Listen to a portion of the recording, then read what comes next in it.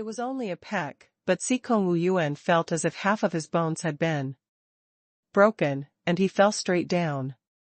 Below him was the sea. He knew that he could no longer dive or swim. If he fell now, he would also die. Sikong Wu Yuan closed his eyes. Since he was going to die anyway, he might as well face his death calmly. Seeing Sikong Wu Yuan's condition, Xia Qingjing rushed up to save him, but he was too late. Sikong Wu Yuan fell down directly. Xia Qingjing was stunned when he saw it. He never thought that this would happen. He quickly dived into the water to look for Sikong Wu Yuan. However, the moment Sikong Wu Yuan entered the water, it was as if he had disappeared. There was no trace of him at all. Just as Xia Qingjing was still thinking, he suddenly heard Jiang Ming's words. In his heart. You don't need to attack this bird. This bird will die on its own later. Hearing Jiang Ming's voice, Xia Qingjing suddenly felt happy, but then he felt pity. At this moment, the bird's body was instantly torn apart by Jiang Ming. Jiang Ming stood on the beach. He was intact. The bird had already exploded, and its internal organs had fallen out. Liang Sisi was disgusted by the sight. Liang Sisi was still thinking about Sikong Wu Yuan. She quickly stepped forward and said to Jiang Ming, Ning Kaichen, Sikong Wu Yuan fell into the sea. Xia Qingjing could not find him. Indeed, Sikong Wu Yuan seems to have vanished into thin air. Let's go underwater and take a look. Jiang Ming realized the seriousness of the matter and immediately looked at the bottom of the sea, intending to go in and save Sikong Wu Yuan. But I've already checked the bottom of the sea. There's really nothing there. Not even Sikong Wu Yuan's corpse. Xia Qingjing looked at Jiang Ming strangely and suspected that Jiang Ming didn't believe him. Jiang Ming saw through Xia Qingjing's thoughts and immediately comforted Xia Qingjing. Xia Qingjing, I naturally believe you, but I think there might be other people at the bottom of the sea. Ling Yunxiao thought of this and immediately said, I think so too. After all, that monster came out from the bottom of the water. Just as Ling Yunxiao said that, a few more waves came out from the bottom of the sea. These waves seemed to have come out because of the rising tide, but they also seemed to be controlled by someone. When Jiang Ming saw the waves coming straight at them, as if they intended to pounce on them, he said to everyone in his heart, we will be thrown down by this wave. This wave might bring us to that person. Who is that person? Liang Sisi's mind paused for a moment, and she did not realize anything else. On the contrary, everyone listened to Jiang Ming's words and followed the waves. These waves really rolled them together, as Jiang Ming said. They immediately pushed them into the water. As Jiang Ming and the others entered the bottom of the sea, some ropes came out of the waves and tied them up. Jiang Ming realized that he could break free from the ropes, but he did not. He wanted to see who was behind this. They arrived at a dark place. There was a small lamp hanging there. The small lamp emitted a warm yellow light that shone on Jiang Ming and the others. Jiang Ming did not feel anything, but the others all fainted. Seeing the state of the others, Jiang Ming glanced at the lights again and instantly understood something. He simply pretended to faint. When he closed his eyes, he heard someone appear in front of them and walk up to him. He heard the man muttering, "You're really a good tonic. As long as I drink your blood, I should be able to prolong my life. The spiritual energy in your body is really delicious." Upon hearing this, Jiang Ming suddenly understood something, but he felt like vomiting. Eating one's own kind would make one sick. This person actually wanted to eat His own kind. There were really all kinds of people in this world. At this moment, he heard a woman's voice. Cut the meat into half as well. I have a share too. The first person who went in just now has been sent to the kitchen by me. They are thinking about how to prepare him. Jiang Ming knew that they were talking about Sikong Wu Yuan. He was furious and broke free from the ropes. The man and woman who spoke also saw Jiang Ming's actions and immediately became vigilant. This person doesn't seem to be asleep at all. Tie him up. Yes, my lord. The servants at the side stepped forward and wanted to continue tying Jiang Ming up, but Jiang Ming grabbed their necks. Jiang Ming killed the servants immediately. You dare to touch my people? The man widened his eyes in disbelief. He was the master of the sea, Bai Heiyu, and the woman was his wife, Xia Qian. Xia Qian took a step back.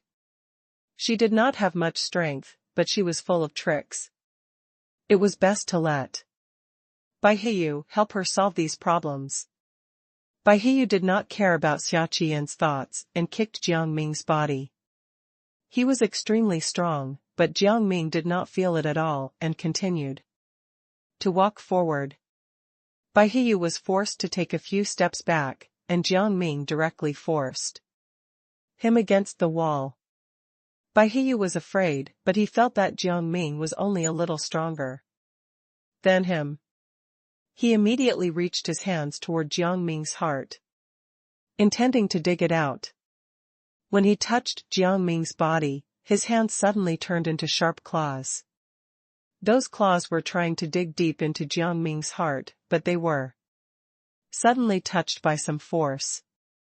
Jiang Ming noticed the claws and probably realized that Bai Heiyu was a demon.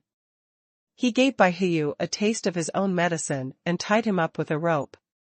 Bai Heiyu noticed that the state of his body seemed to be a little abnormal. He did not notice Jiang Ming's actions and was tied up directly. However, he was not angry.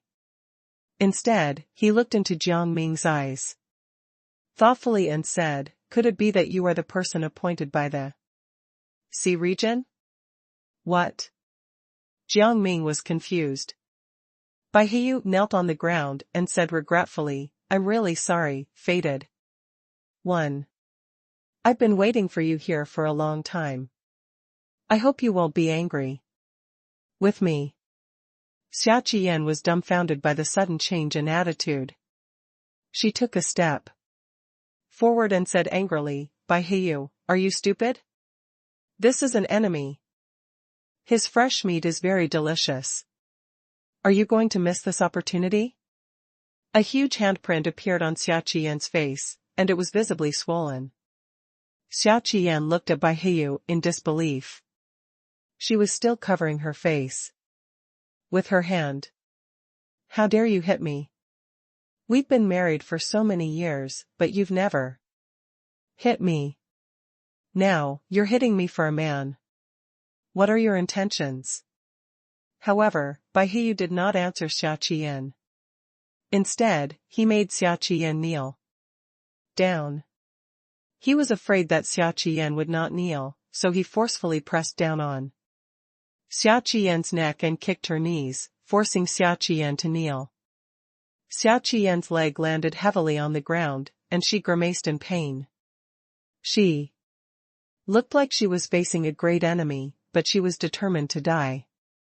"I can't apologize. As the wife of the sea, everyone has to treat me with respect. No matter what, I won't let you succeed." Although Jiang Ming still found Bai Heiyu strange, he did not forget that Sikong Wu Yuan was still on the chopping board. "Let's not talk about the apology first. Bring me the person from earlier," he immediately said to Bai Heiyu. When Bai Heiyu heard this, he was a little reluctant. Sikong Wu Yuan was a good tonic. However, due to Jiang Ming's identity, he had no choice but to agree. "Yes, I'll get him now." Then, he gave the servant a look. The servant understood what Bai Hiyu meant and immediately brought Sikong Wu Yuan over. However, the Sikong Wu Yuan he brought was fake. The real Sikong Wu Yuan was still on the chopping board. The chef was about to chop him with the kitchen knife, and Sikong Wu Yuan was lying on the chopping board. His hands and feet were tied tightly, and his mouth was stuffed with a rag. He stammered and wanted to speak, but he could not. Was he going to die now? He thought that he had escaped danger, but he did not expect to enter another abyss. When Jiang Ming saw Sikong Wu Yuan coming over, he instantly heaved a sigh of relief. Then, he suddenly realized that Sikong Wu Yuan seemed to have some issues. He stepped forward and asked, Sikong Wu Yuan, do you still remember who you are? The fake Sikong Wu Yuan looked at Jiang Ming blankly and said, yes, I am Sikong Wu Yuan. Hearing Sikong Wu Yuan's words, Jiang Ming immediately understood that the current Sikong Wu Yuan was not the real Sikong Wu Yuan. He immediately swung his palm over. Sikong Wu Yuan's body fell heavily to the ground before completely disappearing. Jiang Ming did not want to ask Bai Hiyu any more questions. He simply kicked Bai Hiyu aside, grabbed the servant's neck, and said fiercely, hurry up and tell me where the real Sikong Wu Yuan is. The servant did not want to die, so he pointed in a direction in a panic. Sikong Wu Yuan is there. Jiang Ming hurried in that direction. That direction was facing the kitchen. Xia Qian knew that things were not good. She did not have time to check on Bai Hiyu's condition and directly followed him. Seeing that the chef was about to chop Sikong Wu Yuan, Jiang Ming took a step forward and broke the chef's arm. The chef felt the pain and saw Jiang Ming. He turned around and slashed the kitchen knife at him. Sikong Wu Yuan saw that Jiang Ming was about to be cut by the kitchen knife and immediately became anxious. He actually directly tore his ropes. At the critical moment, Jiang Ming was shielded by Sikong Wu Yuan. Sikong Wu Yuan's shoulder was slashed by the kitchen knife. It was only a single slash, but it left a deep wound. Sikong Wu Yuan's body was bleeding profusely. Jiang Ming quickly tore a long strip from his clothes and wrapped Sikong Wu Yuan's wound up. He helped Sikong Wu Yuan up and kicked the chef's vital parts. The chef immediately grimaced in pain. When Jiang Ming saw this, he directly controlled the kitchen knife and let it slash at his entire body. The chef was cut by the kitchen knife until he was covered in blood. His entire body was a bloody mess, and he could not even open his eyes.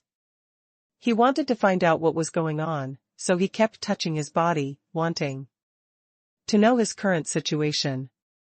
Although he was a chef, his body had already lost its sense of pain.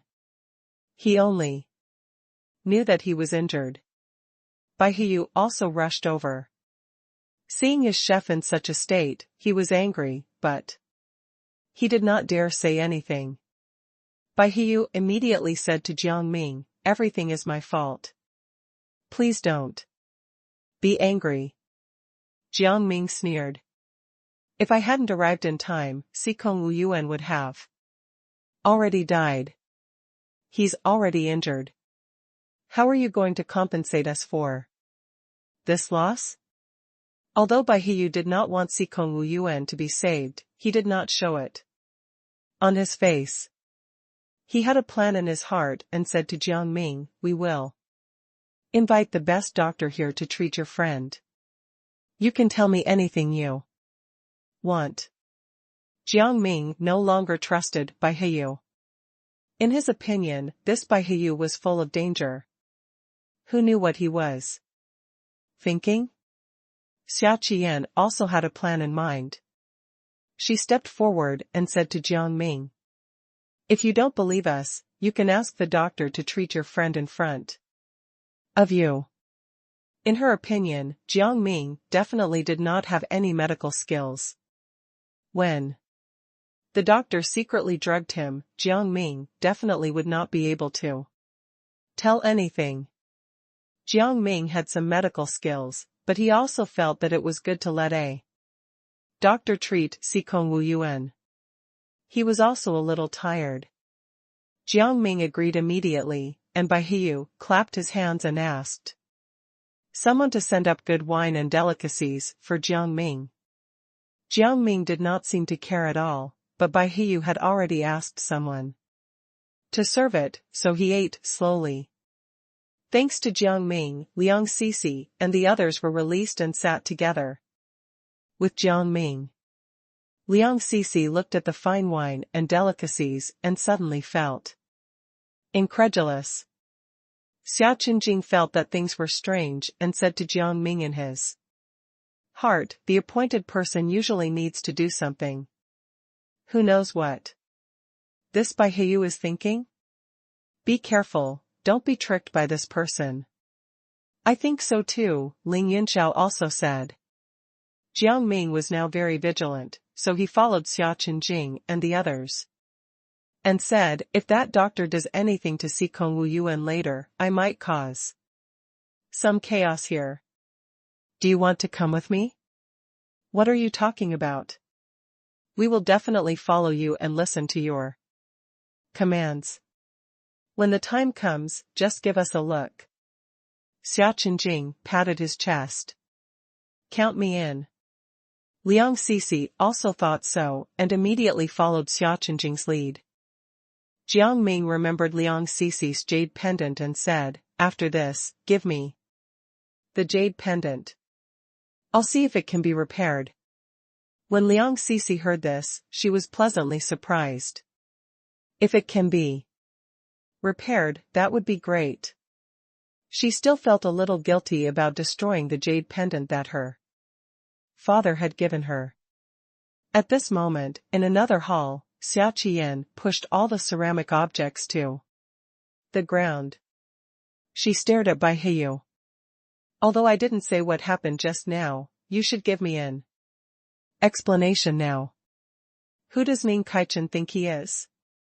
Why does he deserve your special treatment? You even treated me so terribly. I am your wife. She was furious. She had never encountered such a situation before, but now she had seen it all. Because of Ning Kaichen. She wished she could cut Ning Kaichen into 1,000 pieces and let him die a horrible death. My dear, this is really a misunderstanding.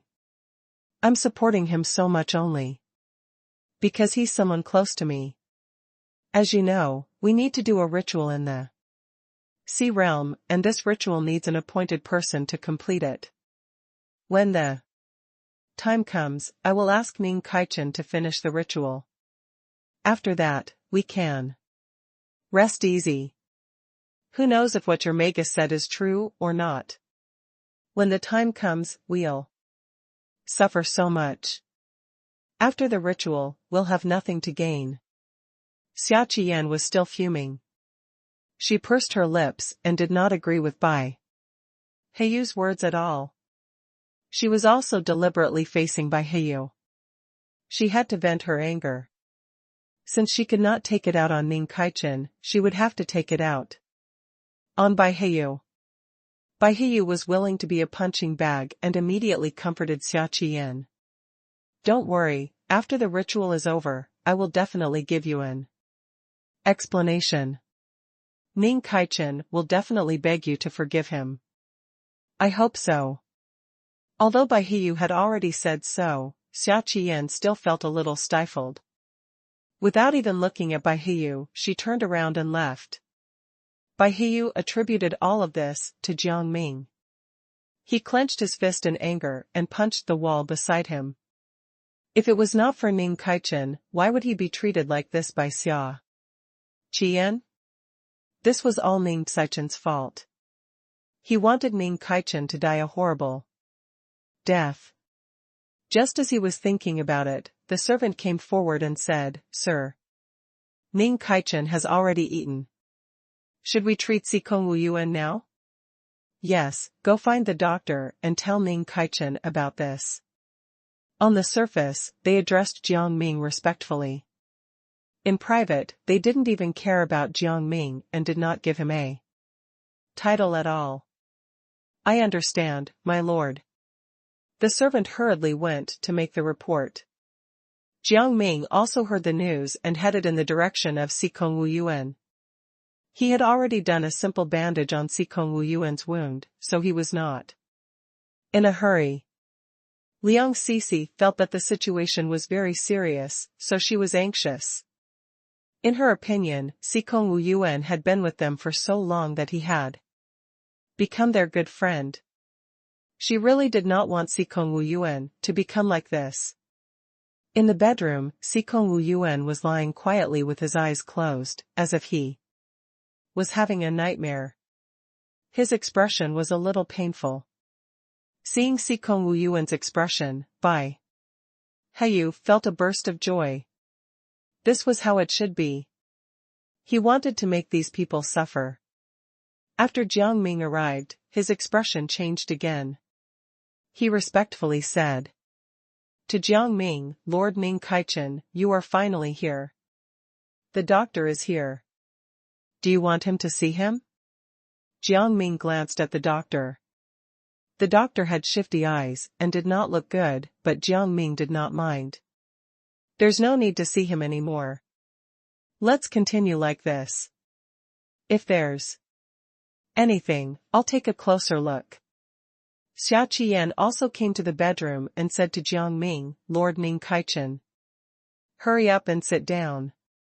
It's such a hot day, why didn't you guys prepare some ice for Lord Ning Kaichen?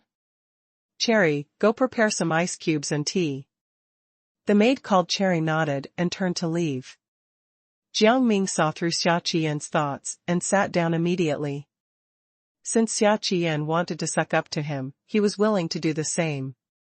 Xia Qian found Jiang Ming's attitude a little strange, but she did not think too much about it.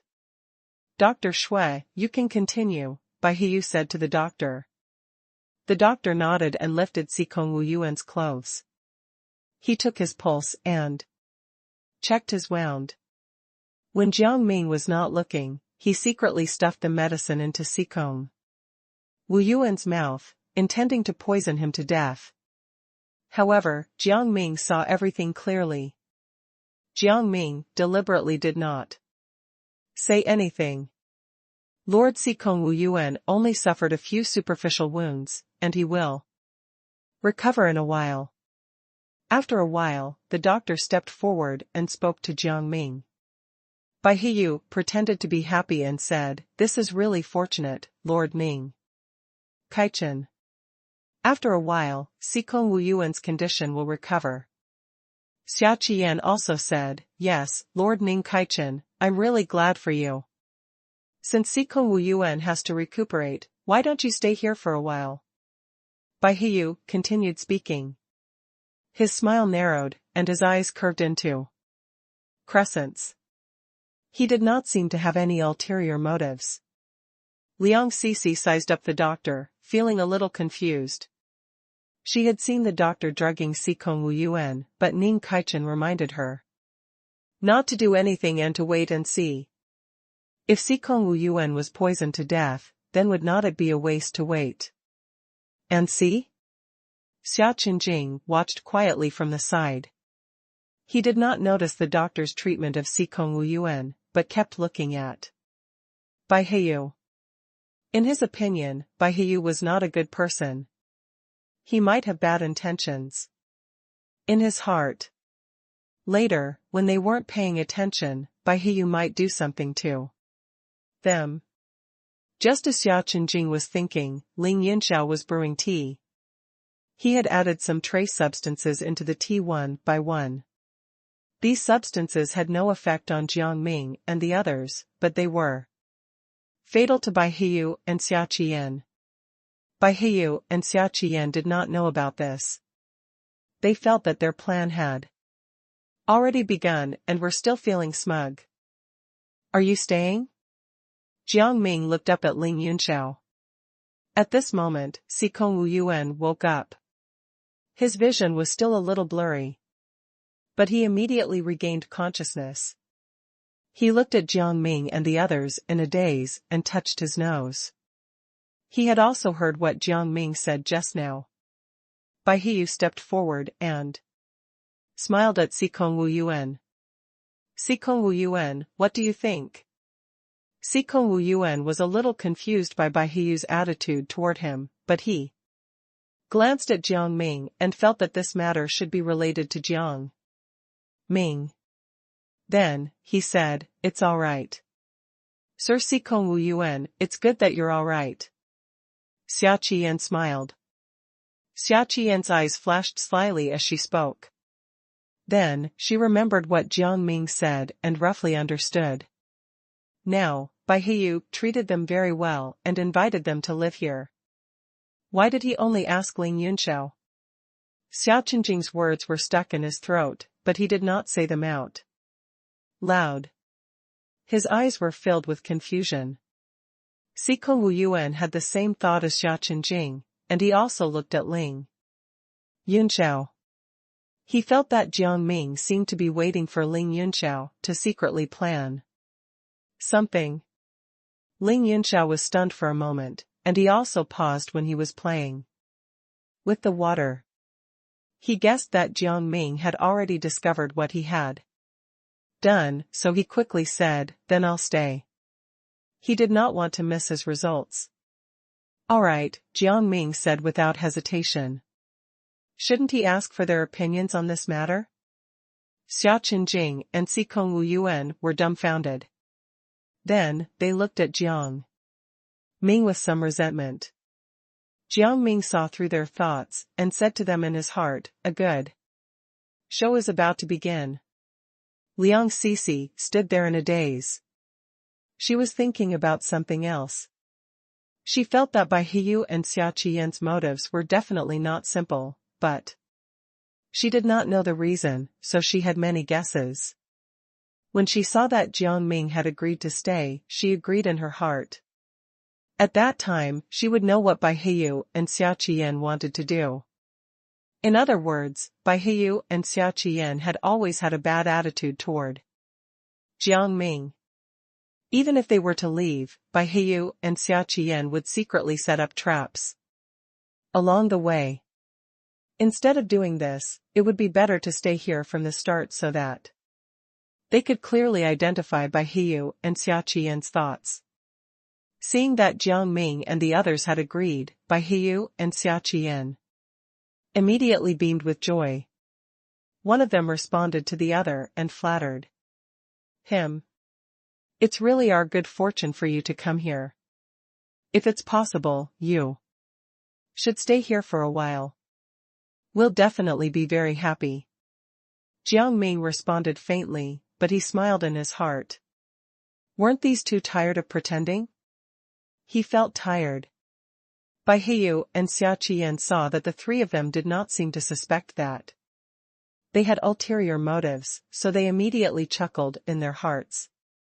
What idiots! When the ritual was over, these people would be their meals. Bai Hiyu said to Jiang Ming and the others, I still have something to do. Lord Ming Kaichen, if you need anything, please ask the servants. We will leave first. He left with Xia Qian before Jiang Ming could reply. Xia Qian believed Bai Hiyu in her heart. She had already seen the scene in the sea after the ritual. She could not help but be happy, and she went back to eat a few more bowls of rice. Seeing them leave, Sikong Wu Yuan whispered to Jiang Ming, although I already understand the general situation, I still want to know the specifics. You guys don't know, but Bai Hiyu is not an ordinary person. I saw the bones of the people he ate. That number is simply enormous, and it looks terrifying. What he and Xia Qingjing were most curious about was what Jiang Ming said earlier. What kind of good show was it that made Jiang Ming so willing to stay and watch? When Liang Cixi heard Xikong Wu Yuan's words, she could not help but look at him and think. Right now, she needed to focus on listening to Xikong Wu Yuan. Jiang Ming pondered and looked at Xikong Wu Yuan, asking in detail, "Did you notice any other things?" Xikong Wu Yuan thought about it and his eyes lit up. "I've heard of the legend. In this sea region, as long as the person appointed by the emperor performs a ritual in this sea region, the master of the sea region will have an endless supply of spiritual energy and become the overlord of each sea region. However, it seems that they haven't found someone close to them yet.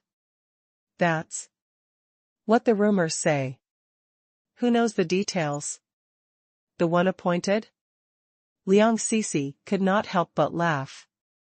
"These rumors are mostly just for fun. How can there really be an endless stream of spiritual energy? If that's the case, wouldn't the masters of the sea in that era be looking for someone close to them? Is there a possibility that someone close to us is among us?" At this moment, Xia Qinjing, who had been silent, suddenly realized something and looked at Jiang Ming quietly. Although he said that the person was among them, he felt that the appointed person was Jiang Ming. Xia Qinjing's words immediately made people understand. Liang Cixi added, "Maybe that's the case. I think we should test it." Her idea immediately gained the approval of the others. The others also responded, "Yeah, let's test it out." Xikong Wu Yuan did not wait for Jiang Ming's reply and said, "Ning Kaichen, I think you agree, right? I heard that there's a library here, and the bloodline of the appointed person can make the luminous pearls in the library emit a yellow color." Jiang Ming knew what Xikong Wu Yuan and the others were thinking, so he agreed. "Then let's go to the library." He was also quite curious about whether he was the one chosen by the emperor. Perhaps this was the reason why Bai Hiyu and Xia Qian had asked him and his friends to stay. On the other side, Bai Hiyu had already walked to the library. There was a mechanism above the library. Bai Hiyu opened it and a secret chamber appeared in front of him. There were all kinds of furniture pieces made of ice in the secret room. Bai Hiyu walked in. He sat down on the ice block. He had not cultivated properly these days.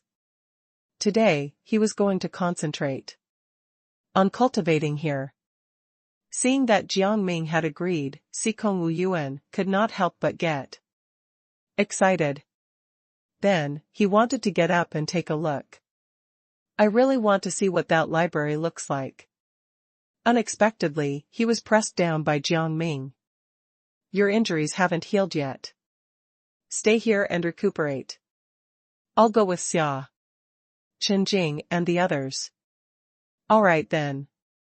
Xikong Wu also realized that his injuries might hold them back, so he agreed. "Then I'll stay and take care of Xikong Wu Yuan." Liang Cixi volunteered. Who knows if Xia Qian and Bai Hiyu will do anything to harm Xikong Wu Yuan? Ling Yunxiao did not say anything at all and was deep in thought. Compared to going to the library, he wanted to see what Xia Qian was doing. There was a strange smell on Xia Qian's body. It was very similar to someone he knew before. He wanted to go and take a look. However, Jiang Ming was here.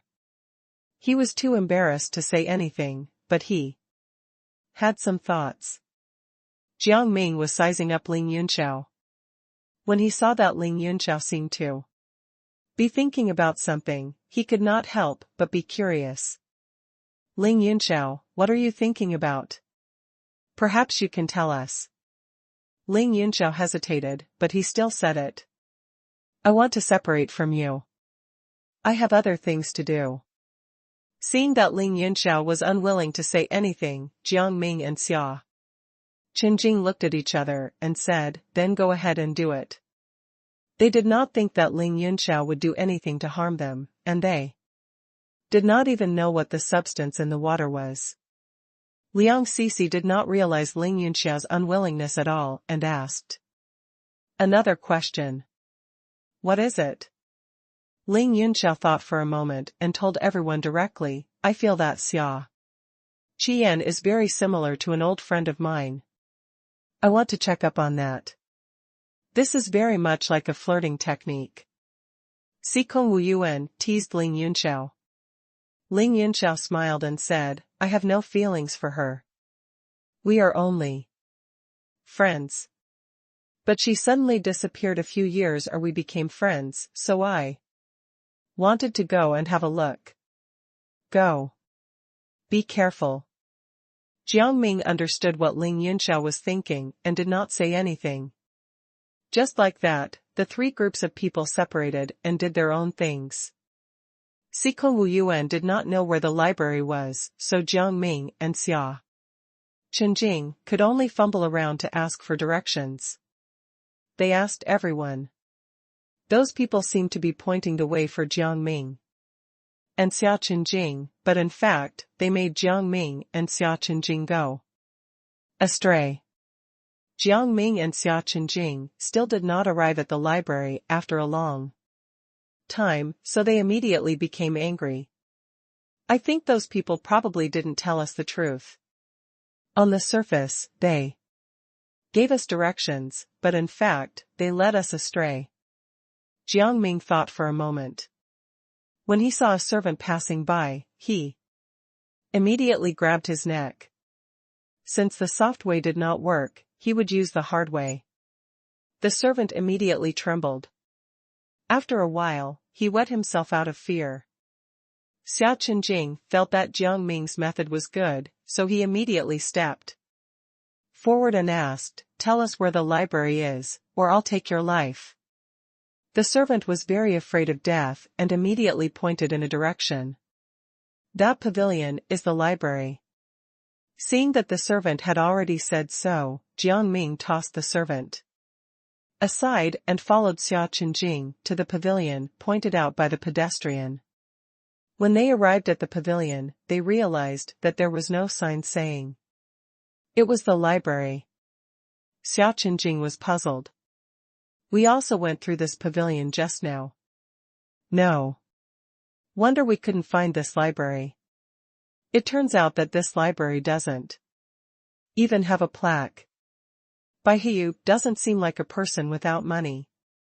He didn't even give the library a plaque. There must be some secret in this library. Otherwise, he wouldn't do this. But then he told his servants, which is really strange. Xia Chenjing was full of doubt. Just as they were about to enter, a group of people suddenly appeared in front of them. This group of people looked indifferent and completely unreasonable. They directly stopped Xia Chenjing and Jiang Ming. Are you here to stop us from entering this place? Jiang Ming raised his eyebrows. Only our master can enter this attic. You can't go in. This group of people were dressed in black and had scarves on their faces. They looked extremely strange. Xia Chenjing could not help but laugh when he saw them. This was the first time he had seen such a cool outfit. Today had really broadened his horizons. On the other side, Ling Yunxiao had also encountered a problem. He had come to Xia Qian's courtyard, but Xia Qian did not stay there at all. Not only that, but he also met some of Xia Qian's secret guards. These secret guards could probably tell what he was trying to do to Xia Qian. So they immediately surrounded him and refused to let him go. Ling Yunxiao tried to reason with these people. I'm your master's guest. It's not good to treat me like this, right? He turned his wrist. Although he said that he was being reasonable, he felt that these people were unreasonable. He was afraid that one would come later, so he should just wait and see. In short, if the enemy moved, he would move. If the enemy did not move, he would not move. Although your master's guest, master told us to kill anyone who has any intentions toward Madame Bai. Then let's fight. Ling Yunxiao sneered, stepped forward, and chopped off the head of one of the guards. The other side rumbled and spun around, blood spurting out, and the body of the secret guard fell to the ground. Damn it! We won't let you go today. The leader of the secret guards gritted his teeth and immediately took a step forward to fight Ling Yunxiao. However, it did not take long for Ling Yunxiao to fall into a disadvantage due to the large number of people. He gritted his teeth and faced these people, but the spiritual energy in his hand became increasingly scarce. He had already used up some of his spiritual energy, and now, with the last attack of those secret guards, Ling Yunxiao fell directly to the ground, completely unconscious. Leader, should we kill this person? One of the secret guards said to the leader. The leader stared at the unconscious Ling Yunxiao and sneered, if we let him die for no reason, wouldn't that be letting him off easy? When master comes out later, we'll let master deal with him. Master's methods are much more brilliant than ours. The secret guard started to worry again and said to the leader, but sir, he is a guest of Lord Ning Kaichen. I'm afraid that master will blame us. Do we still have to lock him up now?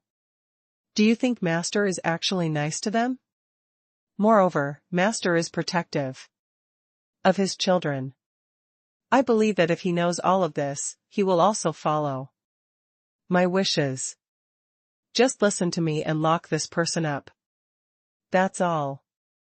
The leader turned around and disappeared. When the other secret guards saw this, they left Ling Yunxiao alone and left. Jiang Ming had already started fighting with those people. Just like the secret guards in Xia Qian's courtyard, those people wanted to kill them. Jiang Ming, however, dealt with the secret guards with one hand. Xia Qinjing originally thought that it would take a while more, but he did not expect these secret guards to all fall to the ground. He was completely dumbfounded. Those secret guards were already on the verge of death and were all lying on the ground. Their auras were unstable, and their eyes were trembling. Let's go in. Jiang Ming did not expect these secret guards to be so fragile. He patted the dust off his clothes and looked at Xia Qinjing. Xia Qinjing was still confused. He nodded. He was still in a state of surprise and confusion. Seeing Xia Qinjing like this, Jiang Ming raised his hand and waved in front of him, signaling Xia Qinjing to come back to his senses. Xia Qinjing suddenly felt awkward.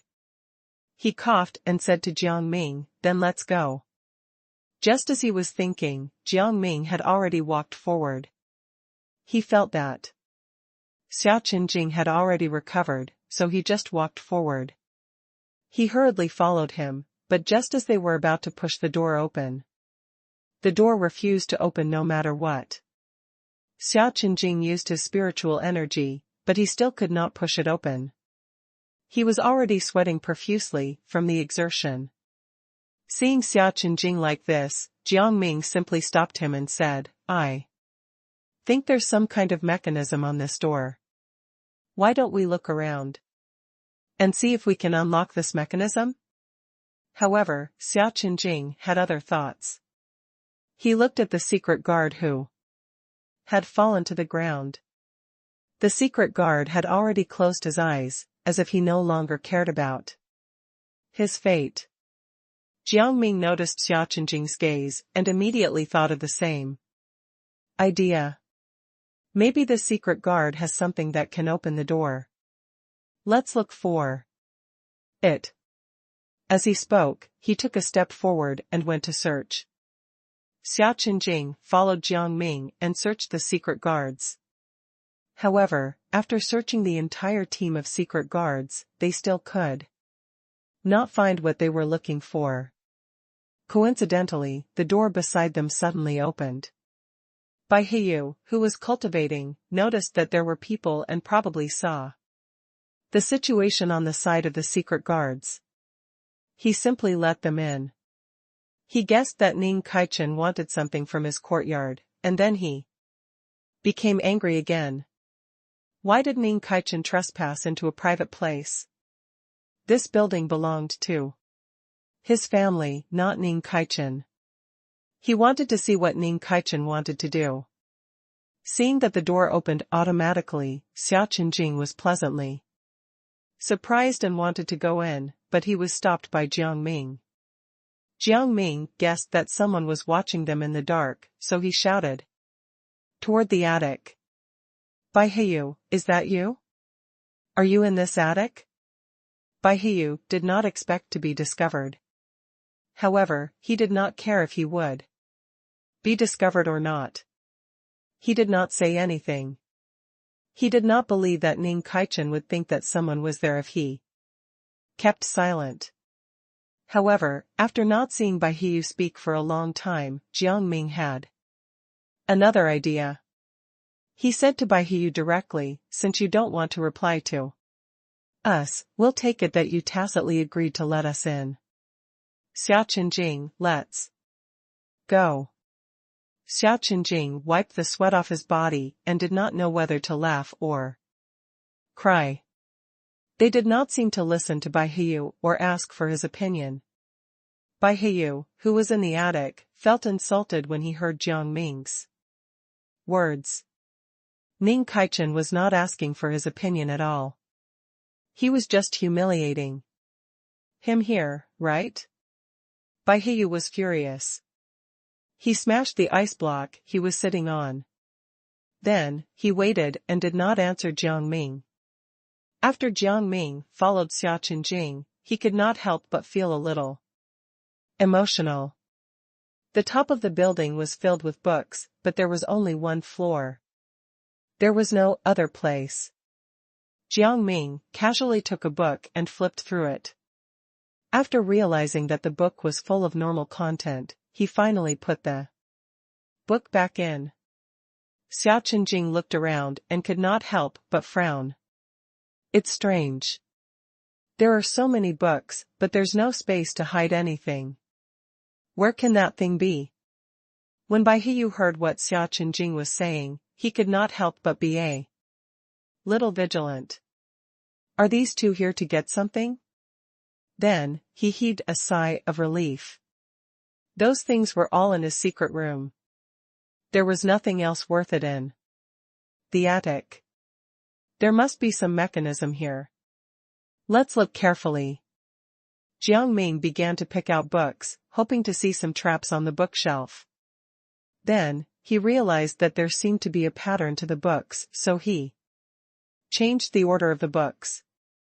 Unexpectedly, some water suddenly poured down from the attic. The water was golden and sparkling. It looked like fine gold powder was pouring down. However, Xia Qinjing did not feel that way. He only felt that the water was poisonous and quickly stepped to the side. However, when the water touched the ground, it suddenly gathered into a small river and went straight towards Xia Qinjing. Xia Qinjing quickly stepped to the side, but this river seemed to know where Xia Qinjing was and followed him. When Jiang Ming saw the river, he quickly used his spiritual energy to enlarge his fan and used it to block the river. The river wanted to continue forward, but there was no way.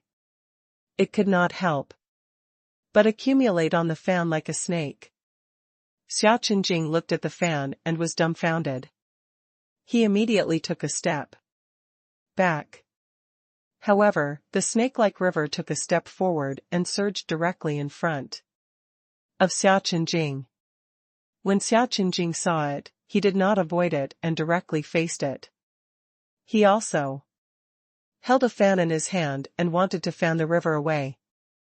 However, the river directly pierced through the fan and went straight to Xia Chen's forehead. Jiang Ming saw that the river was about to reach Xiaqinjing, so he waved his spiritual energy and threw it in front of Xiaqinjing. Xiaqinjing was immediately surrounded by a barrier. It was precisely because of this barrier that the river could not reach Xiaqinjing. The river wanted to break the barrier, but it could not. The barrier was as solid as mud. Seeing that the river was struggling to enter, Xiaqinjing suddenly threw a tantrum and made faces at the river. Jiang Ming did not expect Xiaqinjing to have such a side to him. He did not know whether to laugh or cry. Then, he took back the fan. He threw the fan onto the river, and the river immediately disappeared without a trace. The speed was so fast that Jiang Ming could not help but be stunned. Had he become so powerful now? How could it be like this? Xiaqinjing's eyes lit up. Wow, this spiritual energy is awesome. However, a large number of bugs appeared around Jiang Ming and Xiaqinjing. These bugs were carrying something round on their backs. The thing on top was covered in spider webs, and it seemed to be some young eggs. Not only that, but those bugs also spat out spider silk. The spider silk looked like ordinary spider silk, but it was actually poisonous. Xiaqinjing was not paying attention and directly touched the spider silk. Brown spots suddenly appeared on his body. They were all big and small, looking extremely terrifying. Jiang Ming took a step back, and the floor beneath the bugs instantly turned black. He could not help but become vigilant. There might be something in the place where these little bugs passed by that could not be destroyed by these little bugs. Xiaqinjing also noticed all this and quickly spoke to Jiang Ming in his heart. I saw it too, Jiang Ming replied. At this moment, those books suddenly seemed to be alive and went towards Xiaqinjing and Jiang Ming. When Xiaqinjing saw this, he immediately used flames to burn all the books. However, those books were like heavy metal. Those flames were completely useless on them. Not only that, but they were also automatically extinguished. Jiang Ming understood. These books were probably made of metal, so he simply took out his folding fan and let it hold all the books together. These books were squeezed together and kept colliding. All of them were damaged. Not only that, but the books also slowly stopped. They seemed to know that they were surrounded and began to attack the fan fiercely. The fan instantly turned into a ball of cotton. Jiang Ming was extremely satisfied. However, at this time, the bugs began to move again and came toward Jiang Ming and Xiaqinjing. Jiang Ming and Xiaqinjing were together, and then they all went toward the bugs. The bugs began to climb up, and one by one, they flew toward Jiang Ming and Xiaqinjing like darts. Jiang Ming realized that these bugs seemed to be afraid of fire, so he used fire again. His palms were filled with fire, and the bugs seemed to be afraid as they retreated. The entire formation became inconsistent. Not long after, these formations began to reorganize again. They gathered into rows of shields and moved forward. When Xiaqinjing saw this, he directly used fire attack and fire to throw at these bugs. These bugs seemed to have changed into a different person. They were suddenly not afraid and directly attacked. Suddenly, a lot of spikes appeared and rushed toward Jiang Ming and Xiaqinjing. Jiang Ming and Xiaqinjing were forced to retreat. Then, he found that the spikes could be controlled by these bugs. Seeing that the spikes did not hit Jiang Ming and Xiaqinjing, they went toward them again. Jiang Ming and Xiaqinjing saw that escaping was not a solution, so they directly faced these spikes and crushed them. However, although Jiang Ming crushed them, Xiao Jing could not avoid all of them and was stabbed by the spike. A bloody mark appeared on his arm. Jiang Ming was afraid that the spike would be poisonous, so he quickly bandaged the wound. Then, Jiang Ming checked. However, taking advantage of this gap, the bugs continued to attack. Seeing this, Jiang Ming simply used the barrier to surround the bug. This time, the barrier was useless. A circle suddenly appeared on the ground. Weapons were suddenly distributed in the circle, and these weapons were aimed at Jiang Ming. There were swords, bows, and hammers. They all looked like they were being controlled by someone. Jiang Ming was fearless as well. He retreated and swung the sword that he had conjured. He headed straight for the weapons, and they immediately fell to the ground as if they had lost their effectiveness. However, these weapons did not stop attacking. They seemed to be more aggressive as they headed toward Jiang Ming. When Jiang Ming saw this, he used the same method again. These weapons instantly fell to the ground and rose up again. Seeing that these weapons were still in this state, Jiang Ming simply nailed the weapons directly.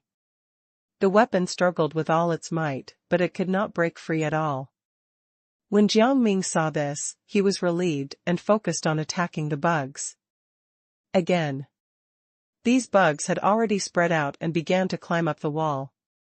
They were densely packed on the wall, trying to get close to Jiang Ming and Xiao Jing. However, these bugs all headed toward Jiang Ming. He did not give Jiang Ming a chance to touch it at all. Seeing this, Jiang Ming simply pulled Xiao Jing to the ground. On the ground, there was the sticky liquid that these bugs had crawled out. Jiang Ming saw the mucus before he reached the ground. He quickly pulled Xiao Jing back. When Xiao Jing saw that he was pulled up, he could not help but feel a little strange. Then, he suddenly understood something. Then, he whispered to Jiang Ming, "I don't know what's going on with these bugs. Why don't we go out first? I'm afraid we can't stay in this building anymore. Baihu released these bugs to chase us away. We can't just leave like this. If we leave, it will be on Baihu's terms." When Jiang Ming saw the bugs, he simply fanned them down one by one. Those bugs felt that they could fall on Jiang Ming and Xiao Jing's heads. So they quickly fell down automatically. However, once Xiao Jing pulled Jiang Ming to avoid the bugs, they could not fall at all. Xiao Jing thought for a moment. It was indeed like this. Then let's continue attacking these bugs. Then, when the bugs fell to the ground, Jiang Ming made the fan bigger and blocked the bugs directly. Even if these bugs piled up into a mountain, they would not be able to pass. These bugs simply bit the fan, but the fan was as hard as steel, and they could not bite it at all. The bugs began to gather together again, trying to push down the fan. However, they were still useless. Jiang Ming could not help but smile. I thought these bugs had some kind of power, but it turned out to be nothing more than this. Just as he was speaking, the fan suddenly fell to the ground with a loud thud. Jiang Ming felt a little strange. If it was not for someone pushing it, the fan would not have come down. The only flaw of the fan was that if it was pushed by someone, it would not be able to withstand it. Xiao Jing pulled Jiang Ming to the back and said to Jiang Ming, "I think Baihu has fallen. This fan might be hidden somewhere. We have to find Baihu and find him." Jiang Ming felt that it made sense. He looked around and found a hole in the wall. The hole was faintly discernible. It was as if it were covered by a thin film. Seeing this, Jiang Ming secretly threw a needle over. The needle went deep. inside and immediately pierced through the membrane. When the membrane was torn open, some blood seeped out. Jiang Ming was stunned. Xia Qingjing immediately reacted quickly and said, "The thing inside the membrane should be that white crane feather." Bai Heiyu, who was at the entrance of the tunnel, covered his eyes. He originally thought that the silver needle would not pierce through the membrane at all, but the result was unexpected. Not only that, but the needle also made his eyes bleed. He took a deep breath and tried his best to remain calm. Then, he faced Jiang Ming and released the bugs in his hand. These bugs were transparent and could not be seen unless one looked at them easily. At this moment, the bugs began to spread out and climb towards Xia Qingjing and Jiang Ming. They were extremely fast and even released some smoke from their bodies. This smoke carried a fragrance. When Xia Qingjing smelled this inexplicable fragrance, he could not help but be vigilant. He said to Jiang Ming, "This fragrance is too strong. It makes people go crazy." As he was speaking, a person appeared in front of Xia Qingjing. That person looked very familiar. The person was King Fengyu. "King Fengyu, why are you here?" Xia Qingjing had no feelings for King Fengyu since the beginning and spoke coldly. King Fengyu seemed to have changed into a different person. With tears in his eyes, he said to Xia Qingjing, "Second General, this is all my fault. Please, don't be angry." Jiang Ming felt strange when he heard Xia Qingjing's words. He did not see King Fengyu. However, in the blink of an eye, he also saw someone. That person was not King Fengyu, but Xikong Wu Yuan. He was stunned for a moment and looked at Xikong Wu Yuan strangely. "Xikong Wu Yuan, why are you here? Didn't I tell you to take good care of Liang?" "Cici?" Xikong Wu Yuan smiled and said, "I was afraid that you would be in danger, so I came here. Follow me quickly. I know how to avoid these bugs." Although Xikong Wu Yuan's personality did not seem to be any different from before, Jiang Ming still felt that something was wrong and did not let his guard down. Xikong Wu Yuan had already stretched out his hand and rushed toward Jiang Ming. "Ning Kaichen, come here quickly. Are you really Xikong Wu Yuan?" Jiang Ming was confused. He looked at Xikong Wu Yuan and felt that things were really strange. On Xia Qingjing's side, he was already in a state of confusion. He was completely focused on King Fengyu and no longer noticed Jiang Ming. "Second General, I believe you. You are magnanimous. You will definitely forgive me, right?" King Fengyu continued, "If you're unwilling, then it's fine. I'm willing to die as an apology." As he spoke, a knife appeared in the king's hand, and he slashed at his own head. "No." Xia Qingjing was still a little kind-hearted. He quickly went forward to stop King Fengyu. Jiang Ming had been checking on Xia Qingjing's condition. When he saw Xia Qingjing was about to go forward, he quickly pulled him back. Then, King Fengyu disappeared without a trace. Not only that, but Xikong Wu Yuan also wanted to grab Jiang Ming. Jiang Ming felt that this Xikong Wu Yuan did not seem to be the real Xikong Wu Yuan. He quickly took Xia Qingjing and retreated. At the same time, he released his spiritual energy to attack the Xikong Wu Yuan's body. Flesh and blood fell to the ground. Jiang Ming closed his eyes. When he opened them again, he saw thousands of dead bugs. Their corpses were densely packed. Combined with what he and Xia Qingjing had seen just now, he suddenly understood everything. King Fengyu and Xikong Wu Yuan were probably created from these bugs. What's going on? Xia Qingjing was dumbfounded. Looking at the densely packed corpses, he could not help but feel afraid.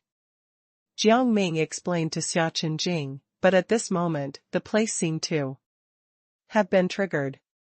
Countless arrows flew toward Jiang Ming and Xia Qingjing. Jiang Ming and Xia Qingjing rushed forward to block the arrows. However, the arrows dodged Xia Qingjing and Jiang Ming's attacks. Jiang Ming seemed to have understood something, so he simply took a step forward and rushed toward the thin film. When Bai Heiyu saw that Jiang Ming was coming, he quickly blocked the entrance. Automatically. However, Jiang Ming punched a hole through it. In the next second, the debris on the hole quickly fell down. Bai Hanyu also fell heavily to the ground. Bai Heiyu's waist was injured.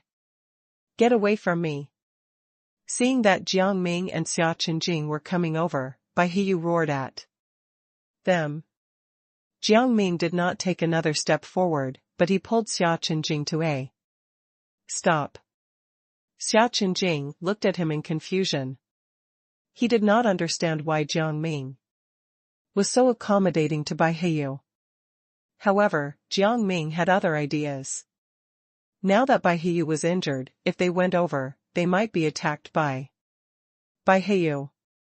It was better to stay away from Bai Heiyu. He sized up Bai Heiyu and said to him, I heard that there is a magic treasure in this library that can tell who was appointed. I wonder if you know about this. Bai Heiyu pretended to be dumb and said, I don't know. No wonder you two came here. Where did you hear that rumor from? I don't know anything. Jiang Ming smiled, finding it hard to believe. Were all these people this stupid? Xia Qingjing immediately reprimanded Bai Heiyu, how can you not know? As the master of this sea area, don't you know anything?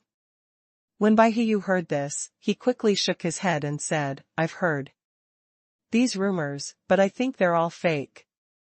How can they be true? That's why I said I don't know. No matter what, I still hope that the two of you won't believe this nonsense. Don't be led astray by those liars. At this moment, the door was opened again. Xia Qian walked in and saw Bai Heiyu, who had fallen to the ground. She was concerned and stepped forward, trying to help Bai Heiyu up. Bai Heiyu, what happened to you? Although she did not like Bai Heiyu, he was her husband after all. She could not just ignore him. Bai Heiyu followed Xia Qian and stood up. Then, he shook his head and said, I'm fine. Although he said that, he felt that Xia Qian should already know who had caused him to be like this. Sure enough, Xia Qian looked at Xia Qingjing and Jiang Ming angrily and said, What are these two doing? Jiang Ming knew that he had offended Xia Qian, so he said, We thought something had happened. We had no choice but to charge into the library. Seeing that Jiang Ming and Xia Qingjing had made him look like a victim, Bai Heiyu was furious. Then, he said, I see that this library has already been destroyed. Who knows if the two of them really wanted to save me or had just come here to find something. Jiang Ming thought for a moment, glanced at Bai Heiyu and Xia Qian, and then said to Xia Qingjing, Let's go. Xia Qingjing did not know what was going on and became even more confused. He asked Jiang Ming in his heart, Ning Kaichen, are we leaving just like this? Bai Heiyu and Xia Qian's true colors have been revealed.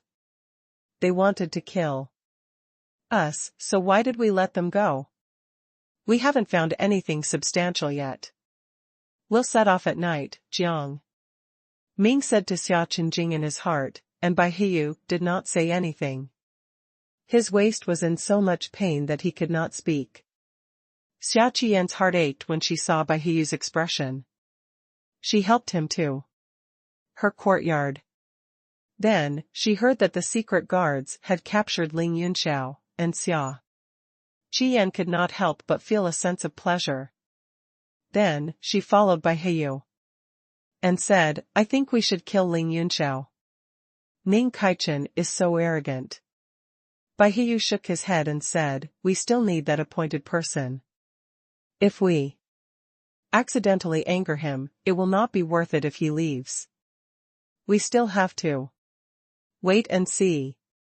However, Ling Yunxiao should still be locked up like this. Since he dares to do such a thing, then your house will not be peaceful. That's true. I don't know why Ling Yunxiao is looking for me, but he definitely doesn't have any good intentions. Xia Qian also felt that Bai Heyu's words made sense, so she immediately followed the guard and said, just do as Bai Heyu says. Just as Bai Heyu was thinking, Jiang Ming noticed that Ling Yunxiao had not returned. He immediately asked Liang Sisi and Sikong Wu Yuan, why isn't Ling Yunxiao back yet? Where is Ling Yunxiao now? Liang Sisi was also confused. I thought you came back together. I don't know where Ling Yunxiao is now. Could it be that he was having a good chat with Xia Qian? Didn't he say that Xia Qian looked like an old friend of his? Sikong Wu Yuan also teased. Perhaps the two of them already know each other. Xia Chenjing shook his head. Xia Qian came to the library and left with Bai Heyu. If that was the case, she should have brought Ling Yunxiao along. I'm afraid something has happened to Ling Yunxiao. Let's wait and see. If Ling Yunxiao doesn't come in a while, something must have happened. Jiang Ming thought for a moment and said to everyone. The others felt that what Jiang Ming said made sense and nodded immediately. After a while, they still did not see Ling Yunxiao, and they immediately became anxious. Jiang Ming stood up and said, go and ask Xia Qian. She should know where Ling Yunxiao went. I'll go with you. Liang Sisi stepped forward. As a woman, I'll understand another woman's thoughts better. I might be able to tell what Xia Qian is up to. Jiang Ming felt that what Liang Sisi said made sense, so he nodded and agreed. Xia Chenjing immediately said, then I'll go with you. Who knows if Xia Qian will make a move? It's safer if we all go. What about Sikong Wu Yuan? There's no one to take care of Sikong Wu Yuan. Who knows what might happen if these servants stay here? Liang Sisi rubbed her chin and asked worriedly. Sikong Wu Yuan said indifferently, it's nothing. Don't worry. No matter what, I won't be unable to take care of myself. However, Liang Sisi still insisted, Xia Chenjing, please stay. I'm really worried. Sikong Wu Yuan was touched by Liang Sisi's persistence, so he listened to her and did not say anything. When Xia Chenjing heard this, he said straightforwardly, then I'll stay. In the end, he looked at Jiang Ming and said, no matter what, you have to be careful. If there's anything, send me a signal. Jiang Ming understood Xia Chen's thoughts. He nodded and left with Liang Sisi.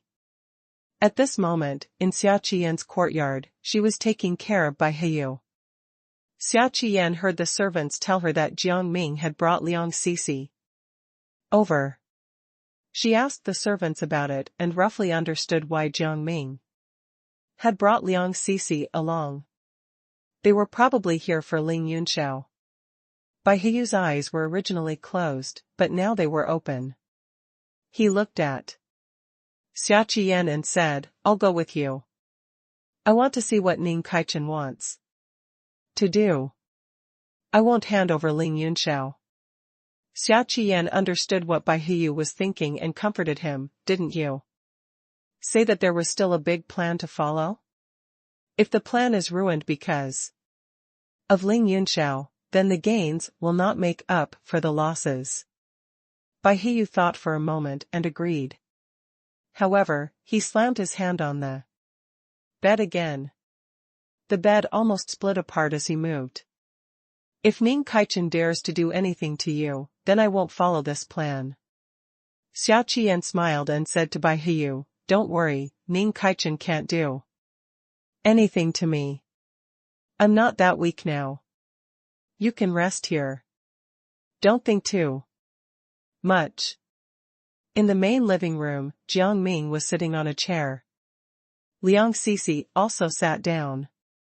She felt a little strange. Why hadn't Xia Qian come over after so long? After Xia Qian had appeased Bai Hiyu, she walked over lightly. This was Liang Sisi's first time seeing Xia Qian. Xia Qian was not the prettiest, but she had the air of a young lady from a wealthy family. She smiled and said to Jiang Ming and Liang Sisi, I wonder why you came to see me, Lord Ming Kaichen? And who is this lady? As she spoke, her eyes scanned Liang Sisi. Liang Sisi knew what Xia Qian meant, so she introduced herself, I'm a subordinate of Lord Ming Kaichen. You can call me Liang Sisi. Alright, Miss Liang Sisi. Please serve her some refreshments. She then instructed the servant beside her. The servant responded and turned to leave. Thank you, Miss Xia. Liang Sisi followed suit and went straight to the point. Ling Yunxiao has been here before. Have you seen him before? We didn't see Ling Yunxiao come back after a while, so we came to ask. Xia Qian pretended to be shocked for a moment, then asked, curiously, when did young Master Ling Yunxiao come here? I haven't seen him. I just went out to buy some makeup. Miss Liang, do you want some? As she spoke, she clapped her hands and gestured for the maid to bring the makeup over. Jiang Ming looked at the cosmetic powder carefully and found that it was indeed newly bought. He was a little confused. Liang Sisi thought for a moment and said, I wonder if you have any secret guards protecting you? There seem to be very few people in this courtyard. Xia Qian shook her head. The mansion is surrounded by secret guards. No one dares to enter, and there is no way there will be any secret guards around the courtyard. Xia Qian spoke slowly, but Liang Sisi saw right through her. Is what you said true? Why do I feel like there really are secret guards around this courtyard? I saw their shadows just now. Liang Sisi was lying about the last sentence. She did not see the secret guards at all, but she wanted Xia Qian to tell her the truth. However, Xia Qian could tell that Liang Sisi was not telling the truth. She immediately added, Miss Liang, I don't quite understand what you're saying. I really don't have any secret guards here. Liang Sisi saw that Xia Qian was unwilling to tell the truth and could not help but laugh. Then, she followed Xia Qian's line of thought and said, Since you don't feel like telling the truth, I guess we will never know. But if I catch one of these secret guards, what will happen to you? Unexpectedly, Xia Qian was not afraid at all. Instead, she faced Liang Sisi and said, There are no secret guards. Miss Liang, come over. If you can't find them, we'll have to do something about your baseless accusations. Seeing that the two of them were about to fight, Jiang Ming quickly eased the atmosphere and said, If there's anything, we can talk it out. It's not good to argue like this. Then, he turned to Xia Qian and said, Ling Yunxiao is our companion. We are very anxious now. Since you have not seen Ling Yunxiao, we will leave first. Miss Xia, please let us know if you have any news of Ling Yunxiao. Jiang Ming stood up. Xia Qian thought that she had already settled the matter with Jiang Ming and Liang Cixi, so she smiled and said, of course. As our honored guest, you must be treated well, Lord Ning Kaichen. So, don't worry. When I see Ling Yunxiao, I will inform you immediately. I hope so. Liang Cixi was furious.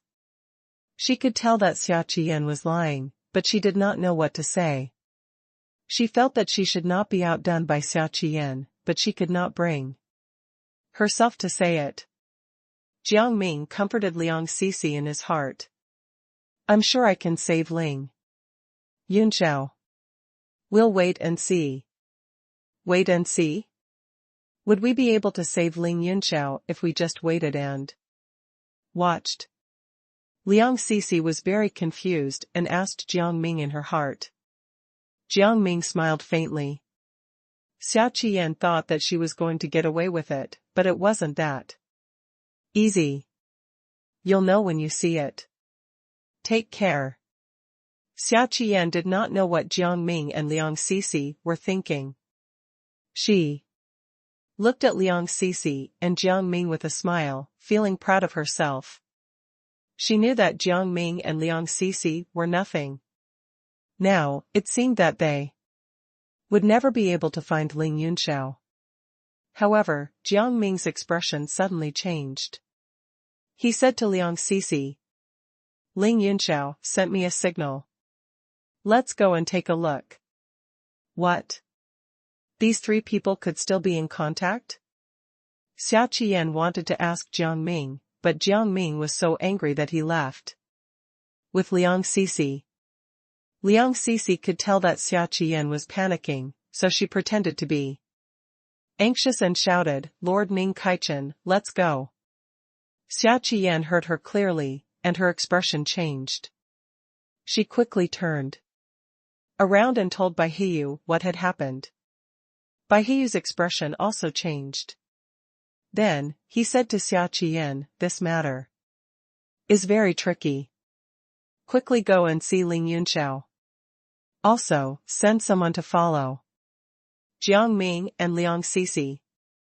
On the other side, Liang Cixi followed Jiang Ming and praised him in her heart.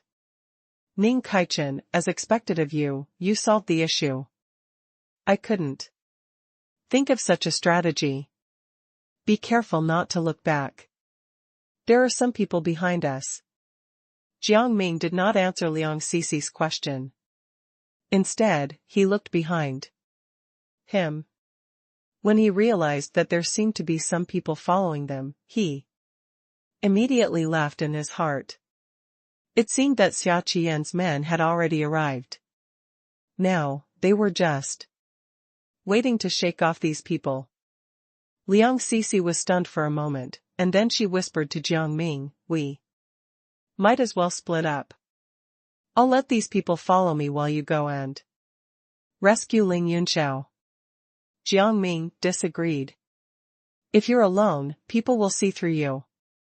If we want to leave, we have to leave together. As he spoke, Jiang Ming pulled Liang Cixi's hand and walked forward.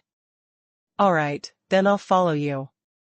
Liang Cixi also felt that there was something wrong with her strategy, so she immediately followed Jiang Ming.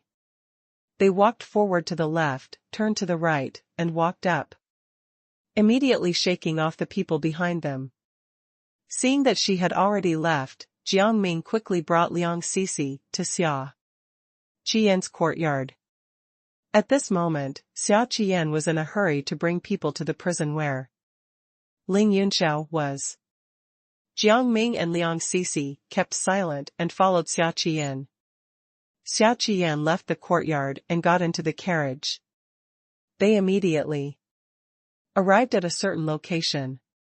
However, the door needed some mechanism to open. After Xia Qian entered, Jiang Ming took Liang Cixi to another door. They did not find the door, but they found a dog door. Liang Xi thought for a moment and immediately went up to the dog door without hesitation. Seeing that Liang Cixi did not put on any airs as a princess, Jiang Ming also went in through the dog door. There was a dog in the dog door. When it saw Liang Sisi and Jiang Ming come in, the dog immediately ran toward Liang Sisi and Jiang Ming. It seemed like it wanted to attack Liang Sisi and Jiang Ming. Jiang Ming flicked a stone over and stuck it in the dog's throat. It did not care about Jiang Ming and Liang Sisi anymore. It fiddled with its mouth anxiously. The servant who was originally watching the courtyard saw that the dog seemed to be acting strange and immediately walked over. But when he went over, his back was facing Jiang Ming and Liang Sisi.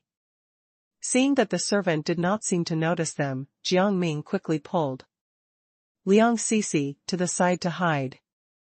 At this moment, a maid noticed them and immediately wanted to call for help.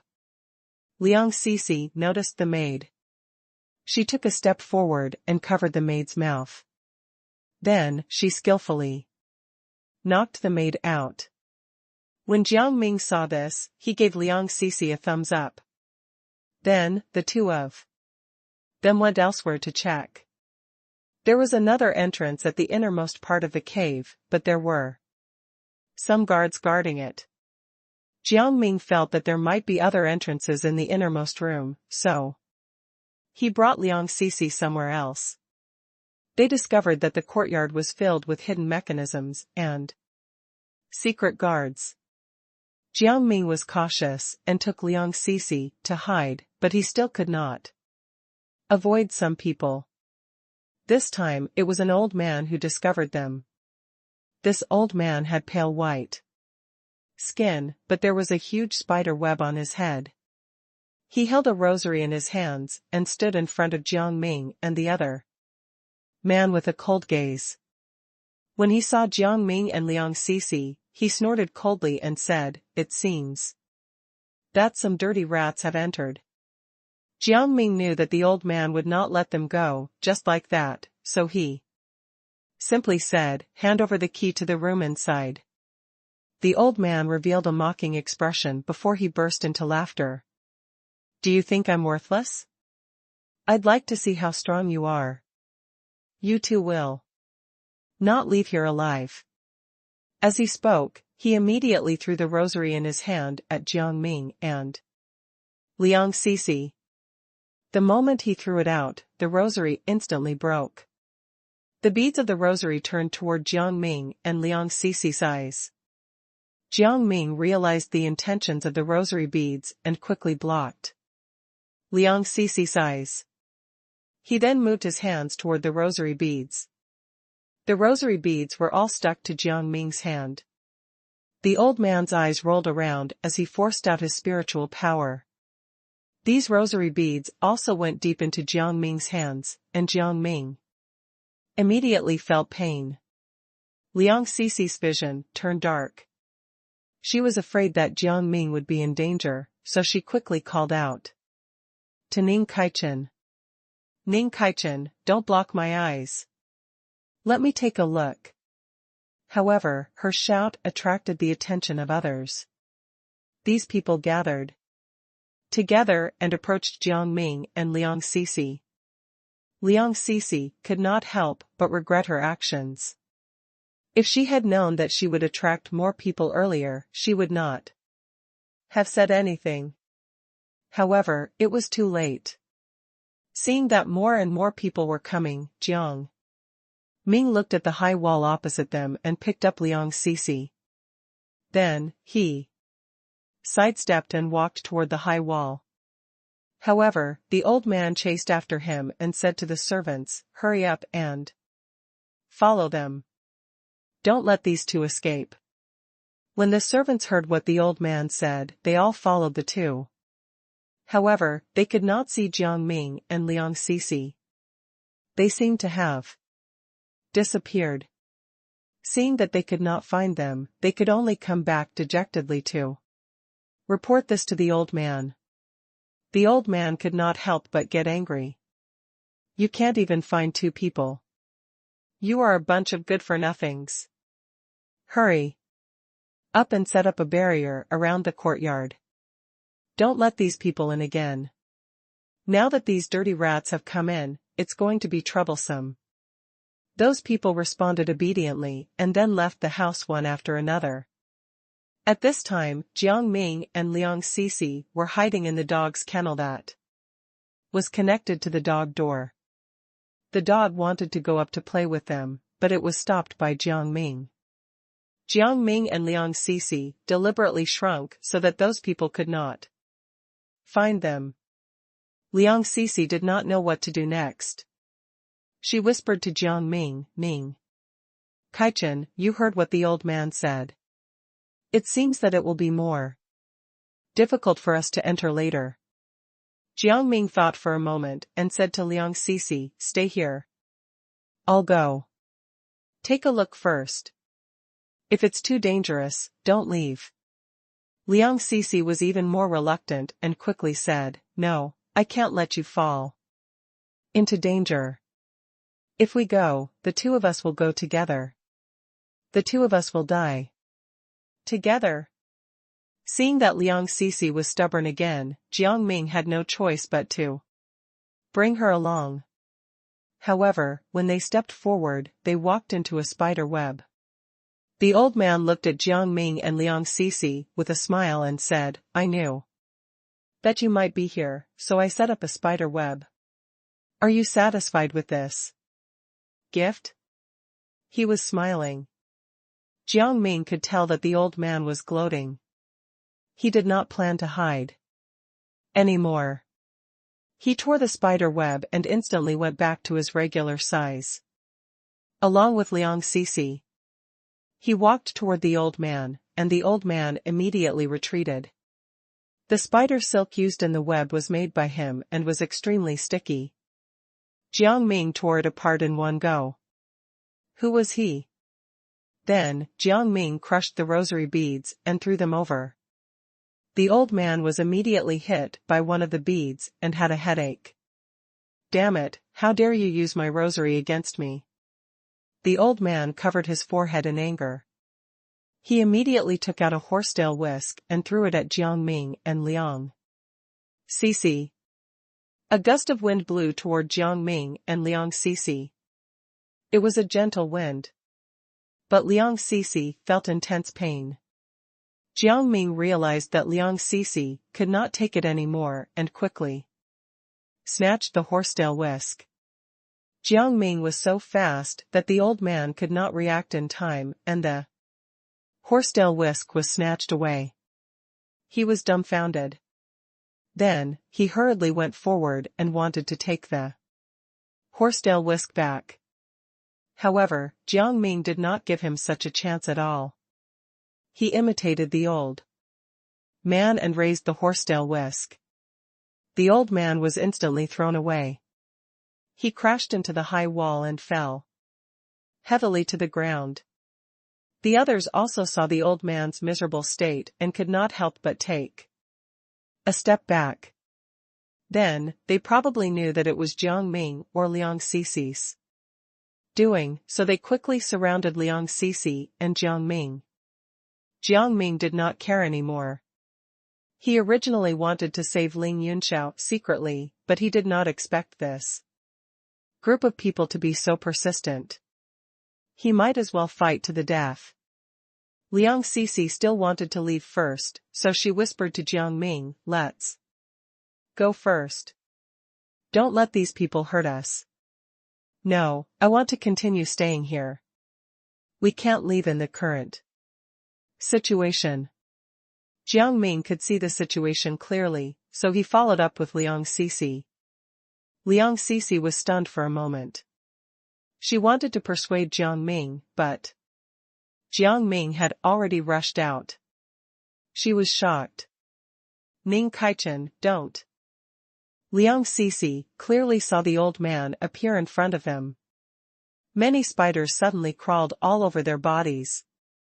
Liang Cixi did not know why she could sense it, but she knew that these spiders were not good. She started to worry. Jiang Ming did not care about these spiders. He did not listen to Liang Cixi. In his opinion, these spiders were harmless. He used the horsetail whisk and continued to fly forward. As he thought about it, he tossed these spiders aside. However, this time, the old man was prepared and was as steady as a mountain. When he held out his hand, the horsetail whisk automatically left Jiang Ming's hand and went directly to his hand. The old man was expressionless. Then, he raised the horsetail whisk again. However, he did not go toward Jiang Ming. Instead, he raised it toward the sky. Was this old man stupid? Jiang Ming was stunned for a moment and looked to the side strangely. A huge spider web flew toward Jiang Ming from the sky. It was obvious that it wanted to trap him. Jiang Ming saw it, but he did not move. He was covered by the spider web. When Liang Sisi saw this, she quickly went forward to tear the spider web apart. However, just as she touched the spider web, it sucked her in. However, things were different for her. Her body was wrapped in spider silk and lifted up by the spider web. Liang Sisi struggled and used her hands to pull at the spider silk. However, her wrists were tied up by the spider silk. Additionally, the spider silk seemed to have its own consciousness as it covered Liang Sisi's mouth. Liang Sisi stammered, but she could not make a sound.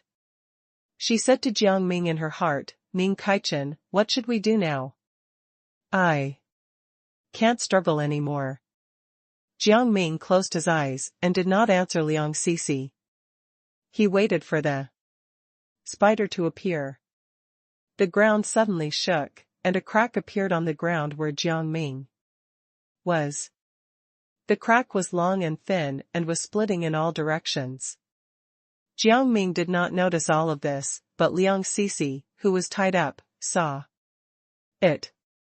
Liang Sisi quickly told Jiang Ming in her heart, "Ming Kaichen, quickly open your eyes."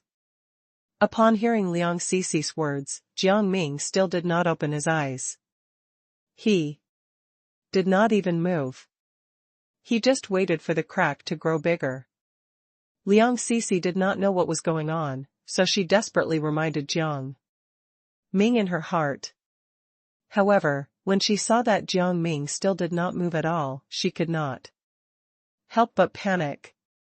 Then, she thought that Jiang Ming had given up struggling and quickly said, "Ming Kaichen, are you planning to die? Don't be like this. We might be able to destroy the spider silk." However, Liang Sisi did not have much confidence. She had already used all her strength, but there was still nothing she could do. At this moment, a black thing suddenly appeared from the crack and gradually floated out of the ground. Liang Sisi also saw the black thing. It was a huge spider head. As the spider head completely emerged, Jiang Ming stepped on it. However, the spider obviously did not want Jiang Ming to step on it. It shook its body desperately. However, Jiang Ming took his foot off the spider's head and raised it. He happened to aim his kick at the spider's eyes. Then, his body suddenly turned into a huge sword. The long sword pierced straight into the spider's eyes. The spider immediately began to flee frantically, but pus could not stop flowing from its eyes. The pus kept flowing, and soon it was all over the ground. It was green and putrid. The green pus flowed all over the ground and gathered into a river, washing the servants up against the wall. Seeing this, Jiang Ming decided to end the battle quickly. He went up and stabbed the other eye of the spider. The spider started to go on a rampage and knocked against the surrounding walls. Hearing the commotion outside, Xia Qian, who was inside, could not help but feel that something was amiss. Then, she asked the servants to go and check. When Xia Qian heard the news from a servant, she was furious. She stomped on the floor and shouted at the servant, "Hurry up and capture these two people. She would never come out." If she did, they would know that she was the one who ordered this. However, if she pretended not to know, then no one would say that he was the one who instructed these servants to capture them. Thinking of this, Xia Qian smiled. Then, she took out some powder and placed it in the hands of a servant. If you scatter all this powder on those two people, they will lose their sight. Yes, madam. The servant hurriedly left with the powder. Xia Qian smiled proudly. She wanted to see what other thoughts Liang Sisi and Ning Kaichen had after losing their sight. When the servants came out, the spider had been mutilated by Jiang Ming. Jiang Ming had cut the spider into 3 pieces. The spider was completely paralyzed on the ground. The spider's stomach was also torn open, and many small spiders ran out. The little spiders all ran to Jiang Ming and Liang Sisi's side, wanting to climb onto them. Once the spider died, Liang Sisi could break free from the spider silk. She stood beside Jiang Ming. Seeing that the little spiders were so fast, Jiang Ming quickly took out his fan and divided it into countless small fans to block the spiders. These spiders were stupid. They charged at the small fans, and some fainted. Liang Sisi could not help but cry out when she saw the little spiders' miserable states. However, another thing emerged from the spider's carcass. It was a huge centipede. The centipede had an accurate target and quickly crawled toward Jiang Ming and Liang Sisi. Liang Sisi hated centipedes, so she frowned. She could not help but hold Jiang Ming's arm with both hands, and she said to Jiang Ming in her heart, Ning Kaichen, what should we do? This centipede is extremely poisonous. As soon as she finished speaking, the centipede moved toward Jiang Ming and Liang Sisi. Jiang Ming was just about to deal with it when a person suddenly appeared in front of them and pushed them back. Jiang Ming looked at the person and realized that it was Zhu Aci.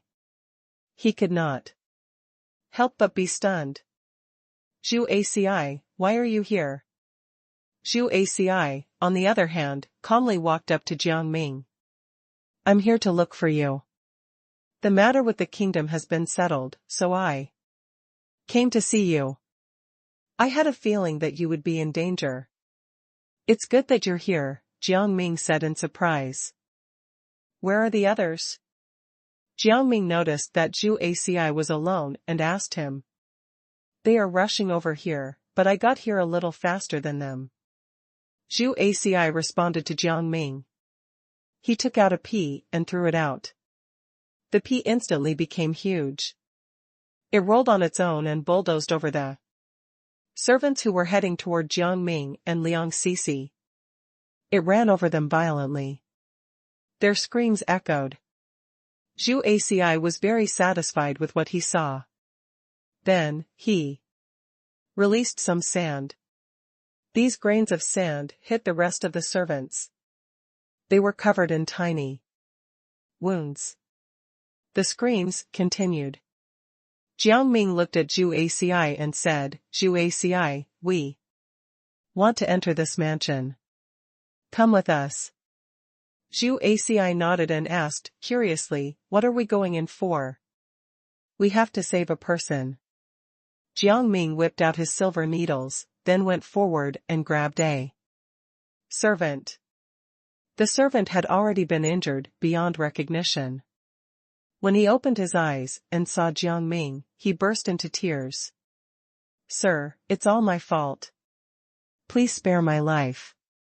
I won't dare do this again. I can spare your life, but you have to tell me how to open this door.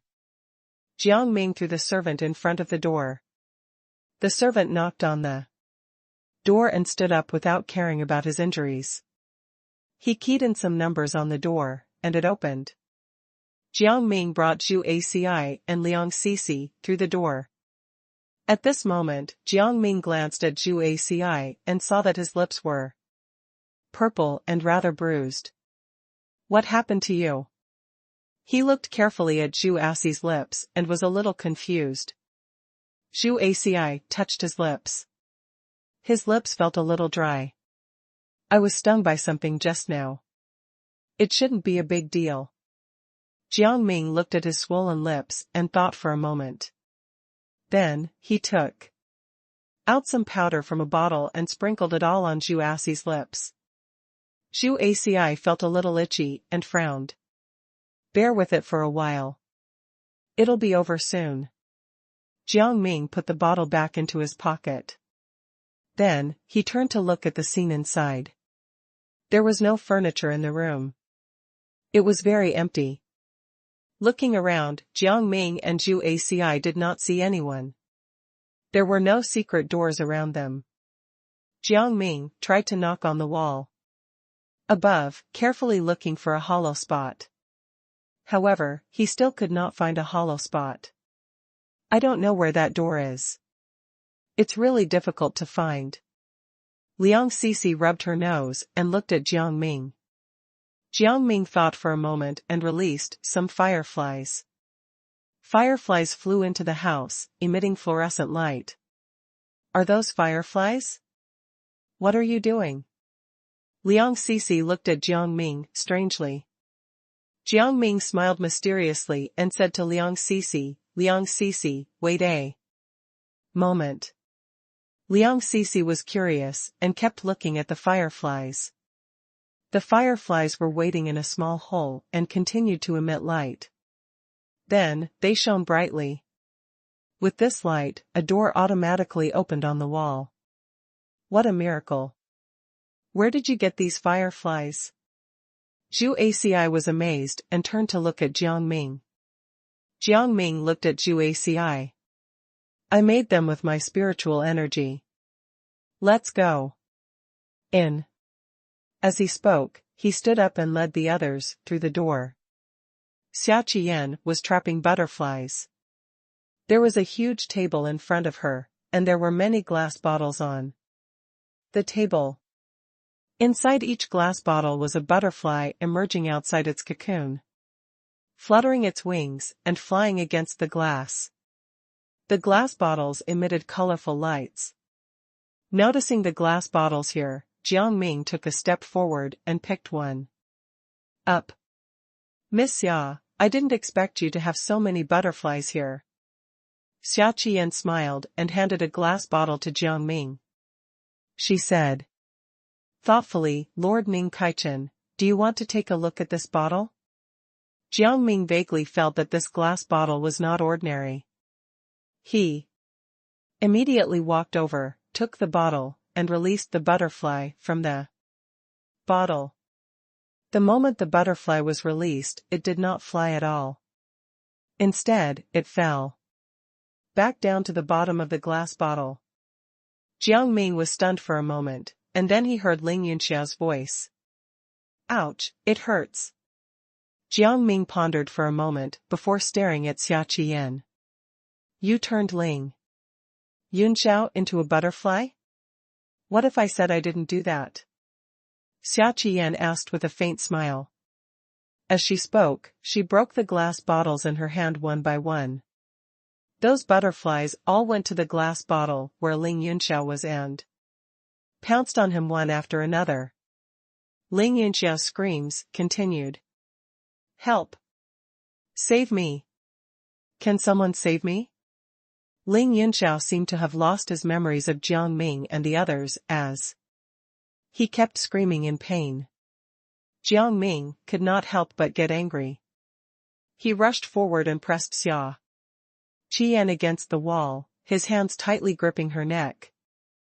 What are you doing? He asked Xia Qian. Ling Yunxiao had no intention of offending you, so why did you turn him into a butterfly? Why did I turn Ling Yunxiao into a butterfly? Xia Qian said angrily.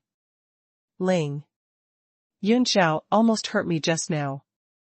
If I hadn't turned him into a butterfly, I would have lost my chastity. Xia Qian burst into laughter. Lord Ning Kaichen, you're really something else to have befriended such a person. She had made this up, hoping that Ning Kaichen would believe her. You're talking nonsense. Ling Yunxiao is not such a person. Liang Sisi was also furious. She stepped forward and slapped Xia Qian. Bai Heiyu, who had suddenly appeared, saw this. His eyes instantly turned red. Who said you could slap my wife? As he spoke, he stepped forward to grab Liang Sisi, but she dodged him. Liang Sisi was not someone to be trifled with. She kicked Bai Heiyu away and started cursing. Don't you know what your wife has done? Your wife is disgusting. Hearing Liang Sisi's words, Bai Heiyu was furious. He took a step forward and gripped a dagger tightly in his hand, aiming it at Liang Sisi's heart. Whoever dares to touch my wife will have to pay with their lives. Seeing the dagger, Liang Sisi quickly stepped to the side. However, Bai Heiyu fainted before turning around and bringing the dagger down to Liang Sisi's heart. Jiang Ming understood Bai Heiyu's thoughts and stepped forward to kick him. This time, he used a lot of strength. Bai Heiyu was kicked out of the door by Jiang Ming. Xia Qian panicked and shouted, "Don't touch my husband. If you have anything to say, come at me. Return Ling Yunxiao to his human form, and I might be able to heal your husband." Jiang Ming tried to negotiate with Xia Qian. He had thought that Xia Qian would not agree to it and would continue to argue with him. However, Xia Qian actually agreed to his demands. Xia Qian even turned Ling Yunxiao back into his original form. Although Ling Yunxiao had changed back to his original form, he looked shocked. Seeing Ling Yunxiao like this, Liang Sisi felt something was off. She walked up to him. Ling Yunxiao? Ling Yunxiao, what's wrong? Hearing this, Ling Yunxiao did not react at all. Additionally, Ling Yunxiao's eyes were empty. It was as if he had been hypnotized. Liang Sisi became even more anxious. She clapped her hands, hoping to make some noise to make Ling Yunxiao come back to his senses. However, Ling Yunxiao still did not come back to his senses. He suddenly started walking aimlessly.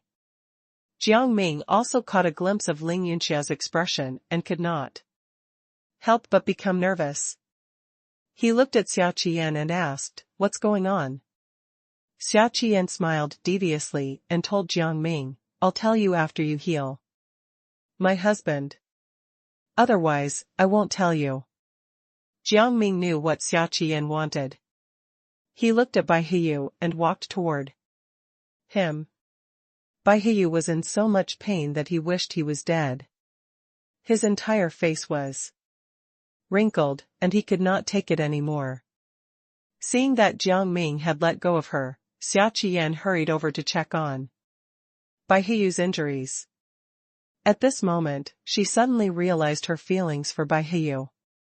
From now on, she would never order Bai Heiyu around again.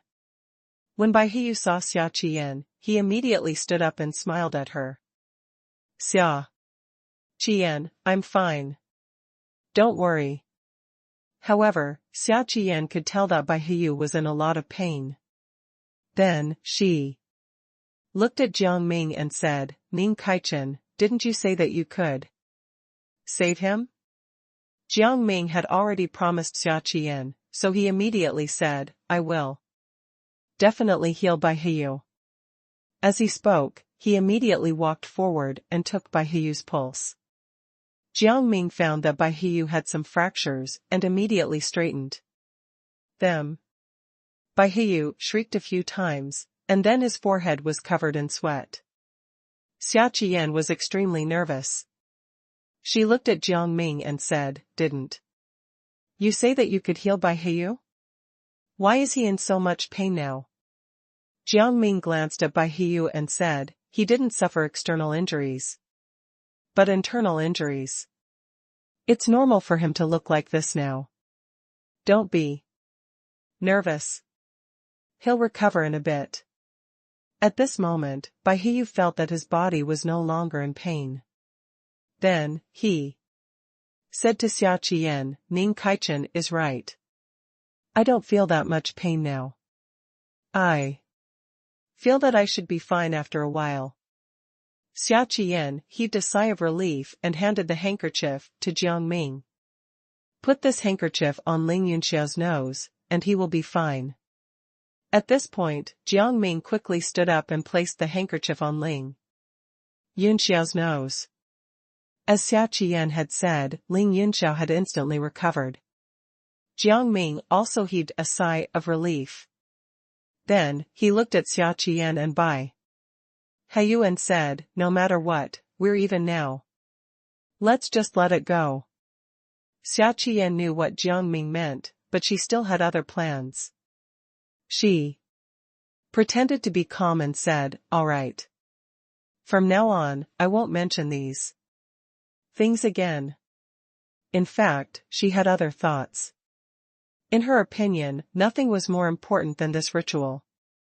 As long as she became the overlord, she would be able to kill Ning Kaichen twice over.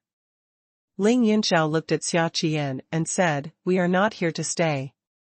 We are here to find my wife. Do you know where she is now? Is your wife the princess of the mermen? Xia Qian realized something, and her expression changed. Ling Yunxiao quickly nodded. Have you seen my wife? The princess needs a specific ritual to be summoned, or else she won't be able to be summoned. Xia Qian looked calm on the surface, but she was laughing loudly in his heart. She really did not expect that her prey would serve themselves on a silver platter like this. From the looks of it, she was about to succeed. What ritual? Ling Yunxiao could not help but be delighted, and then he looked at Baihiyu. Baihiyu explained the matter, but Jiang Ming felt that it was a ceremony for the appointed person, so he asked some questions. Xia Qian shook his head and said, it's just the same ceremony, but there's really no one appointed here. It's better not to believe in other people's slanderous words. Is that so? Then who would be needed to perform this ritual now? Liang Sisi felt that something was amiss, so she pretended to be cautious and asked Xia Qian and Baihiyu about it. Xia Qian smiled and said, that's naturally the person with the most spiritual energy. As for who the person with the most spiritual energy is, that depends on everyone's own opinion. She thought for a moment, then looked at Jiang Ming and said, I think the person with the most spiritual energy should be Ning Kaichen. I think you should agree with me. Why don't we choose Ning Kaichen? Liang Sisi rolled her eyes and said, why don't you choose me? Although my spiritual energy is not the most powerful, I have eaten unlimited spiritual herbs. No matter what, I still contain unlimited spiritual energy. However, Ling Yunxiao shook his head and said, it's better not to let Ning Kaichen do it. I don't want my wife to be unable to be summoned. Ling Yunxiao became anxious. He really could not wait to see his wife. He did not even want to check if what Xia Qian told Baihiyu was true. Seeing how anxious Ling Yunxiao was, it was exactly what Baihiyu and Xia Qian wanted. Baihiyu could not help but agree with Ling Yunxiao. Yes, it is indeed very difficult for people with weak spiritual energy to succeed in this ritual. If they don't succeed, there might be problems next time. Seeing Baihiyu and Xia Qian agree like this, Jiang Ming could not help but feel a little confused. However, he did not show it on his face and agreed. No problem, then let me carry out this ritual. If there is any problem, I hope you two can help us. Seeing that Jiang Ming had agreed, Bai Hiyu and Xia Qian nodded and said, "Of course." They were laughing in their hearts. The fish had taken the bait. Before long, the sea area was about to turn upside down. Soon, they would become famous figures in the sea. Liang Sisi looked at Xia Qian and Bai Hiyu's expressions and felt that they had ulterior motives, but she did not say anything. Ling Yunxiao was in a hurry now, and there was nothing he could say. He might as well expose Xia Qian and Bai Hiyu later. However, Liang Sisi started to worry. Ling Yunxiao loved his wife so much that he did not even think about the possibility of danger for her. If there was anything dangerous, they would all suffer together with Ling Yunxiao. Now that this matter had been settled, Xia Qian and Bai Hiyu returned to their respective places to rest. Jiang Ming did the same. He brought Ling Yunxiao, Liang Sisi, and Zhu Aci to Sikong Wu Yuan. Seeing Sikong Wu Yuan lying on the bed, he could not help but feel something was amiss. "Sikong Wu Yuan, what's wrong? You were fine when we left." Sikong Wu Yuan told Zhu Aci everything that had happened. Zhu Aci could not help but look at Sikong Wu Yuan sympathetically. "You're the real victim here." He looked at Jiang Ming and said, "Although I don't know Xia Qian and Bai Hiyu, I don't think they are good people. This ritual might not be able to summon Ling Yunxiao's wife. It's better to be careful when the time comes." Ling Yunxiao said firmly, "No matter what, I have to give it a try. I really can't wait to see my wife." Jiang Ming comforted Ling Yunxiao. "I know what you're thinking, but we can't be rash. If something happens to you, your wife won't be able to see you. It won't be worth it."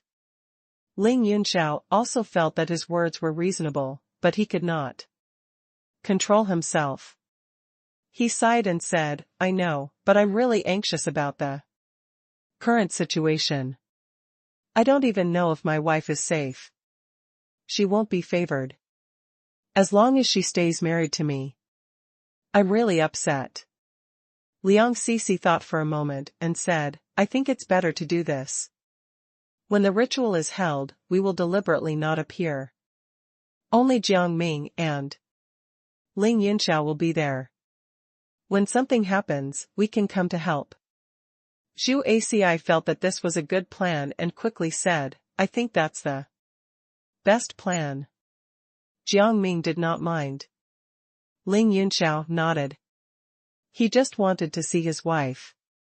Now that Jiang Ming was present, he did not care about the danger. Sikong Wu Yuan was baffled. "What ritual? What are you doing? Are you going to perform the ritual of the appointed person?" "They said it isn't going to be a ritual of the appointed person, but it's exactly the same." Jiang Ming smiled faintly. Compared to Liang Sisi's proposal, he thought of something better. Sikong Wu Yuan was confused. Jiang Ming explained everything. Sikong Wu Yuan stopped Jiang Ming and said, "Ning Kaichen, don't go. If you go, won't you be walking right into their trap?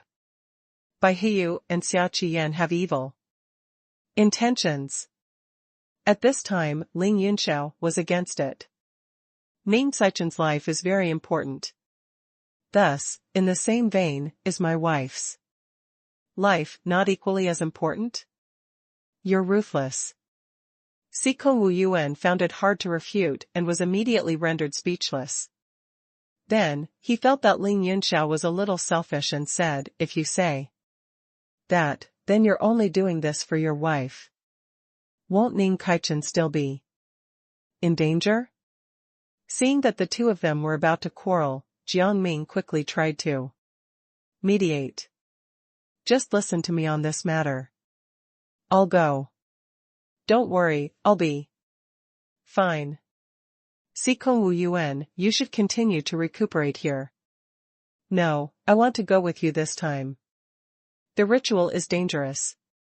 How can I stay back just like that? At this moment, Xia Qian's maid came over with a plate of pastries. The maid placed the pastries on the table and said to Jiang Ming and the others, "These are the pastries that Madame Qian asked me to give to you. Madame made them herself. Madame said that she wanted to put everyone in a good mood." In front of the maid, Jiang Ming and the others did not show any negative reactions. "Then please tell Madame Qian that we thank her for the pastries." The maid nodded and went to Xia Qian's courtyard to tell her everything. Did Ning Kaichen and the others have any other reactions? Xia Qian asked anxiously. She could not believe that Ning Kaichen would suspect her. The maid replied, "Madam, there was nothing else. Instead, Lord Ning Kaichen asked me to thank you." Xia Qian felt strange. "I thought they would be a little angry. Since they don't have any negative reactions, they should be eating the pastries." She had specially added some medicine that would make people dizzy into the pastries. Thus, Ning Kaichen would be more easily controlled by them and do things for them during the ritual. Now, it seemed that the plan was going smoothly. At this time, Ling Yunxiao also learned about the pastries. He was worried and asked the servants to send the pastries over. At this moment, Jiang Ming was checking the pastries. When he saw the servants coming over, he immediately put the plate down. The servant hurriedly placed more pastries on the table and then said to Jiang Ming and the others, "Lord Ning Kaichen, these are the pastries Lord Bai asked me to give you. He said that Madame Qian might not like them, so he asked someone to send them to you. This is interesting.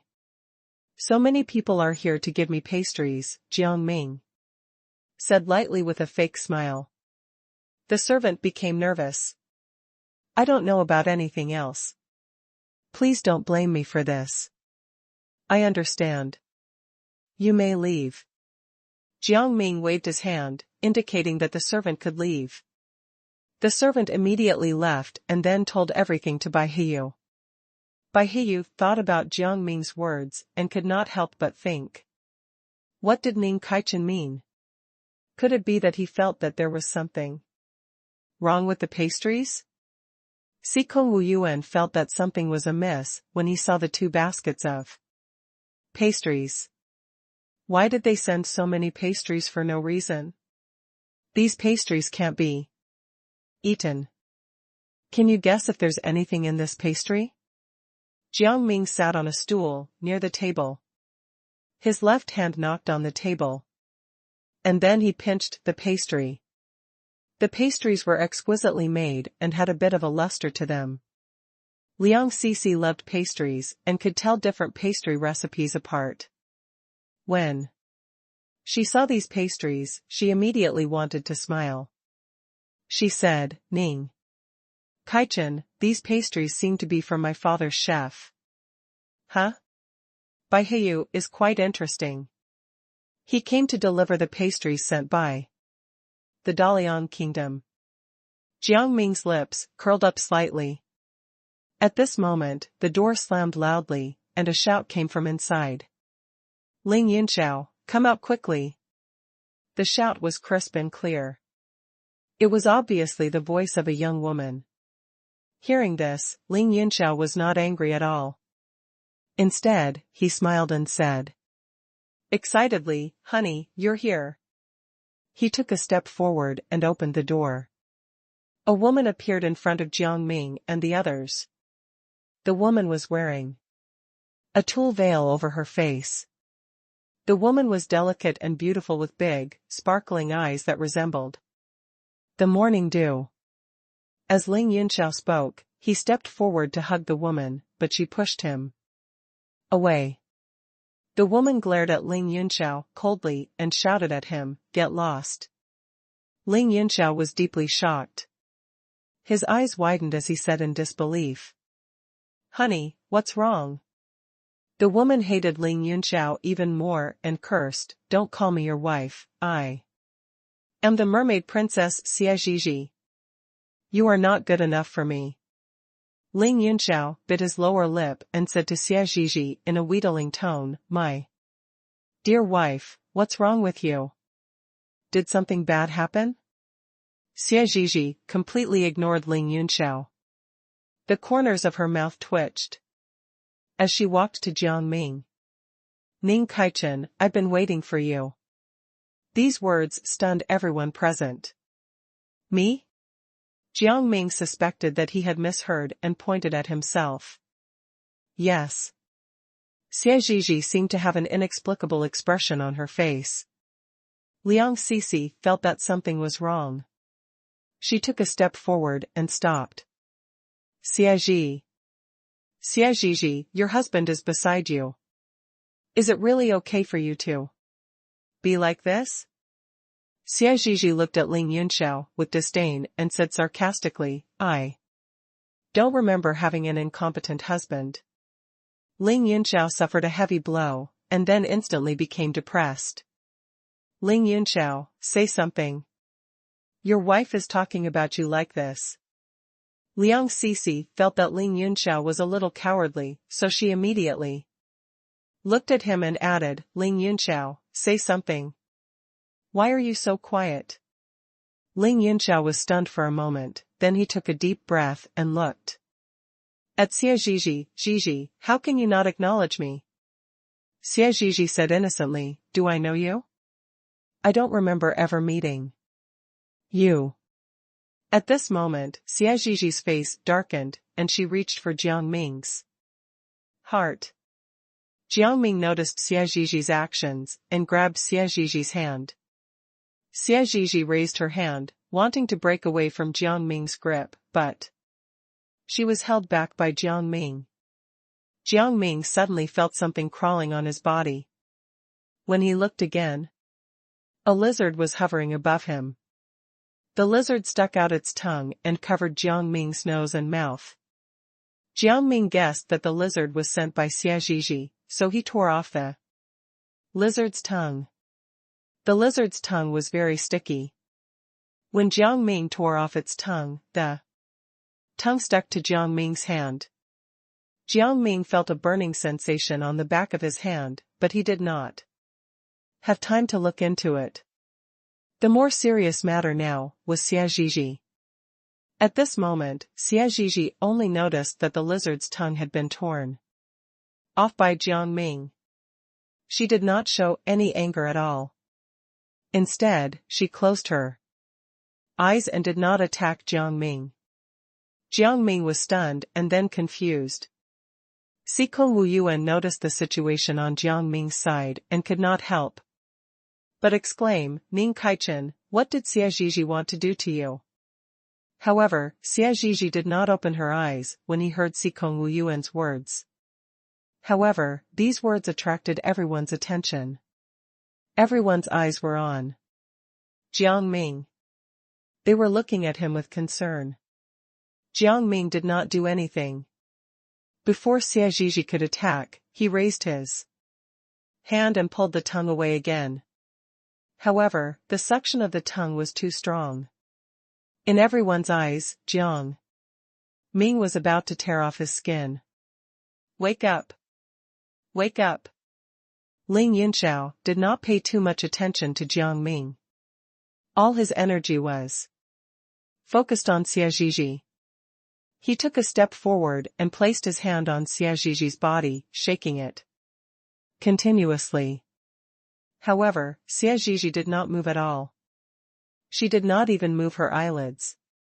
Seeing Xie Zhizhi like this, Ling Yunxiao became afraid and kept calling out to Xie Zhizhi.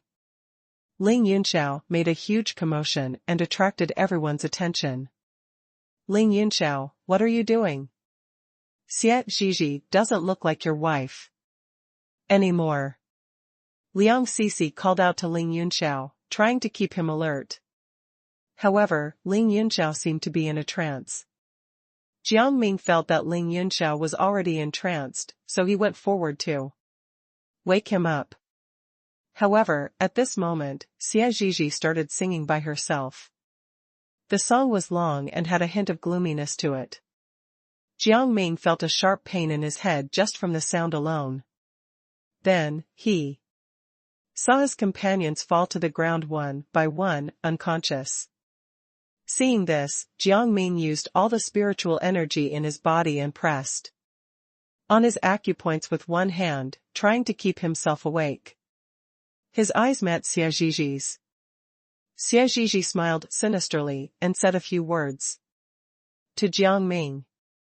Jiang Ming did not hear her voice, but he knew what Xie Zhizhi said. Go to hell. This was what Xie Zhizhi told him. Jiang Ming could not understand. Even if Ling Yunxiao was in danger, he would go to find Xie Zhizhi, but Xie Zhizhi still treated her husband so cruelly. After thinking for a while, he felt much better and shook his head. Jiang Ming came back to his senses and saw the scene in front of him clearly. Xie Zhizhi, the one who started it, closed her eyes and fainted. Seeing the unconscious people on the ground, Jiang Ming felt a headache. He had to wake up the culprit. Jiang Ming tried to wake Xie Zhizhi up. He nudged Xie Zhizhi, but Xie Zhizhi did not respond. Looking around, Jiang Ming noticed a teacup on the table. He immediately stepped forward, picked up the wine pot, poured a cup of tea, and poured the tea on Xie Zhizhi. This time, Xie Zhizhi woke up. However, in the next second, Jiang Ming discovered something bad. Xie Zhizhi seemed to have lost his memory. Where is this place? Who am I? Xie Zhizhi only raised her hand. Her eyes were empty as she looked at her fingers. However, in an instant, countless lizards grew out of her fingers. These little lizards had long tails and twisted bodies. They stuck out their huge tongues and headed toward Jiang Ming. Jiang Ming had already dealt with their tongues. Now that he saw more lizards again, he did not feel any fear at all. He did not have any intention of retreating. Seeing these tongues, Sikong Wu Yuan and the others could not remain calm anymore. They stepped forward to block Jiang Ming and used their spiritual energy to keep the lizards away. Colorful light spread around Jiang Ming and the others, forming a barrier. Jiang Ming saw it clearly and was instantly moved. However, the lizards' tongues easily broke through the barrier. Sikong Wu Yuan and the others were forced back, leaving Jiang Ming standing there alone. Seeing Sikong Wu Yuan and the others in such a state, Jiang Ming did not have the time to assess the situation. The lizards had not retreated yet. They were still charging straight at Jiang Ming. Jiang Ming conjured some shadows. He raised his hand and gently opened the barrier, and these shadows immediately flew toward the lizards' tongues. They restrained the tongues of these lizards. The lizards could neither retreat nor advance. What's going on? As the person who had sent out the lizards, Xie Zhizhi was panicking. She retreated step by step until she fell to the ground. However, she did not take back these little lizards. When Jiang Ming heard Xie Zhizhi's voice, he grinned and said, Xie Zhizhi, take these lizards back. Didn't you notice that these lizards have already hurt people? He found it hard to understand. Xie Zhizhi was extremely stupid. Ning Kaichen, how do I take them back? Xie Zhizhi asked with a confused look. Jiang Ming instantly had a headache. The person who launched the attack did not know how to retract it. This was ridiculous. Then, he realized something, and his thoughts became chaotic. How did Xie Zhizhi know that his name was Ning Kaichen? However, he decided to put this question to the back of his mind. He looked at Xie Zhizhi seriously.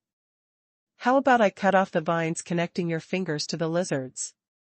Jiang Ming did not notice it earlier, but now he saw the tiny vines that appeared on each of Xie Zhi's fingers. He thought for a moment. These vines might be the way to completely deal with these lizards. Xie Zhi only knew that she had made a mistake and should be dealt with. She walked forward and planned to let Jiang Ming cut off the vines on her fingers. However, as Xie Zhi came over, the lizards seemed to have changed their appearance and became bigger and bigger. Jiang Ming noticed the changes in the lizards and quickly said to Xie Zhi, "Stop. Don't come over." He could not help but complain in his heart. Was Xie Zhi a lizard princess or a mermaid princess? Xie Zhi did not notice the changes and thought that Jiang Ming hated her. She walked faster and wanted to explain. When Jiang Ming saw this, he raised his voice and repeated what he had just said. However, Xie Zhi still did what she wanted. He could not help but groan. Why wouldn't Xie Zhi listen to other people's opinions? Seeing that Xie Zhi did not listen at all, Jiang Ming had no choice but to concentrate on dealing with the growing lizards. As the little lizards grew bigger and bigger, their tongues grew as well. Jiang Ming controlled his shadows to surround the tongues. Ning Kaichen. Xie Zhi rushed over in a hurry and did not notice Sikong Wuyuan, who was unconscious in front of her. She tripped and fell. Jiang Ming heard the sound of someone tripping and looked at Xie Zhi. One item fell directly into Jiang Ming's arms. Jiang Ming looked down and saw that it was a jade seal that emitted a blue fluorescent light. The word shark was carved on the top of the jade seal and was light yellow.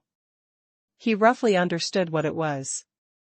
It should be the jade seal that identified the mermaid princess. However, before Jiang Ming could finish looking over it, the door of the house was pushed open again. This time a large group of people came. Their skin was lustrous blue and there were some scales on their bodies. The scales were transparent. Their eyes darted around and fell directly on Jiang Ming. Before Jiang Ming could speak, these people knelt on the ground in unison. "Mermaid princess, please leave with us. You should return to the palace." They looked pious. They put their palms together and looked up at Jiang Ming with tears in their eyes. Mermaid princess? Jiang Ming was so confused. He was a man. A man. He was rendered speechless. Were these mermen blind?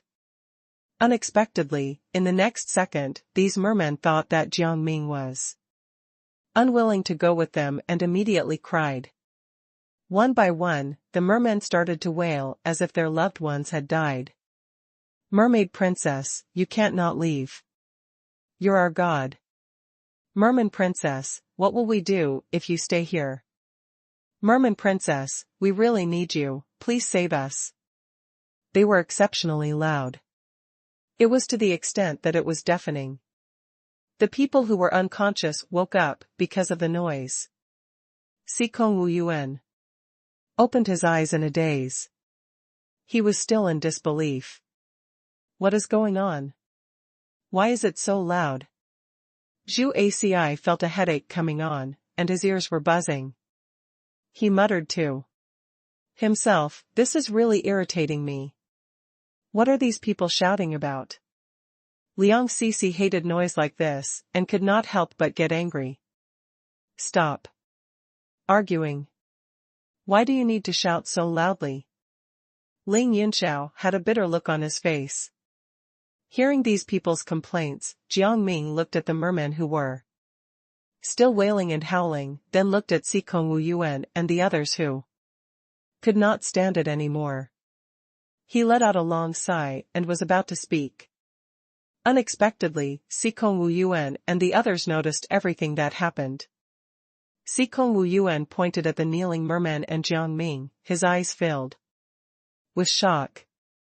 Obviously, he had heard what these people were saying. He could not understand and repeated the first half of the merman's words. Mermaid princess? As Sikong Wu Yuan brought it up, the others naturally heard these words and approached Jiang Ming. Are you actually a woman? Do you want me to show you the symbol of my manhood? Jiang Ming gritted his teeth. He had never thought that Sikong Wu Yuan and the others would suspect him like this. Hearing this, everyone immediately reacted. Sikong Wu Yuan coughed and said, "This was an accident. Please don't blame us." Liang Cixi scratched her head and said a little embarrassedly, "Yeah, my brain didn't react in time." Ling Yinxiao's mind was still filled with Xia Zhizhi. When he saw Xia Zhizhi faint and fall, he only cared about checking on Xia Zhizhi and did not even give Jiang Ming a look. Jiang Ming did not mind. Ling Yinxiao was madly in love with his wife. Compared to Sikong Wu Yuan and Liang Cixi, Zhu Aci said something very different. Ning Kaichen, why would these mermen call you their princess? He had heard the legends of mermen before and noticed the characteristics of these people at a glance. He realized that these people were mermen. He knew that mermen lived their lives with their mermaid princess as their leader, but he did not expect the mermaid princess to be Ning Kaichen. It was really magical. It turned out that a man could become a mermaid princess. But why wasn't Ning Kaichen the mermaid prince? Zhu Asi's question made Jiang Ming the most shocked. Jiang Ming spread his hands, and his mind was in a mess. I don't know either, but I think I have a slight guess. He remembered the jade seal that Xia Zhizhi had thrown on him and immediately looked at it.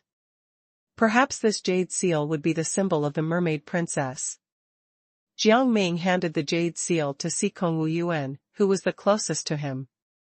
Sikong Wu Yuan looked at the jade seal with a confused expression and carefully looked at it. Unexpectedly, the merman did not move at all and still knelt in front of Jiang Ming. However, this time, they cried even louder. Mermaid princess, why did you lose the jade seal that belonged to you? Merman princess, we can talk about it properly. Why are you acting like this? Merman princess, I can't live without you. Jiang Ming was speechless. He was a man. He was a man, okay? He had to stay calm and not argue with this group of nonsensical people. Jiang Ming tried his best to remain calm. He looked at the unconscious Xia Zhizhi and pointed at her. I'm not your mermaid princess, she is. Unexpectedly, these mermen did not even look at her. Instead, they looked at Jiang Ming and said, No, Lord Ning Kaichen, you are our mermaid princess. Are you stupid? Ning Kaichen is a man, not a woman. Zhu Aci could not stand it anymore and explained everything to the mermen. Unexpectedly, the mermen did not have the awareness to listen at all. Instead, they kept saying that Jiang Ming was their merman princess. Liang Ming slotted his forehead. This was simply ridiculous. Fortunately, the lizard stopped attacking. Just as Jiang Ming was still thinking about how to solve the problem of these mermen, the mermen suddenly came forward and surrounded Jiang Ming.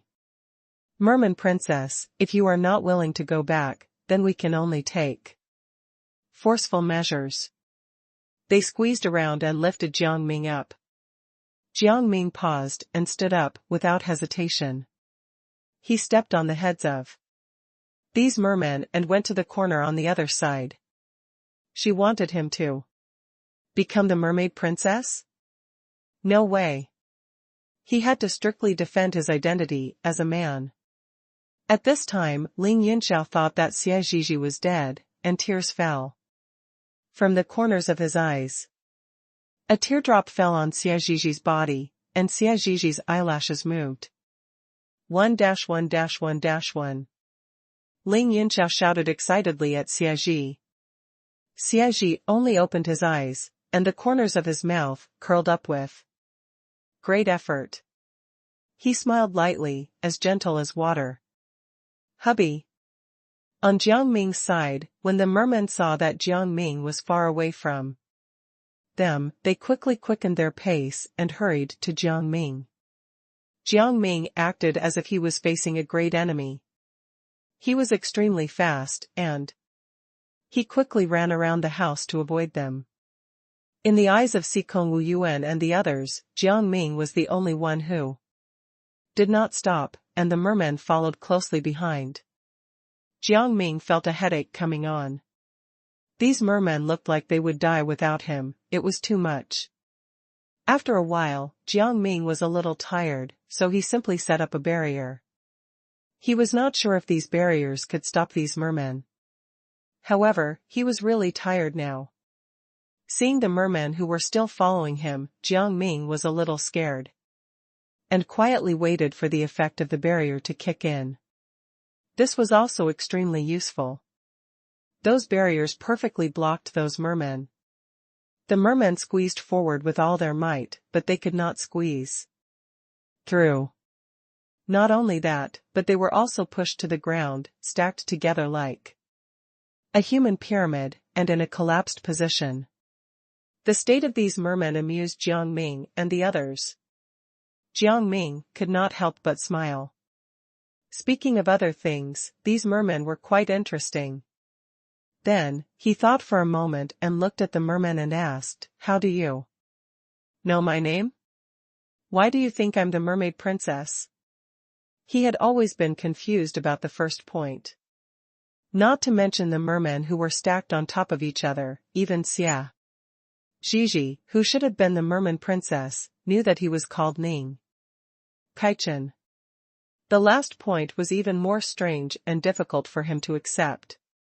He was not a woman, why did these mermen keep calling him merman princess?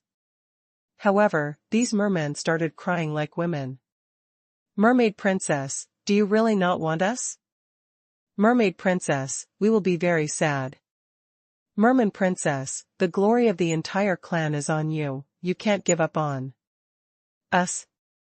Jiang Ming wanted to laugh. These mermen were completely unmoved.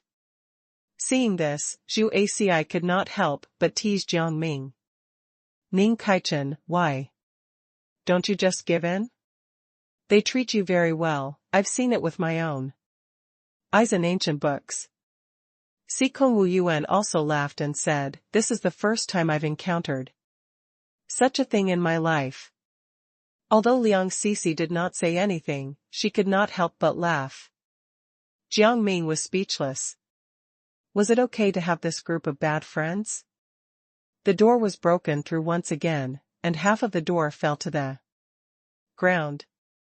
A muscular man with flaming hair barged in front of everyone and shouted, "Who is the mermaid princess? Get the hell out here." Jiang Ming rolled his eyes. Where did this savage come from? These mermen did not wait for Jiang Ming to say anything and directly revealed Jiang Ming's identity. They surrounded Jiang Ming and shouted at the muscular man, "Don't even think about touching our mermaid princess. We won't let you succeed, savage." Huh? Was he really a savage? Jiang Ming could not help but laugh, but then his face turned cold. There seemed to be something wrong with these mermen's brains. Wouldn't this directly expose their identities? Moreover, he was not the mermaid princess at all right? The savage looked at Jiang Ming and tapped his nose with his index finger. "Mermaid princess, I advise you to follow me obediently, or I will throw you into the women's camp to be violated." Jiang Ming continued to chuckle. This savage was quite arrogant. In the next second, these mermen were furious, they faced the savage and shouted, "We will make you pay with your life." Jiang Ming nodded at this arrogant and domineering aura. He was a coward too. At the next moment, the savage raised his hand, and those mermen fell to the ground, unconscious. Jiang Ming was speechless. Where was his aura? Then, the savage rushed at Jiang Ming aggressively and said, "Mermaid Princess, you are defenseless now, you should surrender obediently." As he spoke, he walked toward Jiang Ming step by step. Zhu Aci came in front of Jiang Ming and sneered. "Savage, I won't let you succeed. There's no way you can get the mermaid princess." Although Jiang Ming was very touched by Zhu Aci's words, he was obviously holding back his laughter when he heard Zhu Aci say the words mermaid princess. He shrugged. The title of mermaid princess was not going to work. The savage picked his nose again. This time, he dug out a huge glob of mucus, which was still brewing purple light. Zhu Aci had a bad feeling. The next moment, he proved that his premonition was correct. The savage snapped his fingers at Jiang Ming and Zhu Aci. With the snap of his fingers, the huge glob of mucus arrived in front of Jiang Ming and Zhu Aci. Zhu Aci loved cleanliness. When he saw this, he immediately felt disgusted. But he still had to get rid of this glob of mucus. He raised his hand and directed the teacup at the side, making it fall in front of the glob of mucus. However, the glob of mucus seemed to be elastic and pushed the teacup back. The teacup fell to the ground and shattered into pieces. The savage suddenly became complacent and said, "You are not worth my time. You are so weak. You'd better surrender." Zhu Aci grinned speechlessly. He felt that he was too good to this savage. Then, he noticed that there was something white on the chopping board. Looking closely, the white thing was undoubtedly cotton cloth. He immediately had an idea. Perhaps cotton cloth could solve all of this. At this moment, the savage noticed that Zhu Aci did not move at all. He raised his hand and dug out a few globs of mucus. The globs of mucus stuck together and became huge. Zhu Aci raised his hand and took back the cotton cloth. He used his spiritual power to expand the cotton cloth, and the cotton cloth immediately became as big as the glob of mucus. Immediately after, Zhu Aci threw the cotton cloth out. The moment the cotton cloth approached the glob of mucus, it instantly grew larger and wrapped around the glob of mucus. The savage's expression changed. He immediately waved his glob of mucus, wanting to let it reach Zhu Aci. The two of them argued. The savage used all his strength to push the glob of mucus away. Zhu Aci did not want to be outdone and pushed it back with the cotton cloth. After a while, Zhu Aci's situation became troublesome. Although he had already used all his strength, he still lacked a portion of spiritual power compared to the savage. Zhu Aci's forehead was covered in sweat. He could not hold on any longer. When Sikong Wuyuan saw this, he hurriedly wanted to help Zhu Aci. However, he was still injured. If he used spiritual power out of thin air, Sikong Wuyuan's body would suffer more internal injuries. Seeing Sikong Wuyuan's actions, Jiang Ming raised his hand and released a barrier to stop him. He raised his other hand to increase Zhu Aci's strength. This time it was the savage's turn to be troublesome. He felt a little hopeless, and his entire body could not help but tremble. The savage closed his eyes and used his spiritual energy to fight back. Seeing that the savage could not take it anymore, Jiang Ming took another step forward and continued to add spiritual energy to the cotton cloth. The savage wanted to continue, but his strength no longer allowed him to do so. He was directly sent flying by the cotton cloth, along with his own mucus.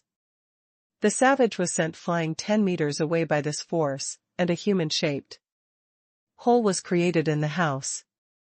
It's finally settled. Zhu Aci wiped his sweat. The savage did not give up. He stood up and rushed toward Jiang Ming. He wanted to make this mermaid princess obediently submit to him. His body was filled with lightning, and lightning bolts crashed outside. Just as he was about to approach Jiang Ming, the lightning followed him. Jiang Ming finally knew how the savage got his messy hair. He raised his hand and struck back with more lightning. The lightning immediately landed on the savage's hair. The savage's hair was even more bristled. There were tufts of hair on his head, and it looked very comical.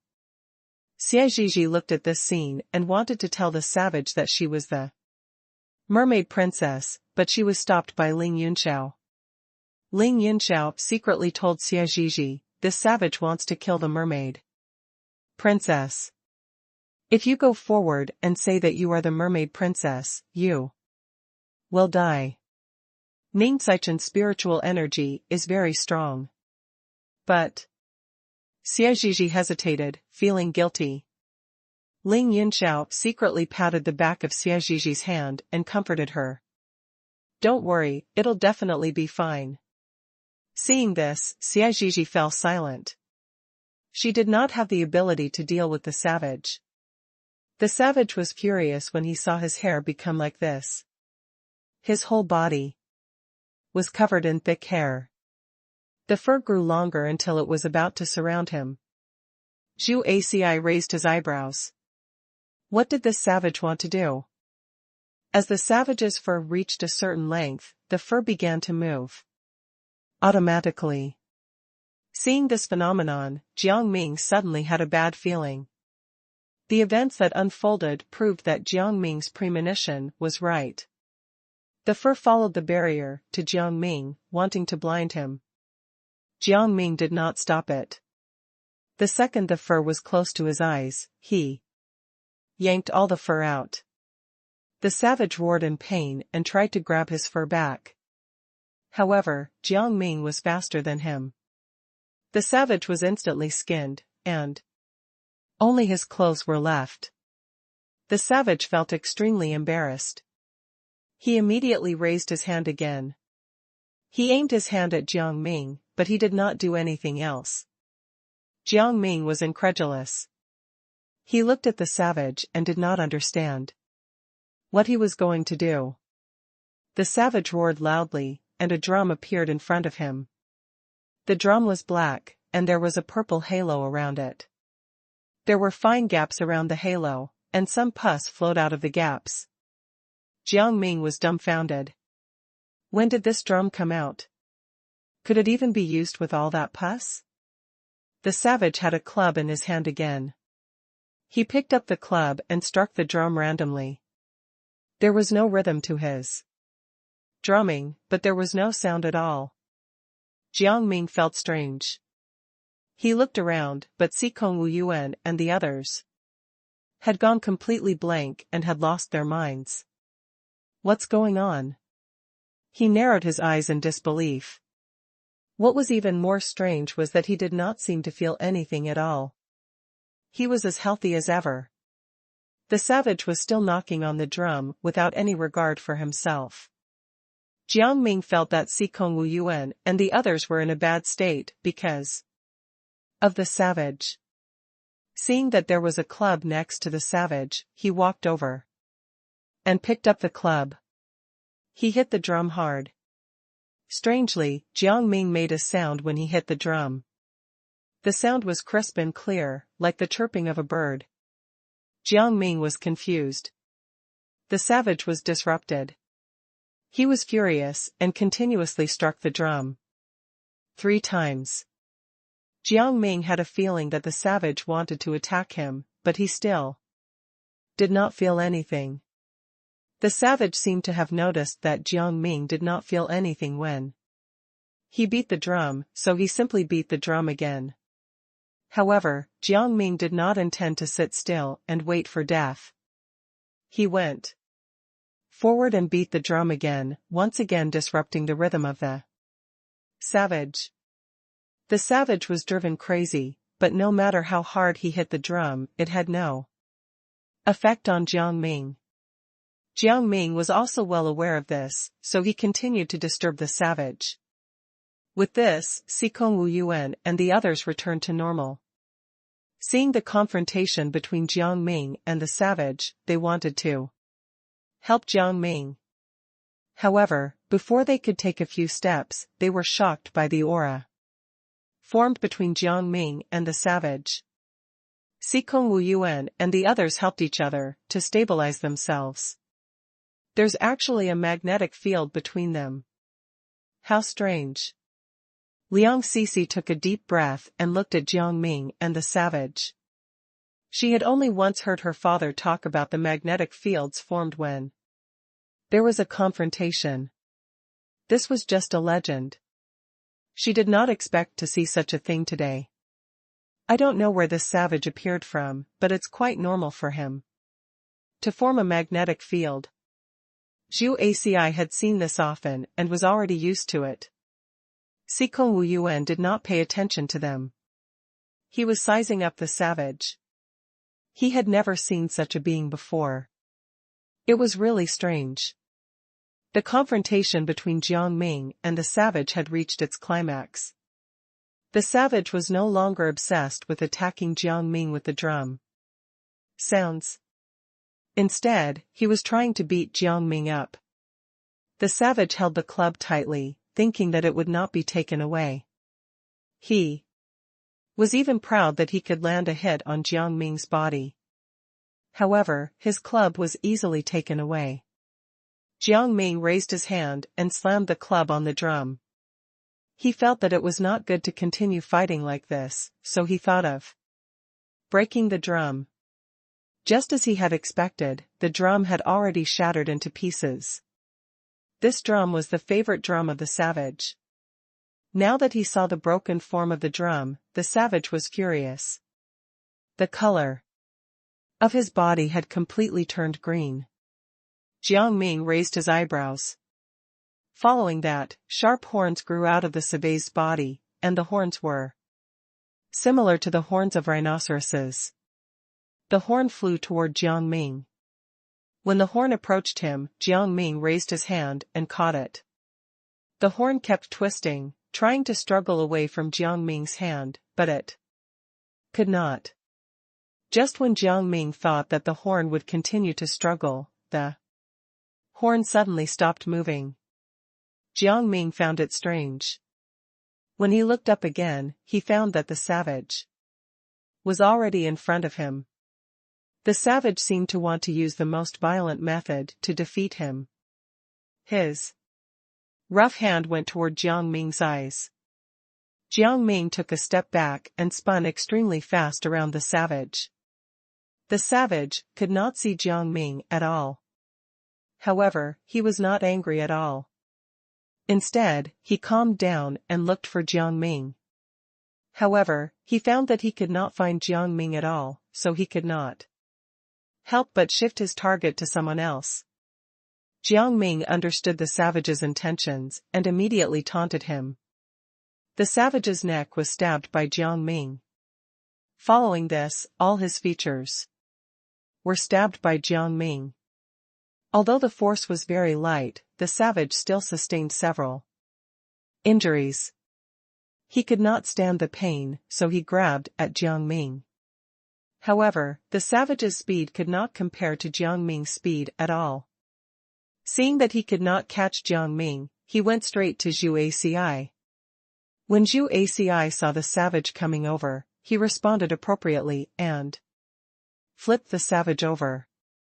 Although the savage fell to the ground, he quickly stood up. Seeing that Zhu Aci was too powerful, the savage decided to go to Liang Cixi.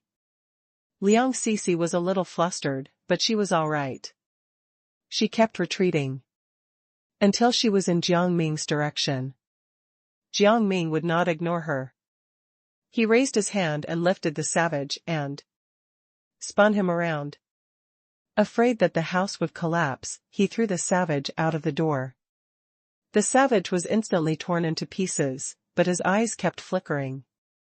Is he dead or alive? Zhu Aci felt strange and wanted to check on the savage. However, the various parts of the savage's body began to move on their own. Seeing the savage in this state, Liang Cici's expression was one of panic and fear. She could not help but say, "He looks like a puppet that children play with." What Liang Cici said was true. Although the others did not see the strings on the savage, Jiang Ming saw the strings clearly. He immediately understood. This savage was actually a puppet controlled by someone. He did not know who was controlling this puppet. Immediately after, people who looked like the savage came to the house one after another. Siko Wuyuan was stunned and asked, "Is this an army of savages?" "No, to be precise, it should be a puppet army." Having seen the strings for the first time, Jiang Ming could clearly see the strings of the other puppets. However, Sikong Wuyuan and the others did not see their strings. Sikong Wuyuan was confused. He looked at one of the savages carefully, but he still could not see the strings. Regardless, the most urgent situation was this group of savages. They walked toward Jiang Ming and the others, with loud steps. "How are we going to resolve this now?" Zhu Aci frowned and looked ahead. He estimated that there were more than 10 people. They were outnumbered. He glanced at Ling Yunxiao and Xia Zhizhi, who were being very intimate while ignoring the matter. He immediately felt helpless and even frowned. What should he do? Jiang Ming raised his eyebrows and thought about his previous moves. He looked at Sikong Wuyuan and the others and said, "Sikong Wuyuan, do you have a fan?" Sikong Wuyuan felt that this was an odd thing to ask, but he still took out his fan. After taking it out, he asked, "Ning Kaichen, what do you want a fan for?" Upon hearing Jiang Ming's words, Liang Cici and Zhu Aci also took out their own fans. Even Ling Yunxiao, who had been immersed in his own world, took out his own fan. Jiang Ming raised his eyebrows and glanced at Ling Yunxiao. He finally had gained some situational awareness. Then, the savage also approached Jiang Ming. Jiang Ming glanced at these people and released the fans he had collected. The moment the fans got close to the savage, they immediately shrunk and cut the strings on their bodies. The savages instantly fell to the ground in a pile. These savages are really puppets. Sikong Wuyuan had not believed Jiang Ming when he had first heard him, but now he believed him. "Let's go and see who the mastermind is." Jiang Ming felt that the mastermind had not run too far, so he simply ran forward. Siko Wuyuan had the same thought as Jiang Ming and followed him forward. Liang Cici and Zhu Aci followed. However, they searched left and right. Alas, they still could not find the mastermind. Jiang Ming found it strange. He set up a barrier around him and added a few more mechanisms around the barrier. When the mechanisms were completed, Jiang Ming took Sikong Wuyuan and the others to hide in the bushes and waited for the mastermind. His sixth sense told him that the mastermind had not left and was still wandering around the area. Perhaps the other party was planning to give him a hard blow. After a while, the mechanism rang and made a sound. Jiang Ming walked out. The bait had taken the bait. It was time to receive the results. However, the person who came stunned Jiang Ming. Not only Jiang Ming, but even Sikong Wuyuan and the others were stunned. The other party was a woman, but she looked exactly like Xia Zhizhi. If he did not know that Xia Zhizhi was in the room, Jiang Ming would have suspected that this was Xia Zhizhi. The woman who looked like Xia Zhizhi was dressed in black, but her eyes carried a different ruthlessness from Xia Zhizhi's ruthlessness. "Was it you who set up the trap?" She stared at Jiang Ming and sized him up. She saw that the kid in front of her was doing something silently. It turned out that he was setting up a trap. Sikong Wuyuan quietly left. He felt that Xie Zhizhi should take the stage and take care of this woman who looked like her. Yeah, Jiang Ming replied. Now it's my turn to ask, who are you and what is your relationship with Xie Zhizhi? Xie Zhizhi? Unexpectedly, the woman did not seem to hear the first half of Jiang Ming's sentence. Instead, she raised her eyebrows and asked, where is Xie Zhizhi? Just as she was saying this, Sikong Wuyuan had already brought Xie Zhizhi over. Behind Xie Zhizhi was Ling Yunxiao. Xie Zhizhi, why aren't you going back to being a mermaid princess? What are you doing here? The woman bared her teeth and made a fierce face at Xie Zhi. Ling Yunxiao shielded Xie Zhizhi behind him and glared at the woman, be more polite to Xie Zhizhi. How can you say that? Xie Zhizhi stared at the woman and whispered, Xie Qianling, why are you here? Although her tone was calm, Xie Qianling still caught the meaning of Xie Zhizhi's words. Xie Zhizhi, are you blaming me for ruining your plans? She sneered. Jiang Ming was watching everything from the side. He had a vague feeling that Xie Qianling might have something to do with the merman, thinking that he was the mermaid princess. Xie Qianling did not forget to talk to Jiang Ming. She said to him, Ming Kaichen, quickly unlock the mechanism. The trap that Jiang Ming had set up was similar to a mousetrap. Xie Qianling's feet were tightly clamped at this moment. She tried hard but found that she could not break free at all. Even if she used spiritual energy, she still could not open it. How do you also know that my name is Ming Kaichen? Jiang Ming realized this problem and could not help but be confused. Could this be a unique characteristic of mermen? The next moment, Xie Qianling gave him an answer. I'm a mermaid, it's normal for me to know. Jiang Ming looked at the mechanism at Xie Qianling's feet and said, Xie Qianling, I can unlock the mechanism for you, but you have to promise me one thing. You have to answer all my questions correctly. Xie Qianling felt that Jiang Ming was going overboard, but she had no choice but to agree to Jiang Ming's request when she saw the trap. Jiang Ming voiced his doubts and said, why did those mermen call me the mermaid princess? Xie Qianling was stunned for a moment, before she burst out laughing. I didn't expect the mermen to think that you're the mermaid princess now? Xie Zhizhi could not help but be dumbfounded. She looked at Jiang Ming and said, Ming Kaichen, why would the merman call you the merman princess? I don't know. Jiang Ming spread his hands. He was also confused. Sikong Wuyuan did not understand. Xie Zhizhi, I remember that those mermen were there when they called Jiang Ming the mermaid princess. Why are you asking? Oh. I didn't notice Jiang Ming's situation, Xie Zhizhi said awkwardly. All my attention was on Ling Yunxiao. Jiang Ming wanted to roll his eyes. Love truly made one blind and stupid. Ning Kaichen, Xie Qianling said. You have to be the mermaid princess. Huh? This time, it was Jiang Ming's turn to be dumbfounded. Why do I have to do that? He did not want to be forced into such a mission. Also, he did not seem to know the answer to his question. Xie Qianling gave Jiang Ming an answer. Ning Kaichen, the merman will only recognize the person with the jade seal as the mermaid princess. Previously, it was Xie Zhizhi, now it's you. Xie Zhizhi, you should be very happy, right?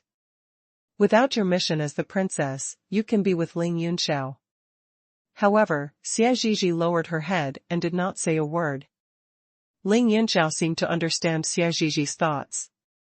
He sighed and asked. Xie Qianling, can you give us the jade seal back?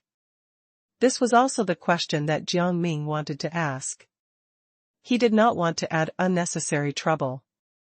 Xie Qianling looked at Jiang Ming mockingly. I guess I can't give it back. Ming. Kaichen seems to be quite strong. The last sentence seemed to be a compliment, but Jiang Ming heard a hint of schadenfreude in her voice. Why can't you do that? If you can change your appearance once, you should be able to change it again.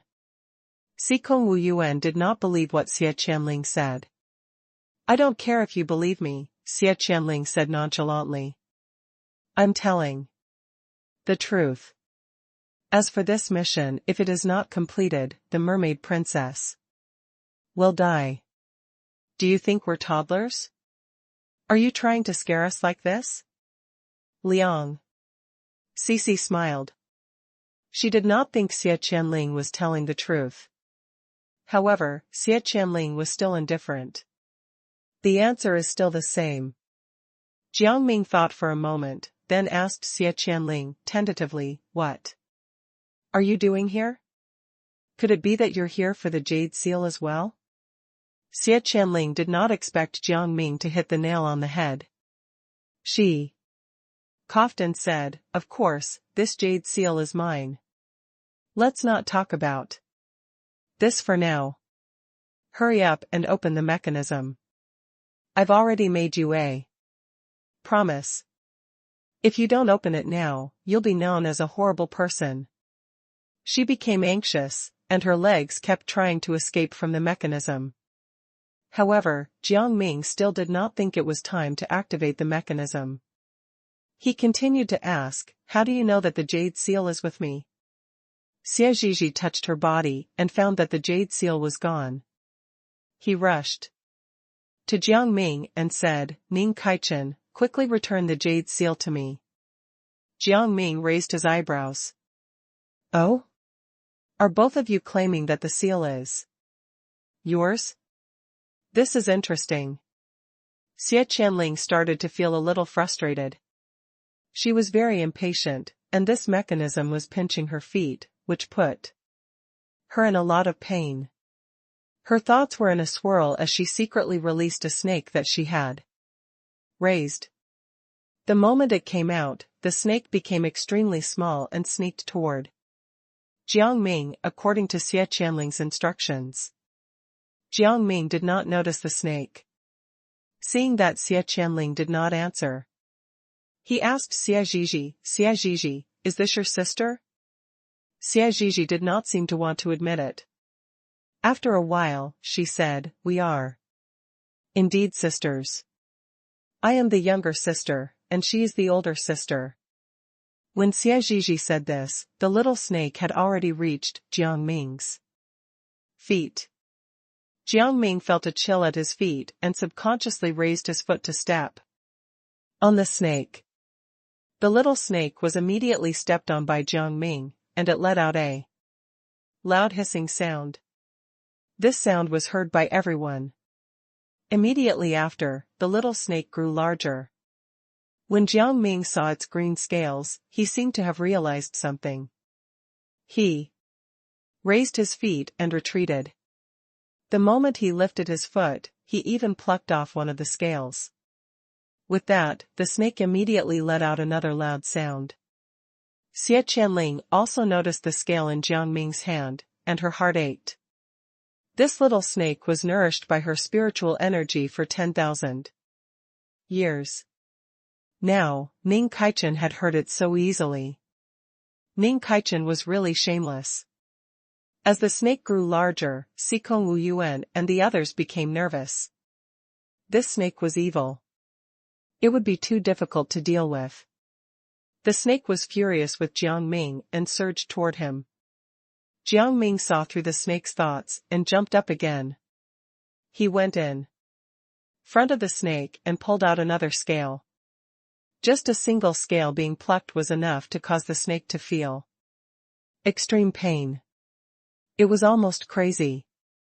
Jiang Ming threw the scale into the bin and used his spiritual energy to form a sword. He picked up the sword and slashed at the snake. Xie Qianling felt that her treasured snake was about to be cut in half. She rushed forward and tried to snatch Jiang Ming's sword away. However, Jiang Ming dodged Xie Qianling's attack. Xie Qianling panicked, and ice flowers appeared in her hands. She rushed toward Jiang Ming's sword, trying to break it.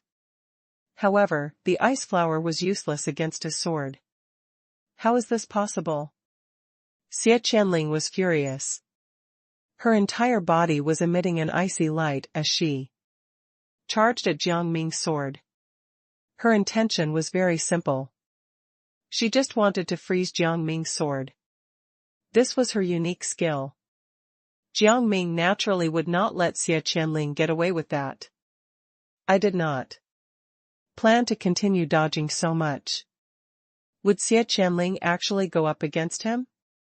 To her surprise, Xie Qianling actually went against him head-on. She took out a short and thick paintbrush and used it to block Jiang Ming's sword.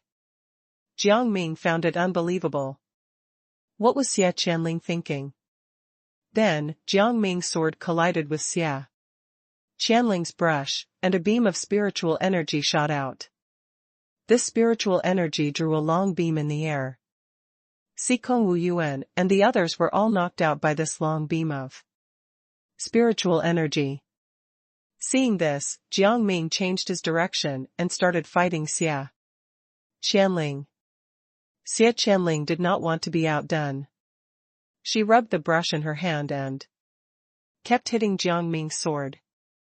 However, although the brush in her hand was full of spiritual energy, it still could not withstand Jiang Ming's sword.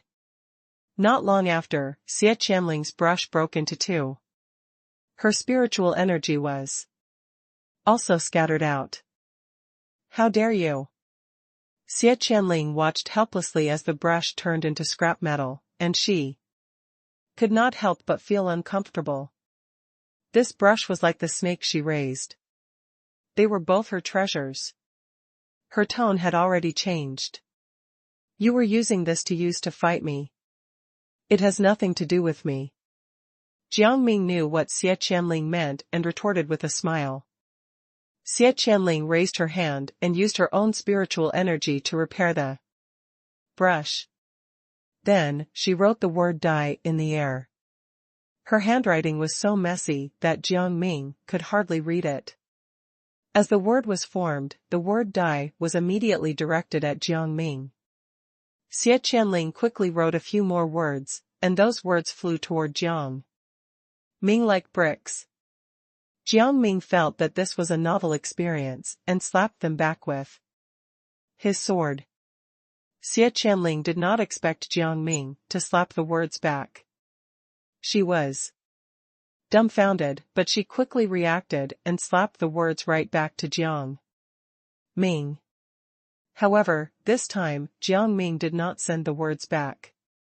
Instead, he cut the words down. The words split into two. Xie Qianling took this opportunity to get close to Jiang Ming. Her thoughts were very simple. She wanted to get the jade seal. After getting the jade seal, he could leave. Seeing Xie Qianling's actions, Jiang Ming pushed her aside. Xie Qianling thought that Jiang Ming had pushed her out without noticing her. She fell heavily to the ground, and at the same time, she became nervous. Her face was leaning against the ground, and she felt as if she was about to be disfigured. She quickly stood up to check if there were any wounds on her face. Through the mirror, she saw that her face was still the same as before. Xie Qianling heaved a sigh of relief. Then, she said to Jiang Ming angrily, "That jade seal wasn't yours to begin with. Why won't you return it to me? Whether it's yours or not is not up to me. It's up to your sister. Moreover, who knows what bad things you want to do with this jade seal?" Jiang Ming raised his eyebrows. He had no intention of letting go. Xie Qianling saw that Jiang Ming was relaxed, so she quickly drew a tiger in the air. The tiger suddenly turned into a real tiger and roared at Jiang Ming. Jiang Ming raised his sword and cut the tiger in half. Xie Qianling trembled in fear when she saw the tiger bleeding. If this was her precious snake, wouldn't it be finished? Thinking of this, Xie Qianling quickly raised her hand and put the treasured snake away. Her hands began to work skillfully again, drawing many different animals. These animals were like the tiger, heading toward Jiang Ming. Jiang Ming used the same method to cut the animals in half. Seeing the animals in such a state, Xie Qianling held her breath and continued drawing. However, after a while, she was so tired that she was panting. On the other hand, Jiang Ming was extremely calm and did not look tired at all. Ning Kaichen, I won't lose to you. Even though she was exhausted, Xie Qianling did not forget to shout at Jiang Ming. Jiang Ming stifled his laughter. Xie Qianling was acting like a child. Xie Zhizhi saw the situation clearly and shouted at Xie Qianling, Xie Qianling, you should retreat. You can't beat Ning Kaichen. Xie Qianling did not reply. She could not accept it. Thinking of this, she threw the brush over. As the brush went over, a stroke of ink came out.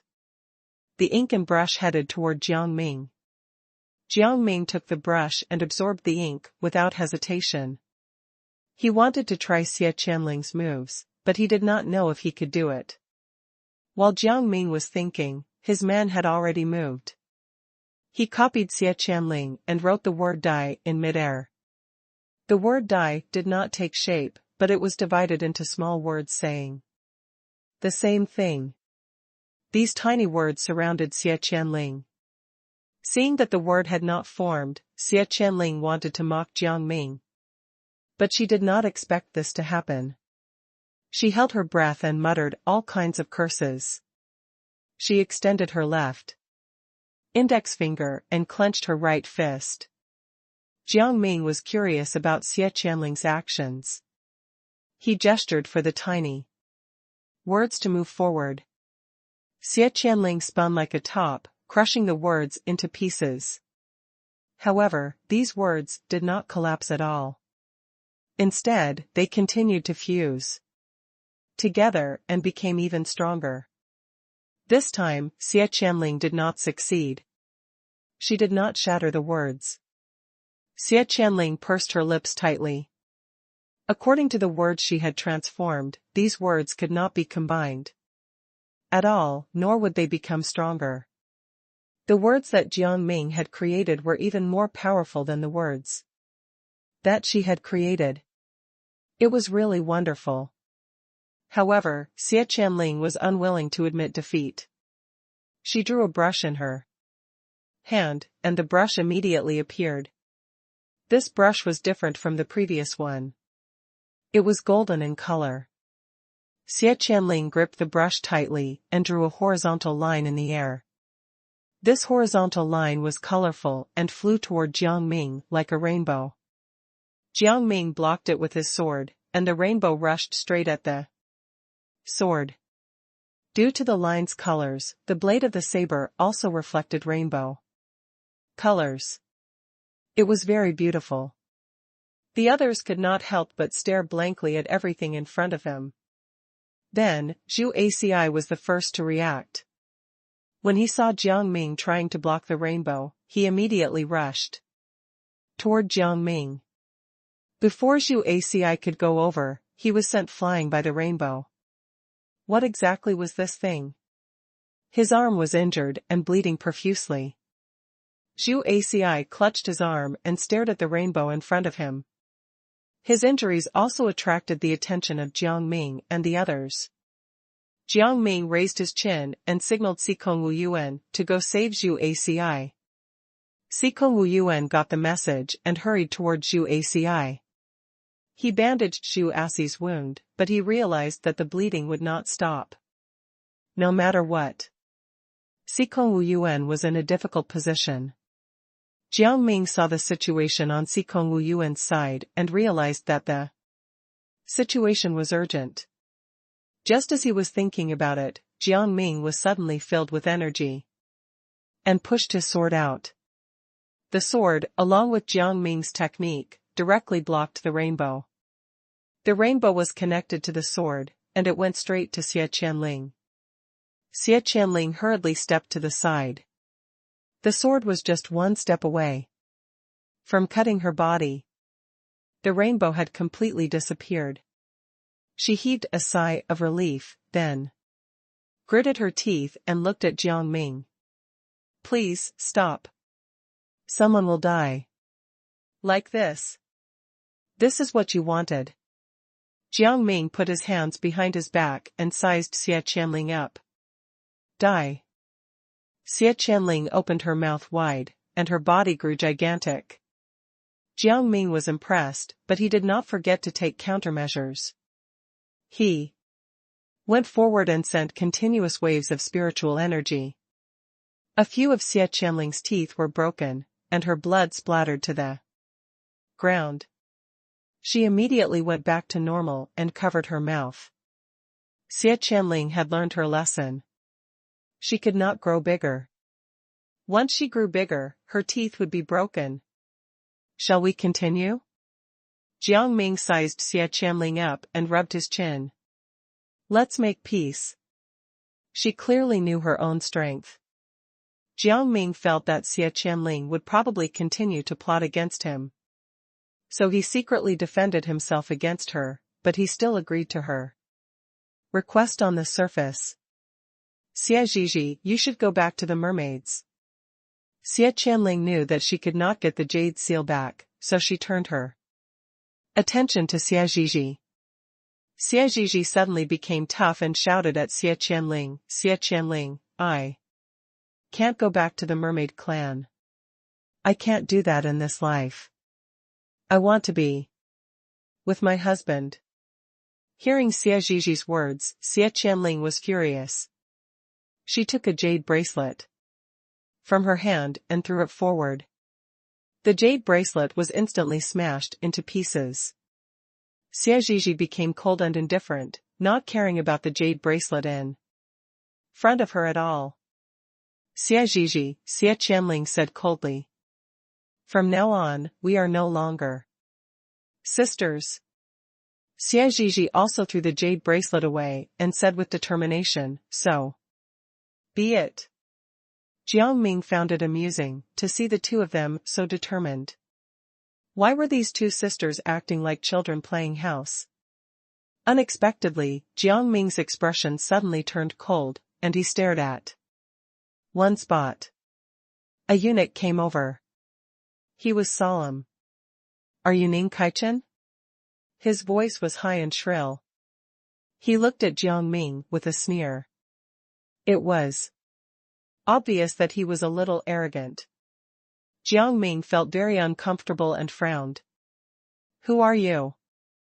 Who asked you to come here? It's normal for you to not know me, but the second princess definitely knows me. The eunuch walked up to Liang Sisi and continued to speak respectfully. Second princess, I'm here to bring you back. Liang Sisi narrowed her eyes and immediately recognized the eunuch in front of her. She said with uncertainty, Are you Xiao Bingqing, my father's assistant? Xiao Bingqing nodded and said to Liang Sisi, It's me, second princess. Liang Sisi was a little reluctant to part with Jiang Ming. She rejected him repeatedly. Eunuch, tell my father that I'm not leaving yet. You can go back first. No, King Liang has already made it clear. No matter what, he wants me to bring you over. Xiao Bingqing retorted. Jiang Ming suddenly realized that there seemed to be something wrong with Xiao Bingqing, so he immediately kicked him. Xiao Bingqing stumbled forward and almost fell. What's going on? Liang Sisi was stunned and did not know what to do. Xiao Bingqing reacted and suppressed his anger as he said to Jiang Ming, Lord Ning Kaichen, what are you doing? After all, I'm the great eunuch of King Liang. Are you really Xiao Bingqing? Unexpectedly, Jiang Ming sneered and rushed towards Xiao Bingqing. Just when everyone thought that Xiao Bingqing would die, Jiang Ming made a chopping motion over his head. Xiao Bingqing fell to the ground. His eyes looked dead and lifeless. He just lay there with his hands spread out. He was like a lifeless puppet. Zhu Aci clapped his hands and seemed to realize something. He said to Jiang Ming, "Is he a puppet? Is Xiao Bingqing a puppet?" Jiang Ming pulled the strings on Xiao Bingqing's head and showed Zhu Aci. He immediately saw the thin strings and felt them with his hands. Then, he looked at Xie Qianling and said, "Xie Qianling, is this the person you're controlling?" Xie Qianling was confused. She waved her hand and said, "This is not my doing. I was just controlling the savage." "Then who is controlling him?" Xikong Wuyuan stared at Xie Qianling in confusion. Xie Qianling seemed to know what Xikong Wuyuan was thinking, so she emphasized, "If it's not me, it's not me. Don't be so suspicious." Xikong Wuyuan rubbed his chin and did not answer. However, his suspicious gaze did not drop. Xie Qianling was speechless. Forget it, Xikong Wuyuan did not trust her at all. Just as Xikong Wuyuan was thinking about how to expose Xie Qianling, Jiang Ming suddenly said, "It's not Xie Qianling's doing." These words attracted everyone's attention. At this moment, Liang Sisi spoke up for Xie Qianling. "Ning Kaichen is right. It's not Xie Qianling's doing. Xie Qianling can't know. My eunuch. This is the first time I've met Xie Qianling." Xikong Wuyuan thought about it and felt that what Jiang Ming and Liang Sisi said made sense. Then, he asked Jiang Ming, "Ning Kaichen, do you hold the same opinion as Liang Sisi?" Unexpectedly, Jiang Ming shook his head and looked straight ahead with a sharp gaze. "No, I don't." There should have been more to say, but Jiang Ming did not say it out loud. This made the others stunned. Seeing that Jiang Ming did not say anything, Xikong Wuyuan decided to change the topic and said to Jiang Ming, "Ning Kaichen, what do you think?" However, Jiang Ming did not answer Xikong Wuyuan. Instead, his eyes became deeper, and he was still looking at that spot. "Is there anything here?" Xikong Wuyuan was the first to notice Jiang Ming's gaze and walked over. However, he seemed to have touched something and was knocked back by something transparent. "What is this?" Xikong Wuyuan covered his nose, finding it hard to imagine what had happened. His nose was already red and swollen. It was obvious that he had hit it hard. Seeing Xikong Wuyuan's miserable state, the others all became alert, their eyes completely focused on that direction. "Who is it? Hurry up and get out. How dare you copy me?" Xie Qianling shouted angrily at a spot in front of her. Her eyes were filled with anger. However, there was no one there. Xie Qianling was also hit on the nose. "Ouch!" She cried out and covered her nose like Xikong Wuyuan. She couldn't help but curse, "You copied my methods and still hurt me like this. Long time no see, Ning Kaichen." Jiang Ming raised his eyebrows. The tone was unfamiliar, but the person seemed to know him.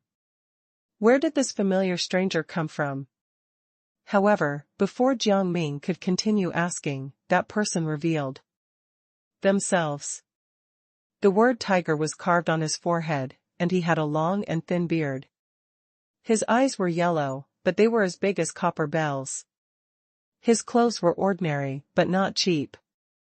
His robes and jade crown were obviously very expensive. "I don't remember seeing you before." Jiang Ming's eyes were filled with confusion. He had a vague feeling that the man in front of him was here for him, but he did not know the man in front of him at all. My name is Zhu Gongwu, a pig spirit under the phoenix. You should know what I'm saying when I mention the phoenix, right? Zhu Gongwu spoke seriously. His eyes were completely focused on Jiang Ming. There was no way his gaze could accommodate anyone else. Jiang Ming suddenly remembered a phoenix he had seen before and was surprised. But at that time I only saw a phoenix and no one else. Why didn't you show yourself at that time? At that time I had not hatched out of my egg, so you did not see me. As for the egg, it was in the abdomen of the phoenix, so it was normal that you could not see it, Zhu Gangbu replied calmly. Jiang Ming found it funny. The pig spirit under the phoenix? This was interesting. Moreover, his egg was actually hatched inside a phoenix. It was really bizarre. Unexpectedly, Zhu Gongwu's expression changed. He stared at Jiang Ming and said, Ning Kaichen, it's time for you to give me your life. Jiang Ming's expression turned cold, and he retreated. Zhu Gongwu took a step forward, and hedgehogs appeared in his hands. Jiang Ming could tell that these hedgehogs were not to be trifled with. He conjured a barrier in his hand to block these hedgehogs. However, these hedgehogs revealed sharp spines all over their bodies and shot them toward the barrier. Jiang Ming strengthened the barrier and then became curious about one of the hedgehogs. He opened his hand and took one of the hedgehogs. The hedgehog's body was already covered with spines, but Jiang Ming pulled it over. Zhu Gongwu was dumbfounded as he trembled and said, How could you take a hedgehog? Jiang Ming felt that Zhu Gongwu's reaction was too strong. He could not understand and said, WHV, can't I take one? Zhu Gongwu instantly stiffened. It was clearly a hedgehog that appeared from his spiritual energy. Why did it listen to Jiang Ming so much? When Jiang Ming brought the hedgehog into the barrier, the hedgehog suddenly turned into a bomb and exploded. In the eyes of others, Jiang Ming had disappeared into the smoke. Ning Kaichen. Sikong Wu Yuan's eyes were filled with tears. He could not help but go forward to look for Jiang Ming. However, he was stopped by Liang Sisi. Liang Sisi was also very sad, but she knew she had to keep him safe.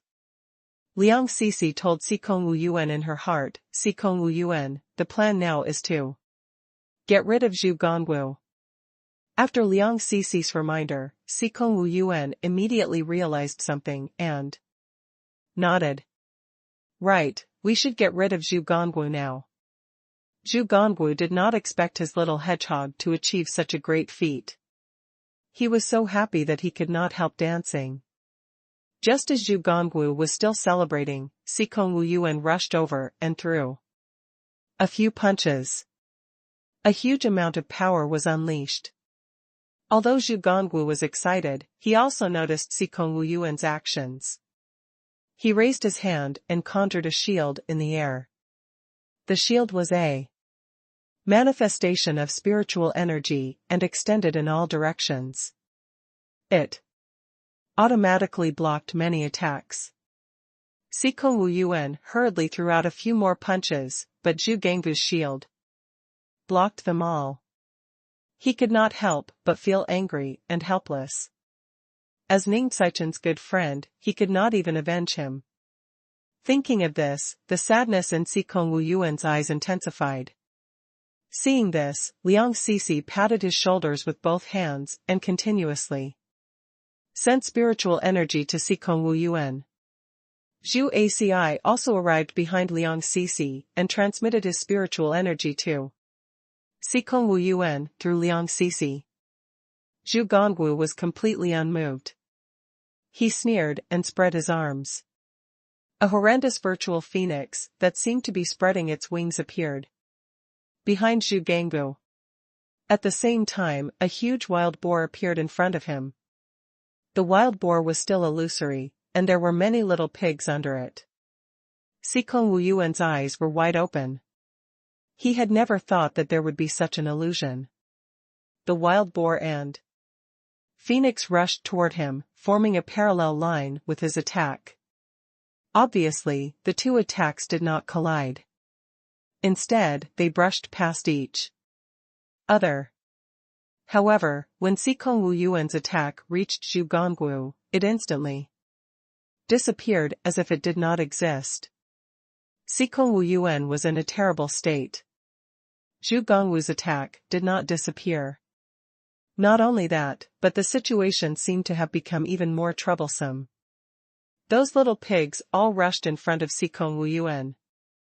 They tried to bite Zhu Aci and Liang Cici's feet. Zhu Aci tried to kick them in the teeth. However, their teeth were extremely hard. There was no way to crush them. Not only that, but Zhu Aci also felt a sharp pain coming from his feet. He could not help but exclaim in surprise, and his entire body broke out in cold sweat. Liang Cici turned around and looked at him strangely. Zhu Aci, what's wrong? There seems to be something wrong with you. Zhu Aci opened his mouth, but he was in so much pain that he could not make a sound.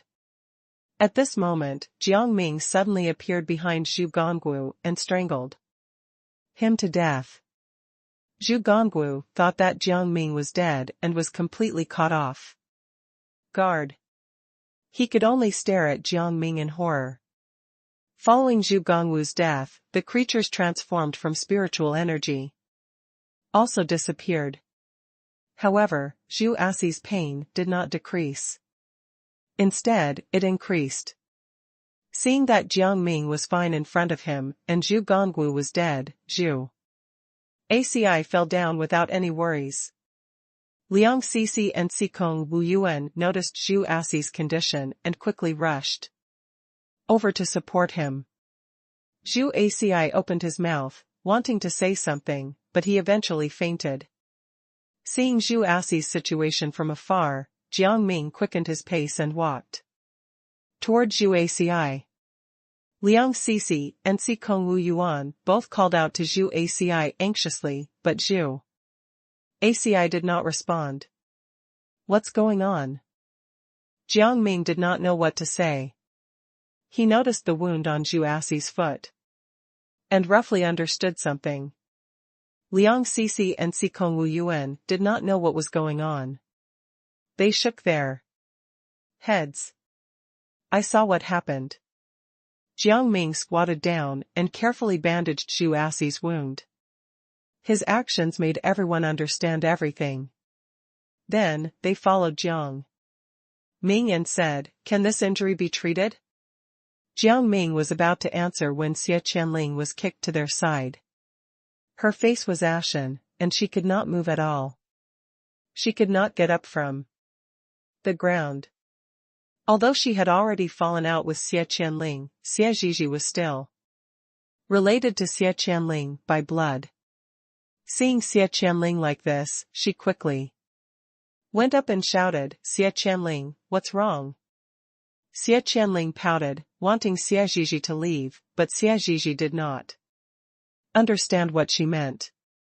In an instant, Xie Zhizhi was directly swept away by a huge stream of water. And half of her teeth were knocked out. What is it? Such a huge commotion attracted the attention of Jiang Ming and the others. Jiang Ming looked in the direction of the water flow, strangely. A hole appeared in the middle of the water, and there were some small vines in the hole. Jiang Ming used the bandages to draw out the thorns around Zhu Aci's feet. He then used the bandages to wrap up the thorns that had been moving around. Jiang Ming felt that these thorns were very threatening. He bandaged the wound into a dead knot and then faced the hole directly. This time, besides Xie Qianling and Xie Zhizhi, even Ling Yunxiao was pushed to the front by the thing in the cave. His condition was similar to Xia Zhizhi and Xia Qianling. Just as Jiang Ming was looking, some spring water came out of the hole. The spring water was controlled to rush toward him. Jiang Ming raised his hand and blocked the spring water. The spring water did not seem to be retreating. Instead, it continued to move forward. Jiang Ming felt the resistance was as strong as a river, but he felt that he was all right. It was manageable. Sikong Wu Yuan was afraid that Jiang Ming would not be able to stop him, so he followed him. However, at this moment, another river rushed toward Sikong Wu Yuan. Sikong Wu Yuan also raised his hand like Jiang Ming. However, he was not so lucky. The river directly washed him out. Sikong Wu Yuan did not fall to the ground, but he was covered in wounds. At this moment, he was sucked into the hole. Sikong Wu Yuan struggled to leave, but he could not do so. At the critical moment, Jiang Ming rushed to Sikong Wu Yuan, stretched out his hand, and shouted, "Sikong Wu Yuan, quickly grab my hand."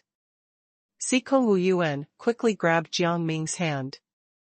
However, the suction force was so strong that Jiang Ming, who was originally standing straight, bent down a little. As for Sikong Wu Yuan, he felt like his face and body were about to be stripped off. When Liang Cixi saw this, she wanted to help, but she had Zhu Aci on her side and could not free her hands. She could not help but feel anxious. Jiang Ming simply released a huge ball of spiritual energy and let it block the hole directly. As the hole was blocked, the suction force decreased. Sikong Wu Yuan felt that the pain in his body had lessened. He could not help but let out a breath and said, "Fortunately, I'm safe. Otherwise, I feel like I would have been sucked away." Jiang Ming pulled Sikong Wu Yuan out. Half of his body was stuck in the hole. Sikong Wu Yuan stood still and carefully observed the scene at the cave entrance. At this moment, more green vines appeared at the entrance of the cave. These vines looked like they would continue growing. Sikong Wu Yuan was curious. He pinched the vine, and it actually moved. He became even more curious and wanted to pull the vine out. However, not only did he pull out the vine, but he also pulled out a child. This vine was attached to the child. The child was angry that the vines on his body were pulled away. The vines on his head were even swaying out of anger. Sikong Wu Yuan was a little shocked when he saw the child shouting angrily. Then, he heard his muttering. "Who told you to grab my body? How dare a commoner like you hold on to me?" When Sikong Wu Yuan saw this child, he immediately remembered the child he had seen in the temple before. "Are you the child who stayed in the temple?" The child immediately patted his chest and looked at Sikong Wu Yuan with disdain. "Yes, I am that child. Now that I have already cultivated to become a god, many clever vines have appeared on my body. This is a gift that can never even dream of having. I don't want it. Those vines are driving me crazy." Sikong Wu Yuan shook his head and continued angrily, "Kid, I don't have any enmity with you. Why are you sucking me into this hole?" Finally, he looked at Jiang Ming and sized him up. "Are you the companion of Sikong Wu Yuan, who blocked my entrance?" Sikong Wu Yuan was very angry. "Of course. The friends I have are not people. You can know." The child suddenly became angry, and the dark vines on his body fell one after another. The vines turned into darts and were controlled by the child as they rushed over. Jiang Ming did not expect this child to have such bad intentions toward him. He immediately went forward and grabbed the vine. However, the number of vines was too large, and they were not under Jiang Ming's control at all. Jiang Ming could only use his spiritual energy to mesh with these vines. The child widened his eyes. He was a little shocked. This was the first time he had seen someone who could integrate his spiritual energy into his vines. Following that, the child began to panic again. It was not easy for him to cultivate this spiritual energy, but in the end, it was used by others. This was not a good thing. Jiang Ming noticed that the child seemed to be in a daze. He went forward and picked the child up. The child struggled with all his might and spat at Jiang Ming. The drool formed a magic array and surrounded Jiang Ming and the child. Jiang Ming raised his hand and poked the array. It broke immediately. The child was shocked again. How could this be? This was too bizarre. He was unwilling to give up and spat some more. Jiang Ming also noticed that the array was formed by the child's saliva, and he could not help but grin. If he had known earlier, he would not have touched it with his hands. Just as the array appeared, Jiang Ming used the child as a target and charged at the array. The child felt dizzy. Hurry! Quickly stop! After a while, the child could not take it anymore and started screaming. However, Jiang Ming had no intention of letting him go. Then, he said, "Child, I have no enmity with you. Why are you treating me like this?" The child was already out of breath and quickly said, "It's all my fault. I shouldn't have been jealous of you. Mister, please put me down." Sikong Wu Yuan watched everything from the side coldly. He couldn't help but scold the child. "Kid, you used to be kind. Why are you so bitter now? This shouldn't have happened." After being scolded by Jiang Ming and Sikong Wu Yuan, the child could not help but feel sad. With regret in his eyes, he quickly followed them and said, "I know I was wrong. I won't be like this anymore. Let go of me."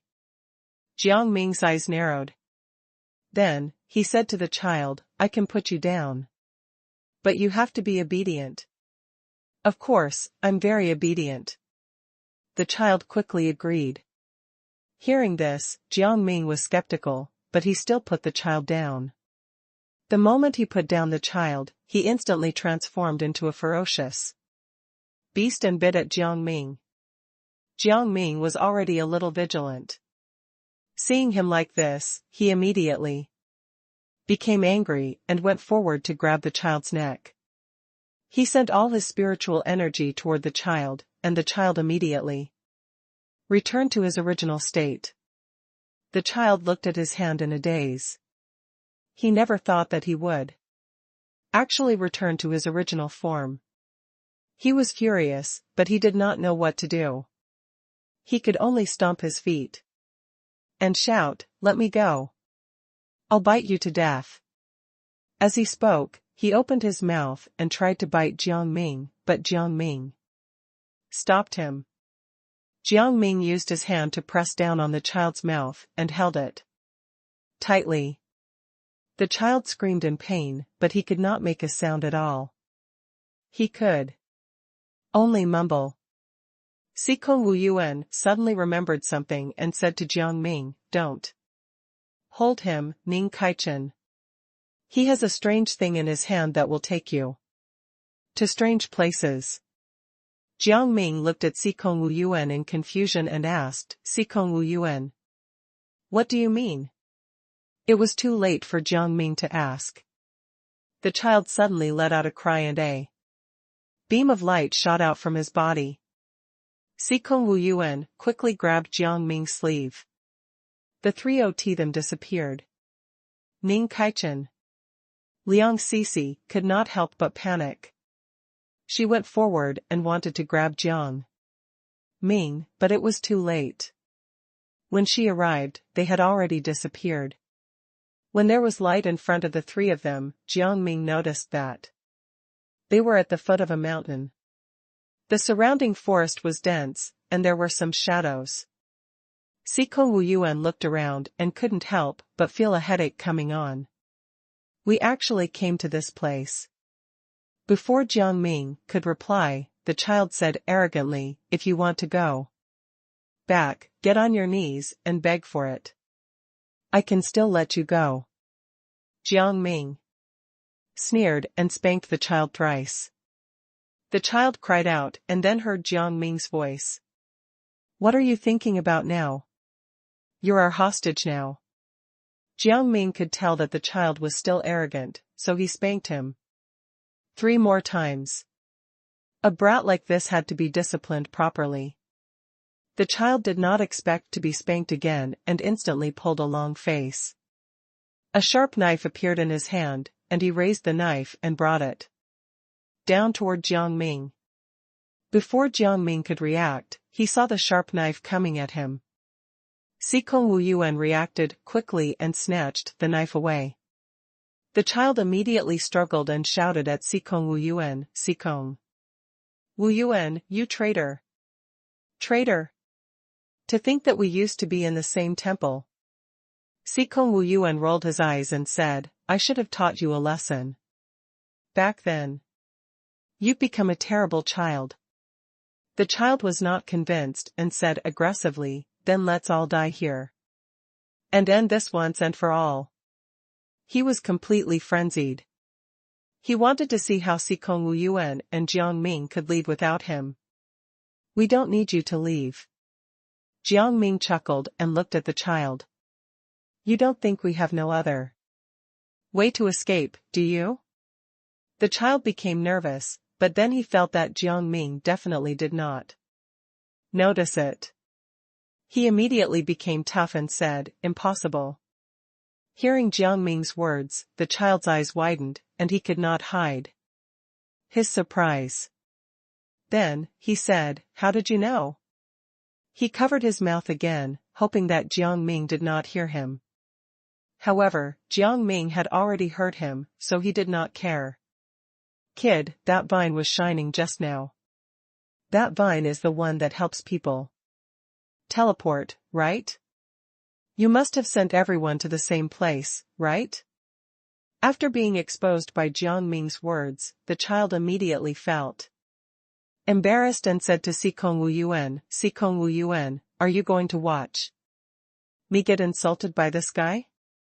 Sikong Wuyuan raised his eyebrows and said, he didn't even say anything. Why did you bring us here? Why won't you tell us how to get out? What was the point of staying in the same temple if you're being like this? The child was speechless for a moment, but then he said arrogantly, it is impossible for you to reach the top of the mountain. That's not a place that can be reached by regular people. Jiang Ming originally wanted to ask the child for help, but he gave up after thinking about it. Then, he looked at Sikong Wuyuan and said, let's go up directly and ignore this child. With that, he tossed the child aside. The child fell to the ground and landed on his bottom. He rubbed his bottom and cursed at Jiang Ming and Sikong Wuyuan, why did you leave me behind? You guys are so heartless. Without me, you can't even dream of reaching the top. He groaned. He was very familiar with this terrain, and only he knew how to bypass the shortcut to reach the top of the mountain. If they went to another path, they would be thrown into an illusion and would be trapped in a loop, unable to get out. No, you can stay here and reflect on yourself. Jiang Ming was not in the mood to ask the child for help. He did not even look at him. The child puffed up his cheeks and said, no, I want to go. This brat in front of him was such a pain. Whatever. Do what you like. Jiang Ming roughly understood the child's character, and his tone was quite cold. This could not help but heighten the child's determination. The child immediately said, I will definitely follow you today. Jiang Ming did not say anything. He turned around and walked toward the top of the mountain. Sikong Wuyuan followed behind him. Sikong Wuyuan noticed that the child was following them. He secretly raised his hand and gave Jiang Ming a thumbs up. He said, "Ning Kaichen, you're still brilliant." Jiang Ming also knew that the child was following them.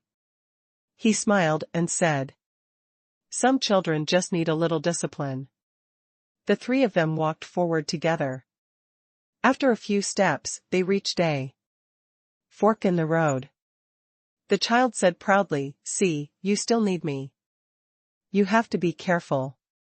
If you choose the wrong path, you will encounter something terrifying." Jiang Ming glanced at the child and turned to the left. The child widened his eyes and stood at the side, not knowing what to say. The reason was simple. This was the path he wanted to choose. He did not understand how Jiang Ming knew to choose the left path. Sikong Wuyuan also noticed the child's actions and roughly knew that they had chosen the right path. Then, he became curious again and asked Jiang Ming in his heart, "Ning Kaichen, how did you know that the left path is the right one?" "I didn't." Jiang Ming shrugged and said, "However, the kid can't keep anything secret." At this moment, Sikong Wuyuan understood and instantly laughed out loud. Children are still children. When the child heard his last sentence, he could not help but become angry. He went forward and hit Sikong Wuyuan's back. He said angrily, "What do you mean by that? Are children not smart?" Sikong Wuyuan could not help but laugh when he saw the angry child. Then, he thought of something and said to Jiang Ming, "This child's name is quite unique. He's called Yuan Hehe." "It is a very childish name," Jiang Ming said. Yuan Hehe was about to go red with anger and started telling at Jiang Ming. "From now on, you can't call me kid. You have to call me Yuan Hehe." Jiang Ming was about to answer when a huge rolling ball suddenly appeared in front of him. The ball was heading toward the three of them, and there seemed to be something standing on top of it. Sikong Wuyuan narrowed his eyes, but he could not see it. However, Jiang Ming could see clearly that there was a monkey on it. The monkey seemed to recognize them and knew who they were. It was grinning at them. "Hehe, today is the day you die." The monkey seemed to recognize them and knew who they were. It was grinning at them. However, Yuan Hehe and Sikong Wuyuan heard the screams of ghosts.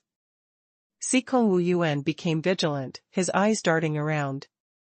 "I'm afraid there's something else nearby. We have to be careful." Jiang Ming replied, "There is something on that ball."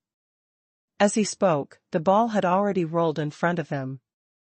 Jiang Ming and the other two split up to avoid it. The monkey controlled the ball and went directly in front of Jiang Ming. Jiang Ming retreated. The monkey was persistent and continued to move forward. It was obvious that it wanted to deal with Jiang Ming. When Sikong Wuyuan saw this, he shouted loudly in an attempt to attract the monkey's attention. However, the monkey did not care about Sikong Wuyuan's roar at all and continued to attack Jiang Ming. Not only the ball, but he also kept throwing things at Jiang Ming. Whatever he was throwing was sticky. Jiang Ming kept jumping and avoiding these things. However, the monkey seemed to have changed its target and began to attack them from all directions. Yuan Hehe was caught off guard and was hit by one of the things. He struggled frantically, but this thing directly wrapped him up. Many of the sticky things fused together. It started squeezing him. Yuan Hehe panicked and quickly said to Jiang Ming and Sikong Wuyuan, "Someone come and save me. I don't want to die like this." Sikong Wu Yuan went forward to help. However, as soon as he touched the sticky thing, he instantly met the same fate as Yuan Hehe. He was trapped with Yuan Hehe. This time, both Yuan Hehe and Sikong Wu Yuan asked Jiang Ming for help. Yuan Hehe was speechless. This was the first time he had encountered such a situation. When he asked for help, the person who helped him encountered the same problem as him. However, he had no time to complain about this now. He was about to suffocate to death. The sticky stuff was actually a type of slime. It was already around his nose and was about to surge into it. The worst thing was that his entire body was stuck to this thing and he could not struggle at all. Sikong Wu Yuan was faring slightly better than Yuan Hehe. The slime had just entered his body and did not extend into his organs. Great, you're here to accompany me. Yuan Hehe smiled bitterly and stared at Jiang Ming, who was still dodging the monkey's attack. He sighed in his heart. Could it be that he was going to die here today? What's going on? You're still in the mood to make jokes? Sikong Wu Yuan felt that Yuan Hehe could not grasp the gravity of the situation, and quickly asked Jiang Ming for help in his heart. Yuan Hehe smiled bitterly again. What could he do? Now, only this guy who was dodging the monkey's attack in front of them could save them. However, the problem was that Jiang Ming looked weak and seemed to have no time to save them. If he did not make a joke now, to ease the atmosphere, what else could he do? Seeing Sikong Wu Yuan and Yuan Hehe's miserable state, Jiang Ming used a new spell and split himself up. His real body was with Yuan Hehe and Sikong Wu Yuan, while the fake body was with the monkey. Sikong Wu Yuan and Yuan Hehe were confused when they saw the two Jiang Mings. However, the monkey did not see two Jiang Mings. It thought that the fake Jiang Ming was the real one and threw the slime at the fake Jiang Ming. Happily, Jiang Ming felt that it was very likely that he would also blend into the slime, so he threw a branch at the slime. However, the branch was sucked into the slime. Now, apart from Sikong Wu Yuan and Yuan Hehe, there was also a tree branch, making it even more crowded. Yuan Hehe could not help but cry out, "Oh my God, are you here to save us, or are you here to hurt us?" Sikong Wu Yuan knew that Jiang Ming did not do it on purpose, so he immediately retorted, "Shut up and think about how to get out." Yuan Hehe felt that Sikong Wu Yuan's time was very harsh, and he could not help but feel wronged. "I'm not lying." He muttered this in a low voice. He felt that Sikong Wu Yuan had changed and would no longer side with him, so he did not dare to say anything. He was really afraid that the young man in front of him would not be willing to save him.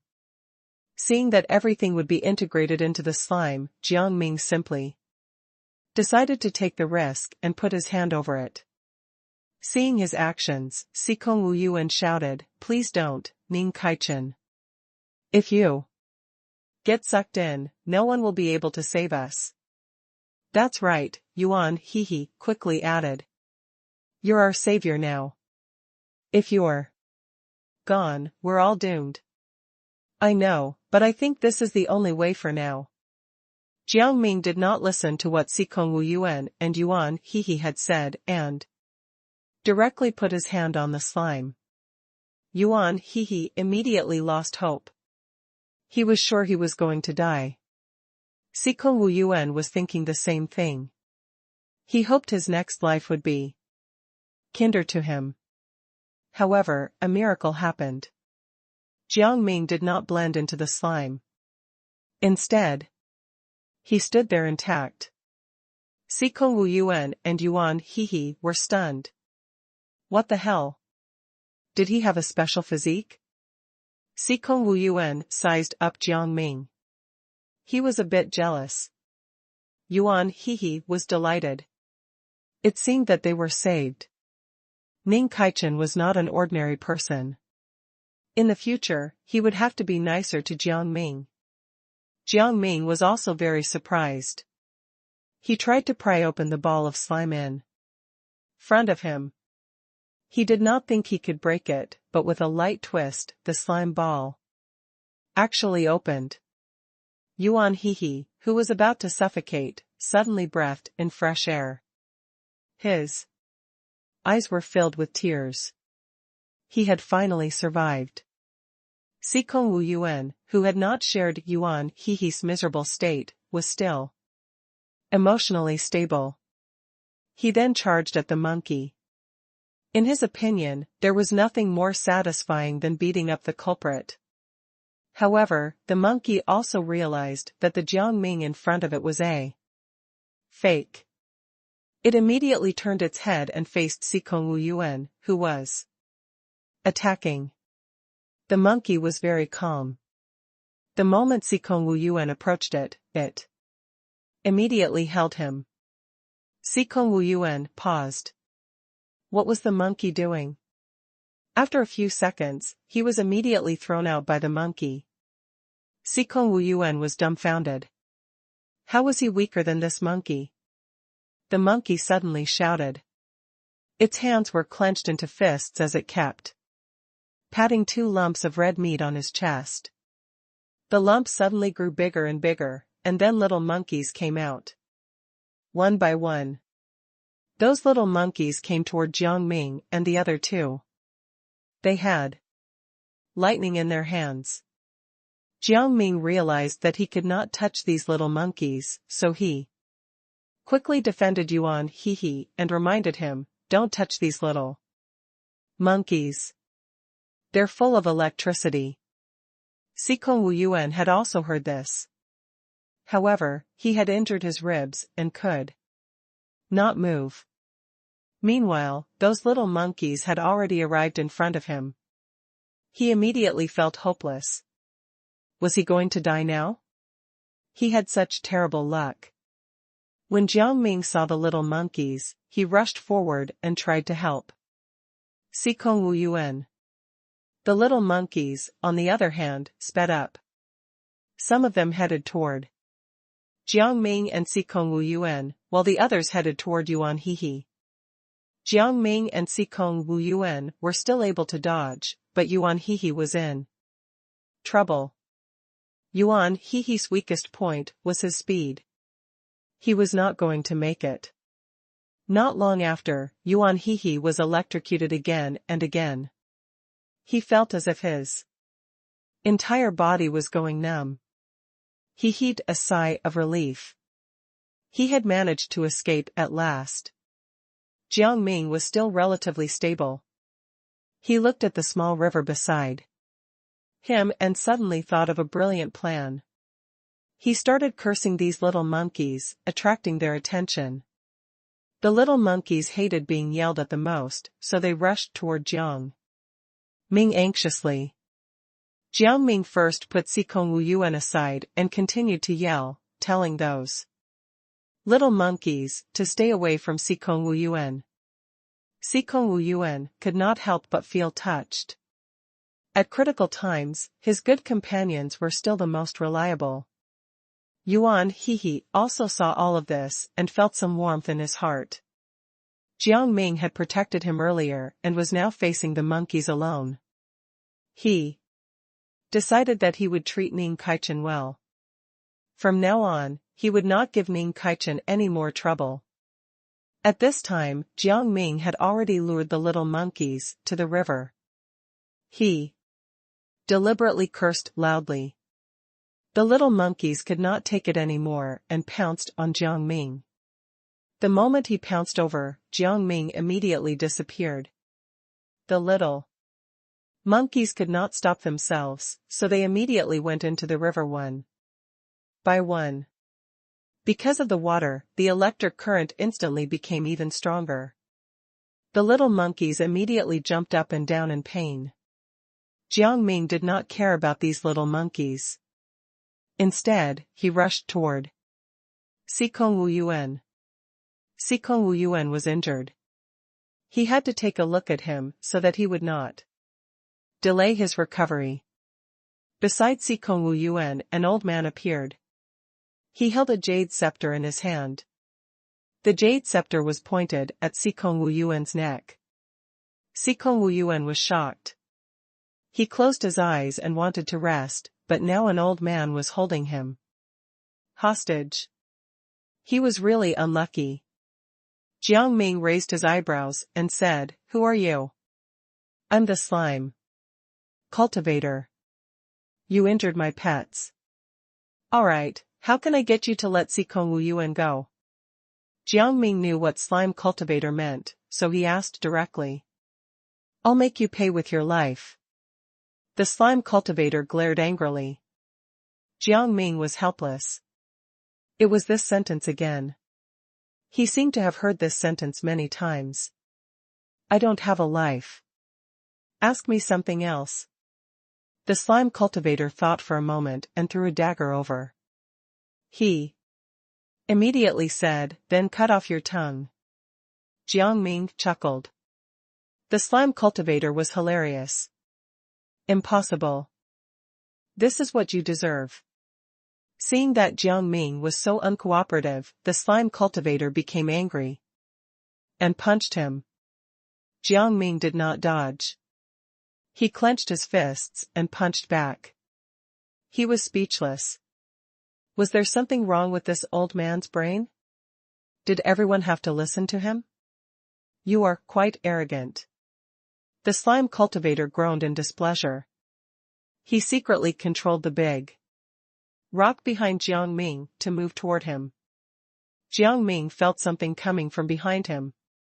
When he turned around, he immediately realized that it was a huge rock. He did not even need to guess that this rock was definitely the work of the slime cultivator. He waved his palm in the air and released his spiritual energy to shake the rock away. The rock immediately shattered into pieces. While the slime cultivator was not paying attention, Jiang Ming directed these pieces toward him. The slime cultivator was extremely arrogant. He thought that everyone would fall at his feet and praise him. He did not think that Jiang Ming would attack him at all. He was immediately covered in dust by the scattered rock shards. Jiang Ming took the opportunity to bring Sikong Wu Yuan over and set his broken bones. The slime cultivator was speechless. He shouted at Jiang Ming, "How dare you still want to fight me? You really overestimate yourself."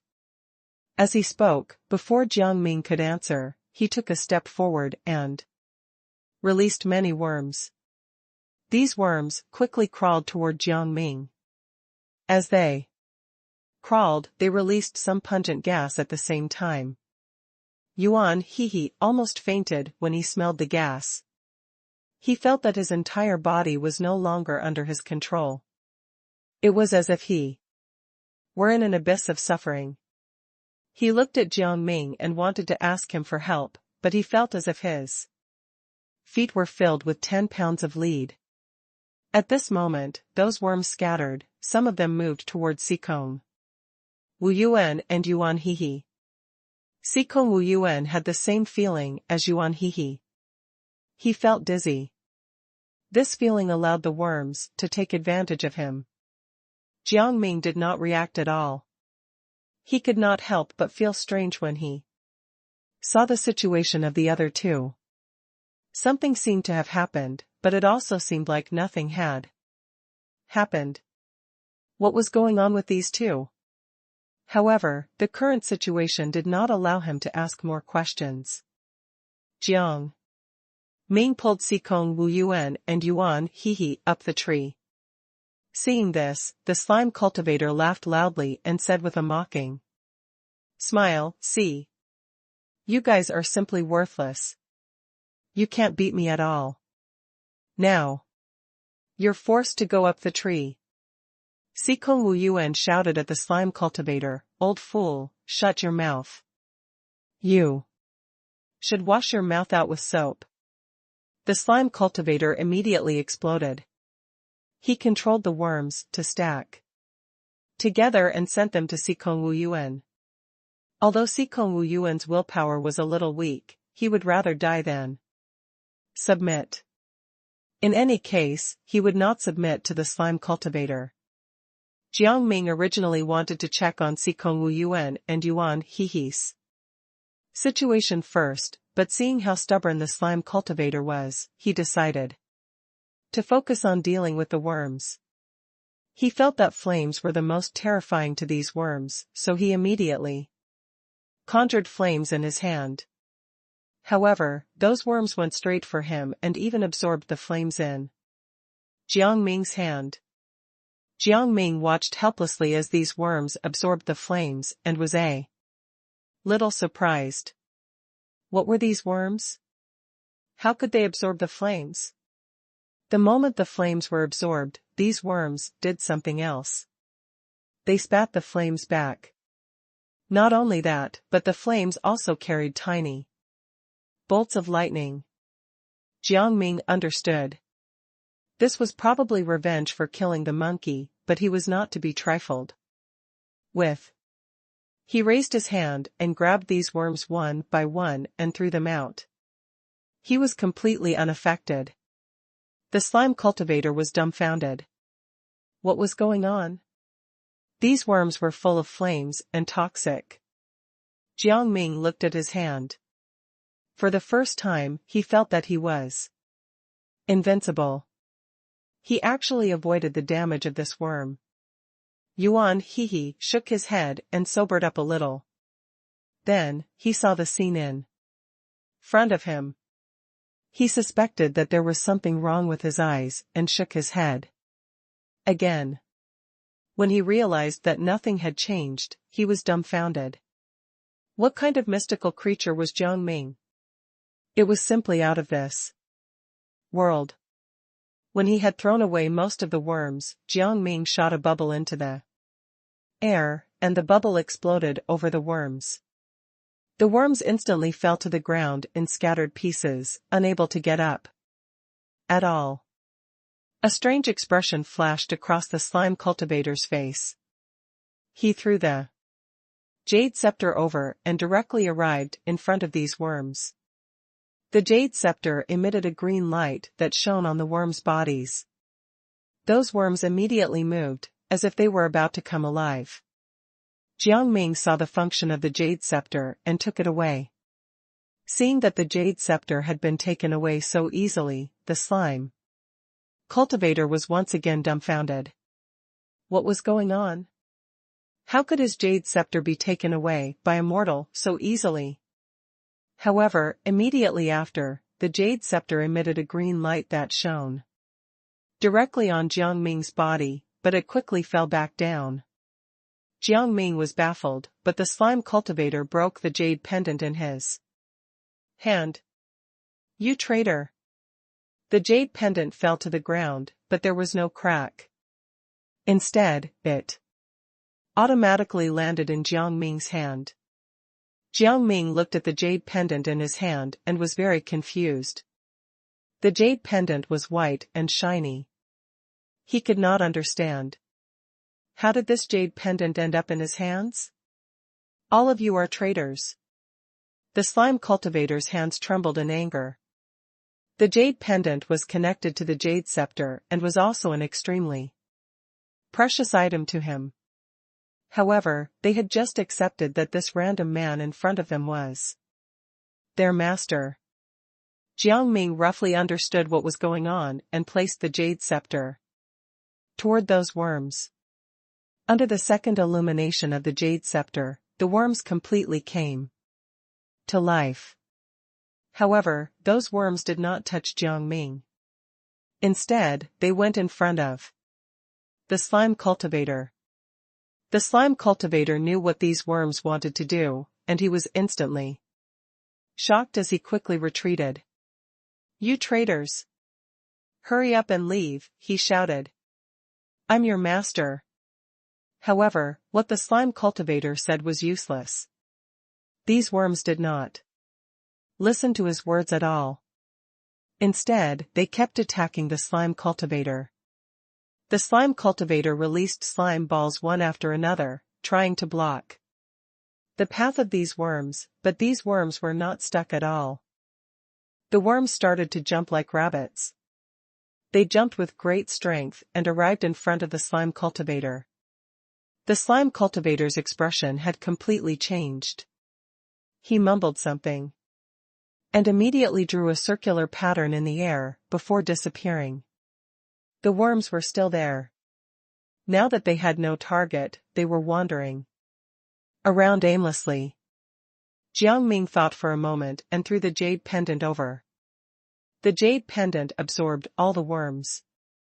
Jiang Ming put the jade scepter and the jade pendant in his pocket. Although he did not know why the jade scepter and the jade pendant recognized him as their master, they were good tools. Yuan Hehe was still in a daze. He could no longer see clearly.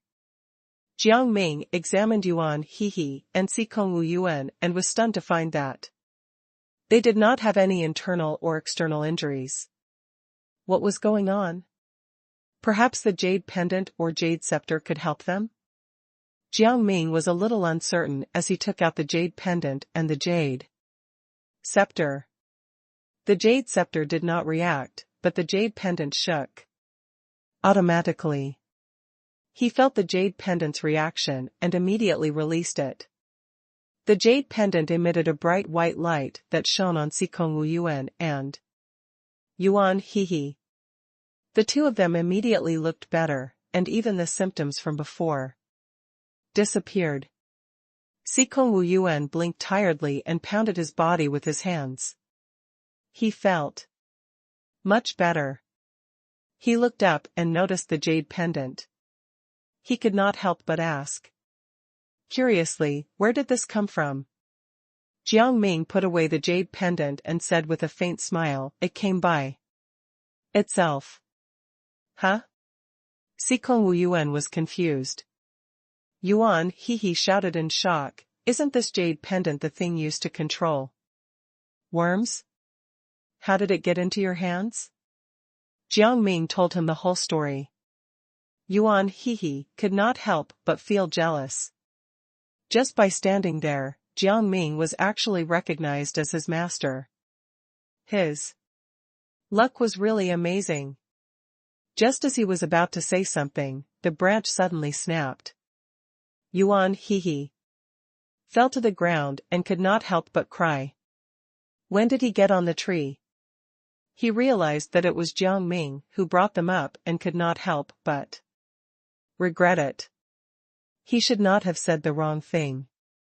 Ning Kaichen was quite good to him, so he could not let him down. Sikong Wu Yuan immediately jumped down and landed on the ground. He asked Yuan Hehe with concern, how are you feeling now? Are you okay? Yuan Hehe pursed his lips and said, I wonder what spell that old man used just now. Still, we can leave now. Sikong Wu Yuan did not know what to say when he heard Yuan Hehe's words. He did not see what the slime cultivator had done just now, so he did not understand what Yuan Hehe had said. However, Jiang Ming knew what Yuan Hehe was talking about. His eyes narrowed. Didn't you say that you could take us out? Could it be that everything you said was a lie? Yuan Hehe shook his head. It's not like that. I mean, the old man has a simpler way out. We could have used this method, but he ran away. Maybe he didn't run. Jiang Ming felt an abnormal fluctuation in the area, and then he saw the leaves in front of him. Yuan Hehe and Sikong Wu Yuan did not understand what Jiang Ming meant. They shook their heads and said, how could he not run? That old man has already disappeared. Jiang Ming did not answer their questions. Instead, he walked to the leaves in front of him and took out the jade pendant. Under the light of the jade pendant, the leaves instantly turned into the Slime cultivator. He fell to the ground. The slime cultivator's bottom hurt from the fall, and he could not help but rub it. This was the first time he had been detected. He had never thought that the kid in front of him would actually recognize him. However, he still had to maintain his gentlemanly demeanor. He stood up and still looked at Jiang Ming with disdain. "Kid, you have some talent. Since you've seen through me, let's have a fair battle." Jiang Ming opened his mouth. The slime cultivator took advantage of Jiang Ming's surprise and stuffed something into his mouth. Jiang Ming immediately spat it out. The slime cultivator felt a wave of pity. If he had known earlier, he would have been a little faster. Perhaps this kid in front of him would have swallowed it. This time, Sikong Wu Yuan and Yuan Hehe did not plan to sit still and wait for death. They went directly to the slime cultivator. "We want you to pay for what you did just now." Seeing the three of them attack together, the slime cultivator could not help but feel a little nervous, but he still did not want to lose his imposing manner. He snorted coldly. "You're just three poor people. Do you still want to fight me? Go home." As he spoke, a broom appeared in his hand. The broom was nimble as it charged at Jiang Ming and the other two. Jiang Ming tried to grab the broom, but the broom was very fast and did not give Jiang Ming a chance to grab it. The three of them kept knocking on the broom. Yuan Hehe felt that the slime cultivator was overestimating himself by using only a broom to deal with them. The broom hit his body. The area where the broom hit immediately began to burn. It was extremely painful, but there was no fire anywhere. Yuan Hehe and Sikong Wu Yuan could not take it anymore and started wandering around. Sikong Wu Yuan could barely endure it. He continued to follow Jiang Ming to help him fight. Yuan Hehe could no longer withstand it and had already stopped fighting. However, the moment he stopped, the broom took advantage of the opportunity and charged straight at him. Yuan Hehe's eyes widened. He did not know what to do. Jiang Ming noticed all of this and quickly pulled him in front of him.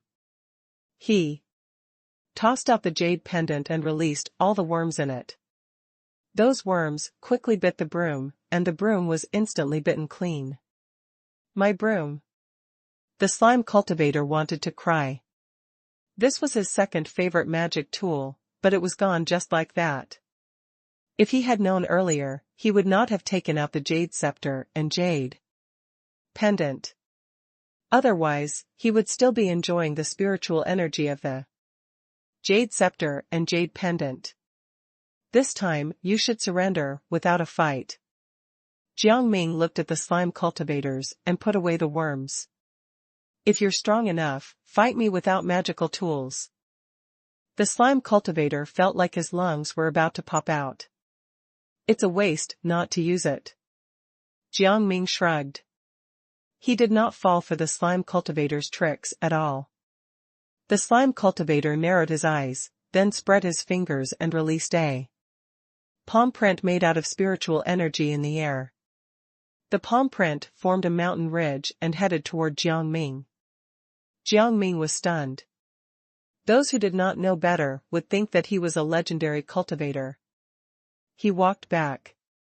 When the mountain ridge fell in front of him, he raised his hand and shattered it. The moment it shattered, the slime cultivator rushed forward, and lightning strikes appeared in his hands. These lightning strikes all headed toward Jiang Ming's body. Jiang Ming saw them and rushed in front of the slime cultivator. These lightning strikes followed Jiang Ming's footsteps and came to the slime cultivator. The slime cultivator had a bad feeling and retreated. The lightning strikes were faintly discernible, and Jiang Ming raised his hand to attract them. The moment the lightning strikes reached him, he quickly left. The lightning strikes could not help but come in front of the slime cultivator, who was instantly struck by them. The slime cultivator's entire body was shaking. His vision was blurry, and his ears were ringing. He paused and stared blankly at his palm. What was going on? In an instant, Jiang Ming released many smaller lightning strikes. The slime cultivator felt that he had no choice but to fight back, so he summoned more lightning strikes. These lightning strikes surrounded Jiang Ming and the other two. The lightning was layered together and was surrounded by sharp thorns. These sharp thorns all landed on Jiang Ming and the other two. Yuan Hehe raised his hand to block these thorns. His arm was emitting a faint spiritual energy. This spiritual energy could protect his arm and prevent him from being injured. However, these thorns pierced into Yuan Hehe's skin. Yuan Hehe first felt a sharp pain, and then he suddenly realized that many small boils had appeared on his arm. Sikong Wu Yuan also saw the boils. He took out a small bottle and sprinkled its powder on Yuan Hehe's body. As he sprinkled the powder, he secretly spoke to Yuan Hehe. I have seen this kind of side effect before. The powder inside can save you. The moment the powder landed on his hand, Yuan Hehe felt a little hot, but he endured it. He could only trust Sikong Wu Yuan and Ning Kaichen now. Ning Kaichen, this old man is a little tricky to beat. Sikong Wu Yuan looked at Jiang Ming after he had scattered the powder. However, Jiang Ming and the slime cultivator had already started fighting. The slime cultivator's face was filled with anger.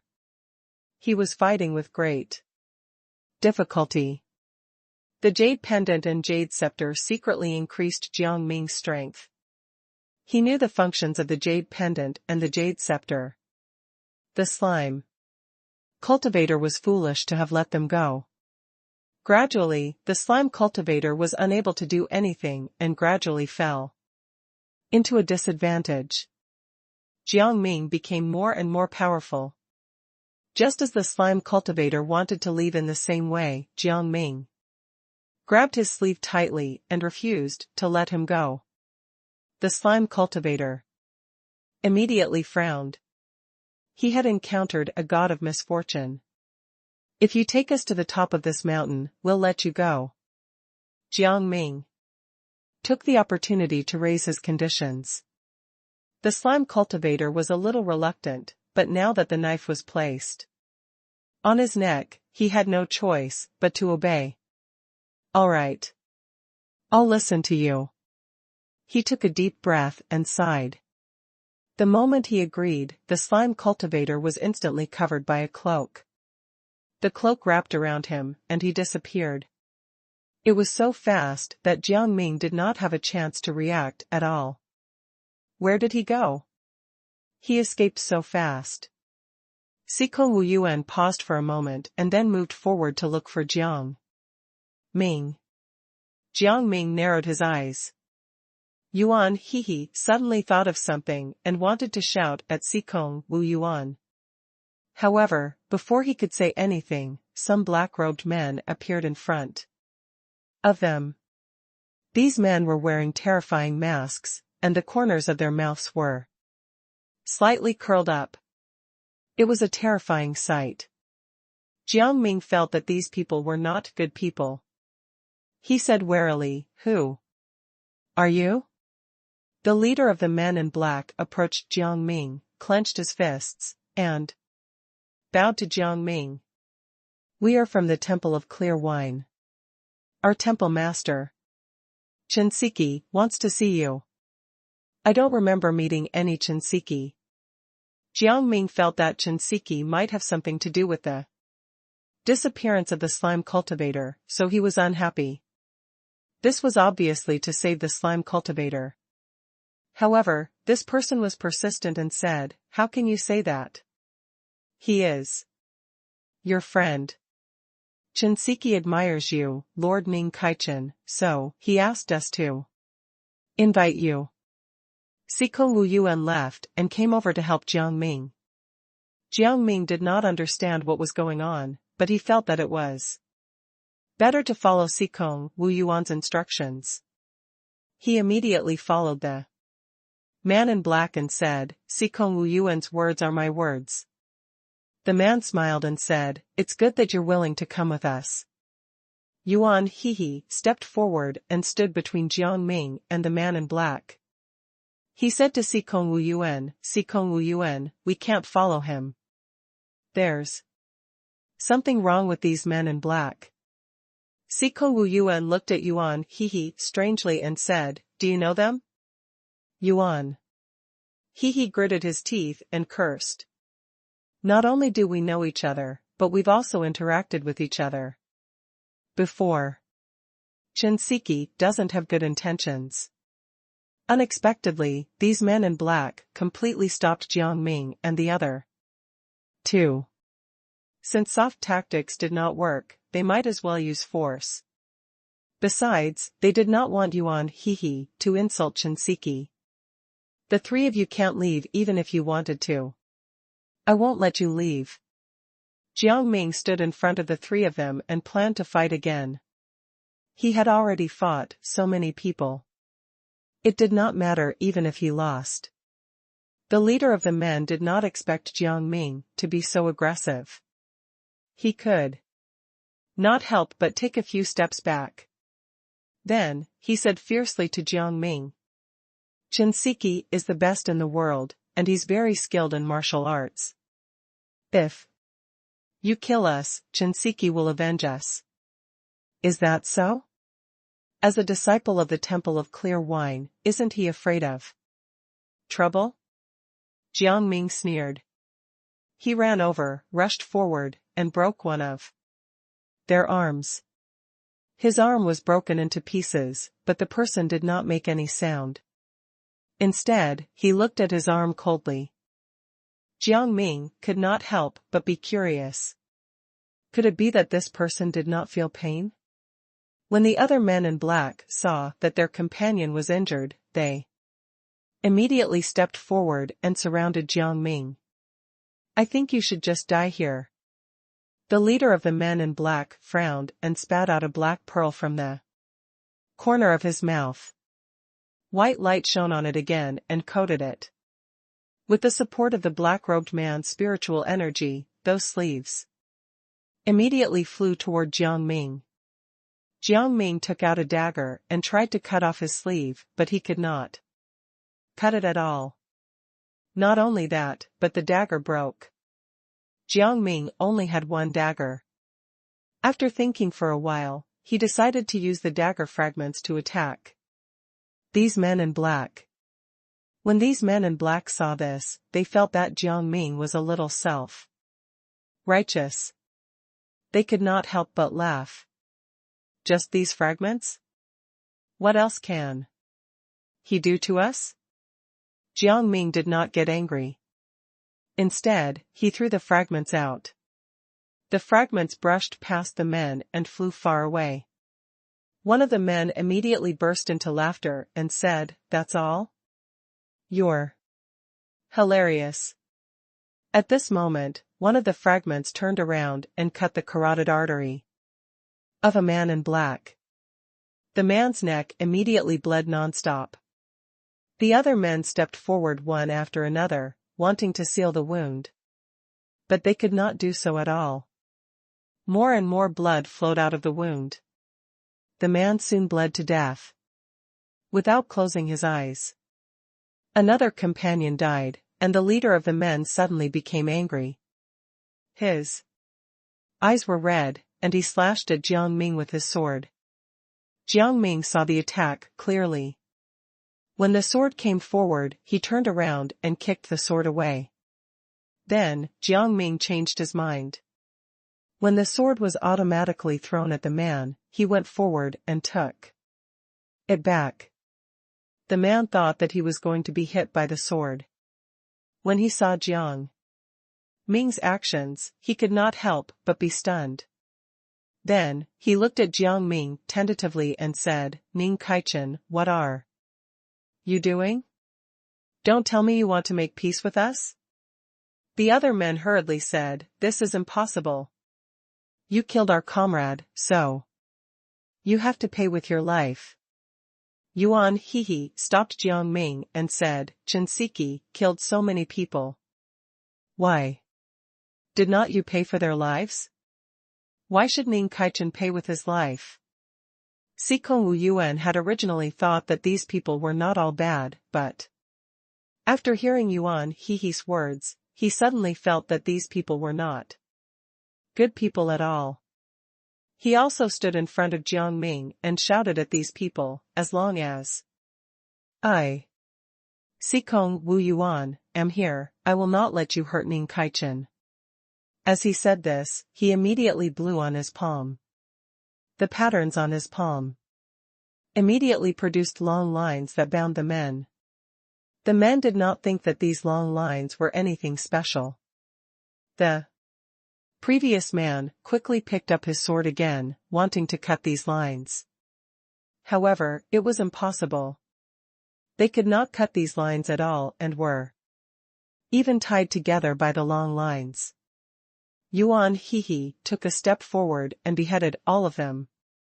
He patted his chest and said, as long as we show mercy, these people from the Temple of Clear Wine will harm others. Let them go face the souls of the people they killed.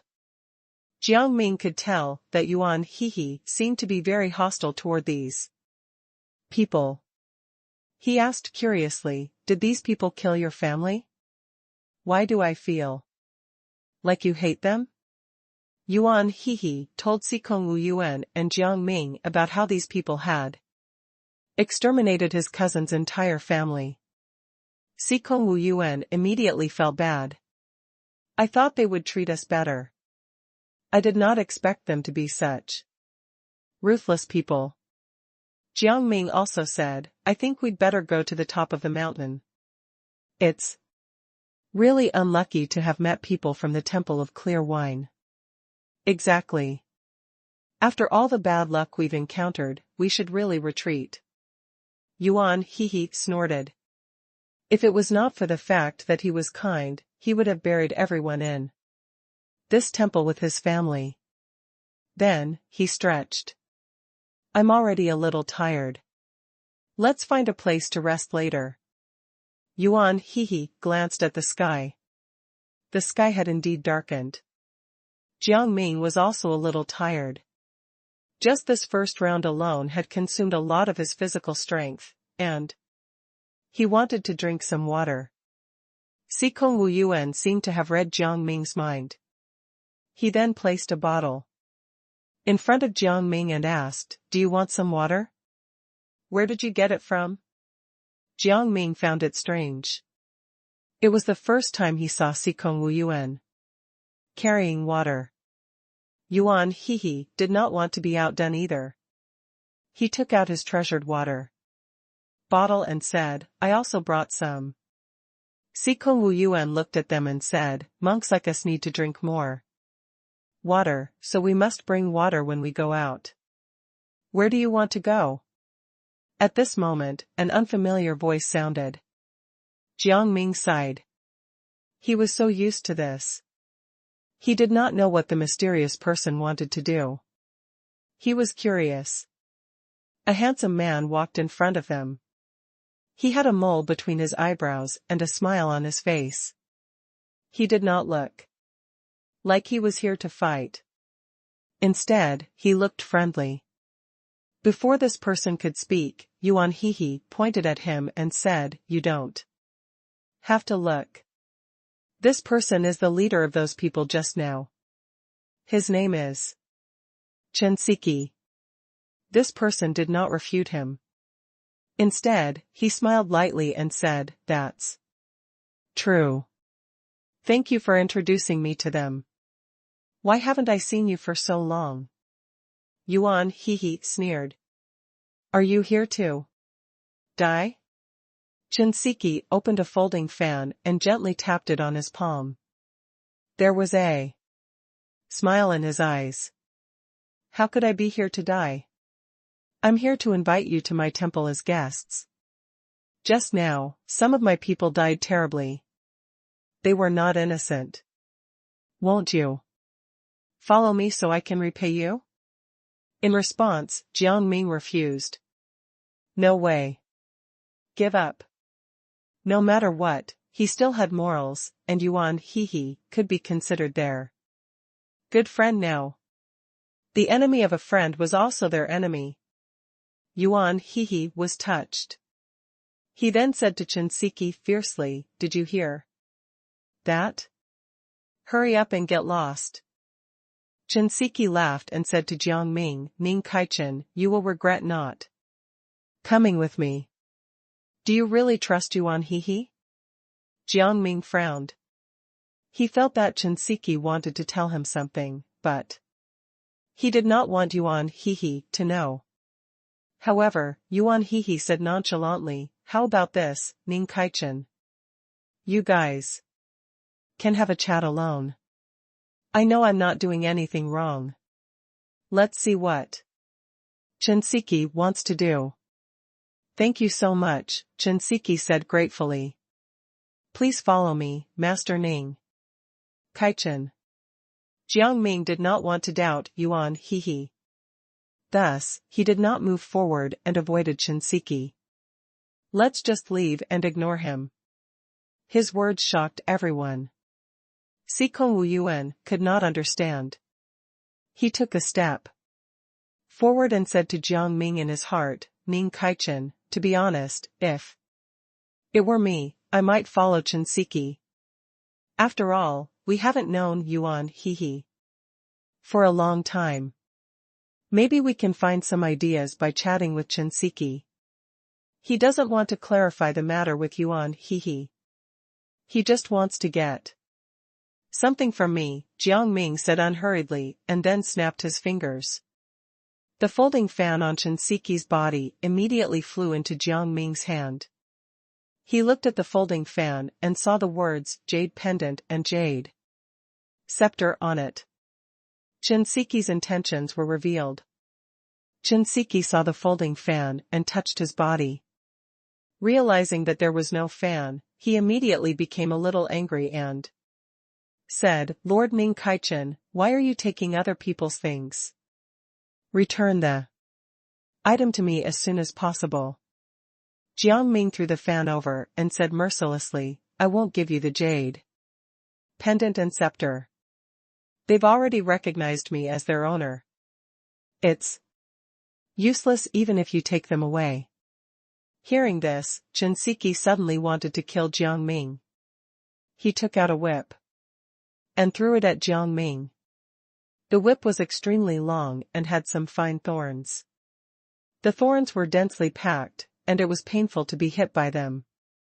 Jiang Ming did not notice and was hit by the thorns, but the whip disappeared. What? Shinseki looked at his palm. His hand trembled, and he fell to the ground. This whip was cursed. If someone made it disappear, the person who used the whip would suffer terribly. He had never encountered such a situation in his life. How had the whip disappeared automatically? Hurry up and surrender. Yuan Hehe knew about the side effects of the whip. He praised Jiang Ming's power in his heart, but he looked at Shinseki, who was about to faint, with disdain. Shinseki had to admit defeat, but he did not want to give up. The moment Jiang Ming approached him, he rushed forward and wanted to snatch the jade scepter and jade pendant beside him. Jiang Ming understood what Shinseki was doing and pushed him away. Shinseki stood his ground. Some fireworks appeared in his palm. The fireworks flashed in 5 colors in front of him and exploded instantly. Ning Kaichen, Yuan Hehe, and Sikong Wu Yuan blinked and immediately headed toward Jiang Ming.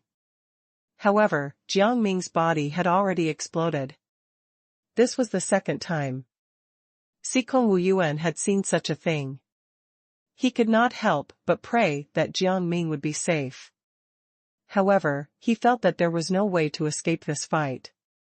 The explosion was not an ordinary explosion. Shinseki was obviously up to something. Yuan Hehe was dumbfounded. He felt that it was all because of his kind heart that Ning Kaichen died. Then, he felt a little helpless and began to feel depressed. He felt that Ning Kaichen should not have died and should have lived longer. Shinseki laughed. If I can't get the jade pendant and the jade scepter, neither can you. What a joke. I thought Ning Kaichen was a capable man, but he turned out to be a weakling. Yuan Hehe, he's as weak as your cousin's family. You should understand. Yuan Hehe could not take it anymore when his cousin was mentioned. He could not let another person die. His whole body shone with a demonic light, and his eyes turned blood red. Tears of blood flowed out of his eyes, and they all went toward Shinseki. Shinseki was shocked. You actually awakened your bloodline. He did not panic at all. Instead, he stood there calmly. The moment the bloody tears approached him, he absorbed them. Shinseki closed his eyes and enjoyed the process. These are all great tonics. Yuan Hehe, I'm afraid you don't know that your blood nourishes me. Otherwise, why would I have killed your cousin? Your cousin has a similar physique. Now, you can also become my nourishment. Then, 2 ears appeared on his head, and his hands turned into claws. His arms automatically extended and reached Yuan Hehe. Yuan Hehe wanted to resist, but then he realized that he could not use his spiritual energy. Moreover, he could not move and could only stay where he was. He did not know what spell Shinseki had used, but he knew that he was about to die. He took a deep breath and relaxed. Now that he was about to die, he had to die with honor. Siko Wu Yuan saw this, and quickly stepped forward to pull Yuan Hehe back. Now that Ning Kaichen was gone, he could not let Yuan Hehe die as well. Yuan Hehe did not expect Siko Wu Yuan to save him, so he quickly reacted. No matter what, he had to avenge his cousin and Ning Kaichen. He could not be a coward anymore. Earlier, he had used his cowardice in exchange for kindness. He had to end this farce. At the thought of this, a lotus flower appeared between his eyebrows. A sharp light shot toward Shinseki. Shinseki was instantly cut in half, and then the 2 halves merged back into a whole. Shinseki was not afraid at all. He kindly told Yuan Hehe, you can't beat me. Now, I've fused with your blood, and my body has become even more flexible. Attacking me is just useless. As he spoke, a crack appeared on Yuan Hehe's body. Yuan Hehe covered the cracks on his body and said in disbelief, how is this possible? Everything is possible. Wake up and face reality. Siko Wu Yuan rushed up and released some spiritual energy from the crack. The spiritual energy wrapped around the crack, making it less obvious. This is simply amazing, Yuan Hehe said in amazement. You should die. Shinseki was running out of patience. Cracks had already appeared on his fingers. He had absorbed too much blood, and his body could no longer withstand it. He released more than 10 streams of bloody tears, which surged in front of Yuan Hehe and Siko Wu Yuan. Siko Wu Yuan raised his hand and released his spiritual energy, trying to block the attack. However, the bloody tears were extremely powerful. After a while, Siko Wu Yuan could not hold on any longer. Yuan Hehe raised his hand to help him. However, he was not strong enough. The 2 of them had to hide for cover. Teasing you 2 is fun. Shinseki released the bloody tears. The bloody tears were about to enter Yuan. He and Sikong Wu Yuan's eyes. Sikong Wu Yuan and Yuan He immediately took a few steps back. However, they still could not escape the attack of the bloody tears. Additionally, Sikong Wu Yuan felt that he was in the same situation as Yuan. He was unable to control his own body. He had been wondering how Yuan He had become like this, but now it seemed that it was the bloody tears that had caused him to become like this. However, at this moment, a miracle happened. The bloody tears suddenly fell to the ground without any reaction. Shinsei's expression changed. He seemed to have realized something and shouted into the air, Ning Kaichen. Come out. I know you didn't die in the explosion. However, no one came out. Sikong Wu Yuan was not sure if it was Jiang Ming who saved them, but he shouted into the air, no matter who you are, I have to thank you for your help. Yuan He heaved a sigh of relief. They were considered lucky to have been saved by a good person. However, at this moment, Shinseki seemed to have gone mad. He kept attacking the surroundings, completely ignoring Sikong Wu Yuan and Yuan. The surrounding buildings were damaged, but Shinseki did not care. In his opinion, there was nothing more important than finding the person who had helped Sikong Wu Yuan and Yuan He. Even after Shinseki went crazy, the person who helped Yuan He and Sikong Wu Yuan still did not show up. Sikong Wu Yuan prayed in his heart, hoping that person would never appear. Otherwise, he would be finished. At the same time, he was also anticipating it. If only the person who helped them was Ning Kaichen, then Ning Kaichen would be alive. However, he did not know how Ning Kaichen could survive such a powerful explosion.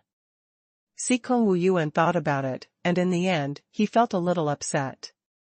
Since Shinseki could not find the person who helped Sikong Wu Yuan and Yuan He got angry. He directly charged forward and attacked. Shinseki's eyes became fierce. Since he could not find Ning Kaichen, then he would deal with them. However, vines rushed toward Shinseki. These vines seemed to have consciousness and kept trying to hurt his body. The vines ached terribly. Shinseki was in so much pain that he wanted to drag Yuan He and Sikong Wu Yuan along to suffer with him. Sikong Wu Yuan and Yuan He had learned their lesson and stayed far away from Shinseki. When Shinseki approached the two men, he was blocked by the vines and could not move forward. He suddenly regretted it. If he had not attacked Yuan He and Sikong Wu Yuan, he would still be fine. However, it had already happened. He raised his hand to grab the vine, but he could not do so at all. Moreover, his hand was also cut off. This was the first time Shinseki had suffered such a grievous injury. He looked at his hand, which fell to the ground. He felt the pain and started screaming. He looked like he had gone crazy. He took a step back, stumbled, and almost fell to the ground. Finally, he shouted a few words into the air. UB*TCH, you actually hid behind me. Come out and face me if you're there. I think it's you, Ning Kaichen. I was wondering why I didn't see your corpse. However, there was still no response. Shinseki could not help but become even more irritable. At this moment, a crack appeared on the ground. Immediately after, the crack began to extend, and everything on the ground was about to sink in. Sikong Wu Yuan and Yuan He thought Shinseki had gone crazy. They looked at each other and decided to retreat. In their opinion, the best outcome now was to leave this place. However, Shinseki noticed Sikong Wu Yuan and Yuan He's movements. He released one realm after another to stop them. Sikong Wu Yuan raised his hand and punched out. The barrier was completely destroyed. He looked at his hand in disbelief. He was already a little scared. He did not expect to actually crack the barrier. Then, he brought Yuan Hehe forward and started sprinting. The two of them ran until they were out of breath. Finally, they were some distance away from the place. Shinseki quickened his pace and kept chasing them.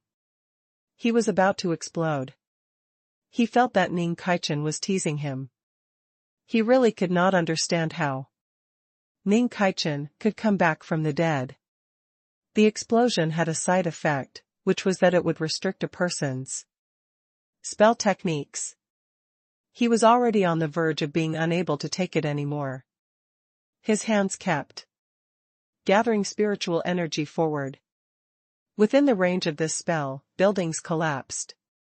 He let out a breath and then released his spiritual energy. It started heading toward Yuan Hehe and Sikong Wu Yuan, who were exhausted. Countless sparks of spiritual energy struck each other in the air. Yuan Hehe's spiritual energy was not that strong, so his arm was injured. Sikong Wu Yuan tried his best to protect Yuan Hehe, but he could also feel a type of spiritual energy protecting them. He found it strange, and from the bottom of his heart, he began to believe that Ning Kaichen was protecting them. At this moment, the ground suddenly returned to normal, and the cracks disappeared layer by layer. Shinseki was stunned for a moment and then flew into a rage. What was Ning Kaichen doing? In an instant, Jiang Ming walked out with a smile on his face. Shinseki, you should surrender now. After his words, the buildings that had disappeared returned to normal. You broke my spell. Shinseki was in despair. He stared at Jiang Ming blankly and expressed his confusion. Ning Kaichen, how did you come back from the dead? Jiang Ming looked at Shinseki and felt sorry for him.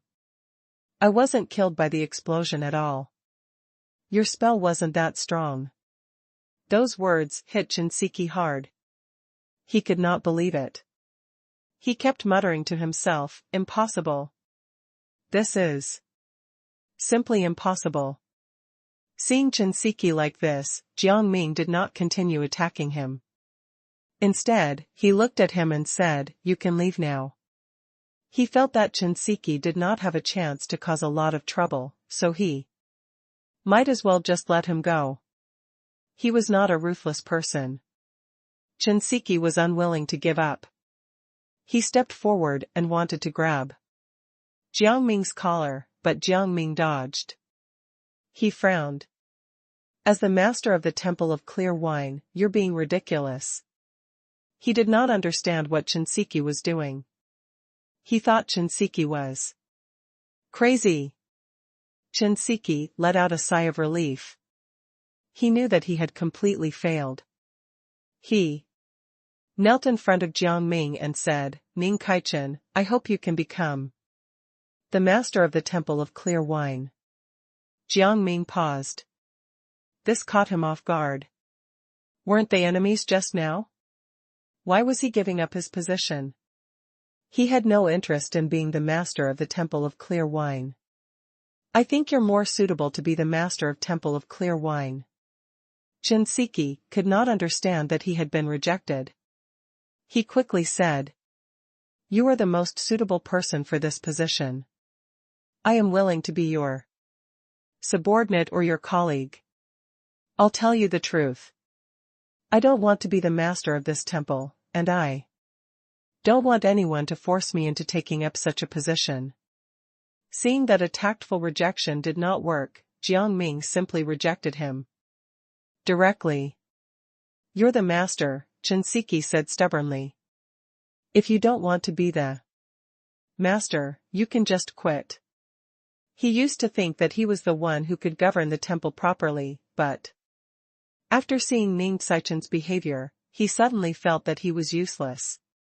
Ning Kaichen was more suitable for this position. Jiang Ming raised his eyebrows. I've already said that I don't want to be the master. You'd better find someone else. Yuan Hehe, Sikong Wu Yuan, let's go. Jiang Ming turned to look at Yuan Hehe and Sikong Wu Yuan. They were stunned. They had thought that Jiang Ming was dead. Upon hearing Jiang Ming's words, they nodded their heads vigorously, their eyes shining. When Jiang Ming approached them, Sikong Wu Yuan could not help but ask. Ning Kaichen, how did you do it? I saw you explode. Jiang Ming scratched his head and said, oh. That thing was rather weak. I hardly felt anything. Yuan Hehe leaned closer to Jiang Ming and stuttered, how is this possible? Ning Kaichen, if you try to leave, I will hang myself in front of you. Shinseki made up his mind and stared at the backs of Jiang Ming and the other two. What? Was this a reasonable thing to say? Shinseki was terrible. Jiang Ming rolled his eyes and turned around to say something. Unexpectedly, Yuan Hehe suddenly chimed in. If Ning Kaichen must be the master of some temple, he might as well be the master of the silly temple. We are all capable of hanging ourselves. You are not special. Jiang Ming and Sikong Wu Yuan were shocked. They looked at Yuan Hehe and said, what are you talking about? Are you the master of the silly temple? Yuan Hehe nodded and then became smug again. He patted his chest and said, of course, I am the youngest master of that temple. Foolish brat. Do you think you're powerful? Shinseki smiled, and a long stick appeared in his hand. He walked to Jiang Ming and presented it to him. Ning Kaichen, this is the Eastern Sea Dragon Rod. This dragon rod contains endless spiritual energy. What's the big deal? It's just a stick. It's not even as good as my mirror.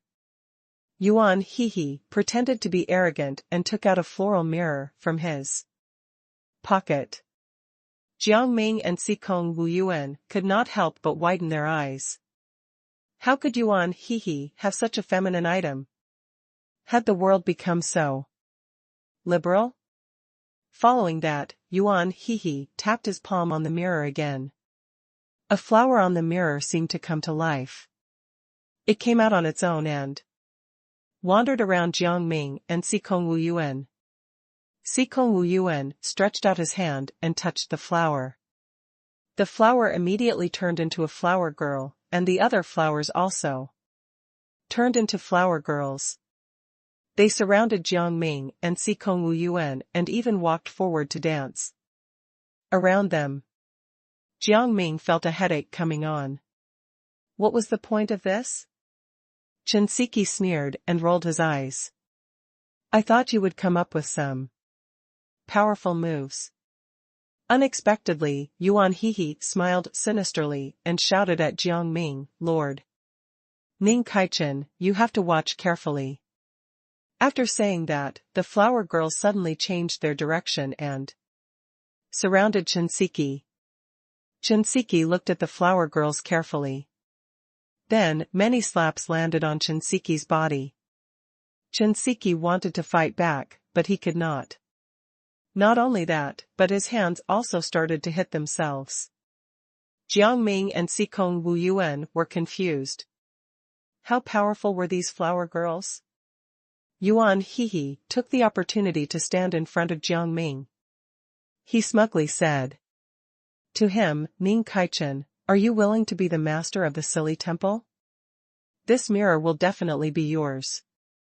I'm not willing. Jiang Ming shook his head. He was unwilling to restrict his freedom no matter what he did. It's better to go to the temple of clear wine. As the master of the temple of clear wine, you can be carefree and happy. Even though Shinseki was beaten up, he did not forget to say this. Sikong Wu Yuan lowered his voice and said, the master definitely doesn't have freedom. He has to deal with all kinds of issues. Even if he can go out, he doesn't have time. I still don't want to go. Jiang Ming slapped his forehead. He was still as stubborn as before. Yuan held his breath and felt that everything was Chinsiki's fault. He shouted at Chinsiki, "It's all your fault. If you hadn't brought it up, perhaps Lord Ning Kaichen would have agreed to be the master of Silly Temple." Chinsiki did not want to be outdone. He shouted at Yuan, "That's your own problem. Why are you blaming me? Besides, you look so stupid. Who would believe you?" Yuan became even more furious. He rushed toward Chinsiki and threw an ice block at him. Chinsiki did not care. He raised his hand and wanted to smack the ice block away. Yuan smiled to himself. Chinsiki had fallen into a trap. The moment he approached the ice block, Chinsiki was immediately frozen. Solid. Although he was frozen, Chinsiki could see everything clearly. His hearing was also normal. He moved the spiritual energy in his body and found that it could still be used. The flames in his body were endless, and the ice melted in an instant. Chinsiki rushed toward Yuan No matter what, he had to take revenge. Yuan clenched his fists and collided with Chinsiki. Sparks flew out of his fists. These sparks had already overflowed and had fallen to the ground. Jiang Ming and Sikong Wuyuan watched the situation from the side. They were not sure if they should go up and help. At this moment, Chinsiki suddenly said something, and the situation took a weird turn. The master of the Temple of Clear Wine must be Ming Kaichen. Don't even think about changing the master of the Silly Temple. The position of the master of the Silly Temple is the most suitable for Ning Kaichen. There are so many talented people in the Silly Temple. Ning Kaichen is mine, don't even think about it. Get lost, Ning Kaichen is clearly mine. Damn it, Yuan This was so strange. Cold sweat broke out on Jiang Ming's forehead as he glanced at Sikong Wuyuan. Now, he felt that he should run. Sikong Wuyuan felt that Jiang Ming should run away, so he pulled him and said, "Ning Kaichen, shall we go? I think this suggestion is very good." Jiang Ming nodded and was about to leave with Sikong Wuyuan. However, he was mobbed by Chinsiki and Yuan Yuan looked like he was about to cry. He finally looked like a normal child. "Ning Kaichen, do you have the heart to abandon me?" "He's disgusting," Chinsiki said. Yuan retorted, "You don't understand. I don't think you two need to worry about this. Ning Kaichen won't go to either of your temples." Sikong Wuyuan sighed. Jiang Ming raised his eyebrows and acknowledged Sikong Wuyuan's words. Yes. That is indeed the case. Yuan thought about it and had another idea. He looked at Jiang Ming pleadingly and said, "Ning Kaichen, why don't you go to the Silly Temple and take a look? Maybe you'll like it." Seeing this, Chinsiki did not want to be outdone. He rushed to Jiang Ming and said, "It's the same for my temple. I invite you to be a guest at my temple. The Temple of Clear Wine has recently released some new things. Lord Ning Kaichen, you might like them." "Ning Kaichen," Yuan quickly said. "Those things in Temple of Clear Wine are out of date. Don't join them." Hearing this, Chinsiki became angry again. He shouted at Yuan Yuan what do you think is so good about Silly Temple? The things inside are all leftovers from Temple of Clear Wine. Yuan Hehe was unhappy and continued arguing with Shinseki. Shinseki, your temple is considered a low-level temple. Stop thinking you're better than you actually are. Yuan Hehe, what nonsense are you talking about? Can you look at reality? What's so good about watching from the inside? Shinseki, I advise you to open your eyes. The silly temple is the best. The two of them continued to argue. Sikong Wuyuan couldn't stand it anymore. He raised his hand and said slowly, wait a moment. Shut up. Shinseki and Yuan Hehe turned to Sikong Wuyuan at the same time. Jiang Ming was helpless. Were these two addicted to quarreling? However, at this moment, a tornado came toward Jiang Ming. Jiang Ming waited quietly, planning to resist the tornado. However, the tornado went straight for Shinseki and Yuan Hehe. He looked up, not understanding what was going on. The tornado swept Shinseki and Yuan Hehe away, and the two of them disappeared. Shinseki wanted to shout, but the tornado silenced him. Who created this tornado? Yuan Hehe felt that his teeth were about to fall out. He quickly covered his mouth and didn't have time to ask Jiang Ming and Sikong Wuyuan for help. Sikong Wuyuan saw this and quickly looked at Jiang Ming. Ning Kaichen, this tornado seems a little strange. As soon as he finished speaking, the tornado came toward him and Jiang Ming. Jiang Ming realized the target of the tornado and immediately dragged Sikong Wuyuan to the roof.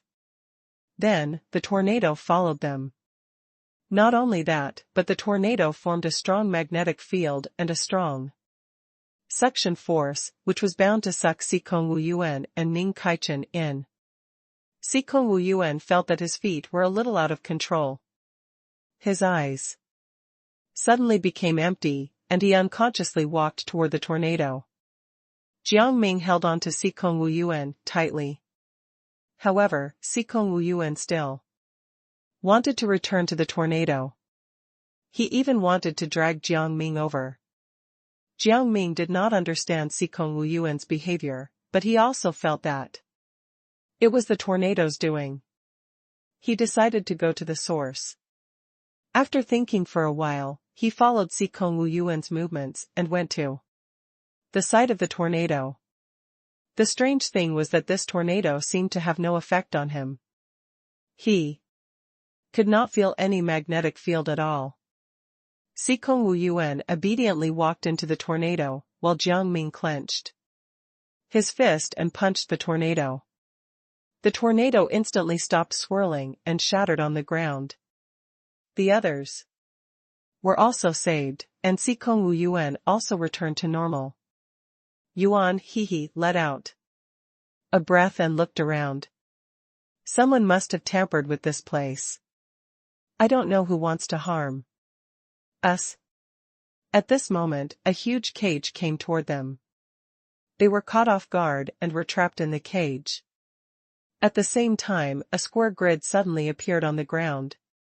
From time to time, a few hamsters would appear from the grid. Jiang Ming seized the opportunity and stomped a hamster to death. He also realized that the hamsters were fake. They were just illusions created by someone. As for the others, they were in trouble. They could not step on the hamsters at all. The hamsters bit them, and pustules instantly appeared on their feet. These pustules were still expanding, but there was no pain at all. Seeing this, Jiang Ming stepped on all the hamsters. But now, these pustules were a problem. Yuan Hehe looked at his feet and frowned. He could not accept it. He was still very concerned about his image. Shinseki was even more melodramatic. He tore off his sleeves and covered his pustules. When he did this, the pustules burst open. A stinky liquid flowed out. A piercing pain followed the rupture. He could not help but scream in pain. His expression became ferocious as he tried to tell everyone, "It's so itchy. And painful." He could only say this sentence. It was a little difficult for him to say anything else. Yuan Hehe and Sikong Wu Yuan also noticed this and did not dare to do anything to their own pustules. Jiang Ming squatted down and examined the pustules. He found that they were all formed from human flesh.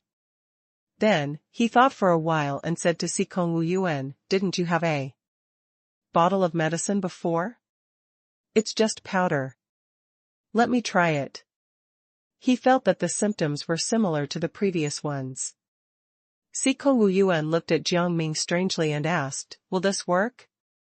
"Don't kill Chen Siki yet." He did not want to kill anyone. Yuan Hehe did not say anything, but he had been paying attention to the situation.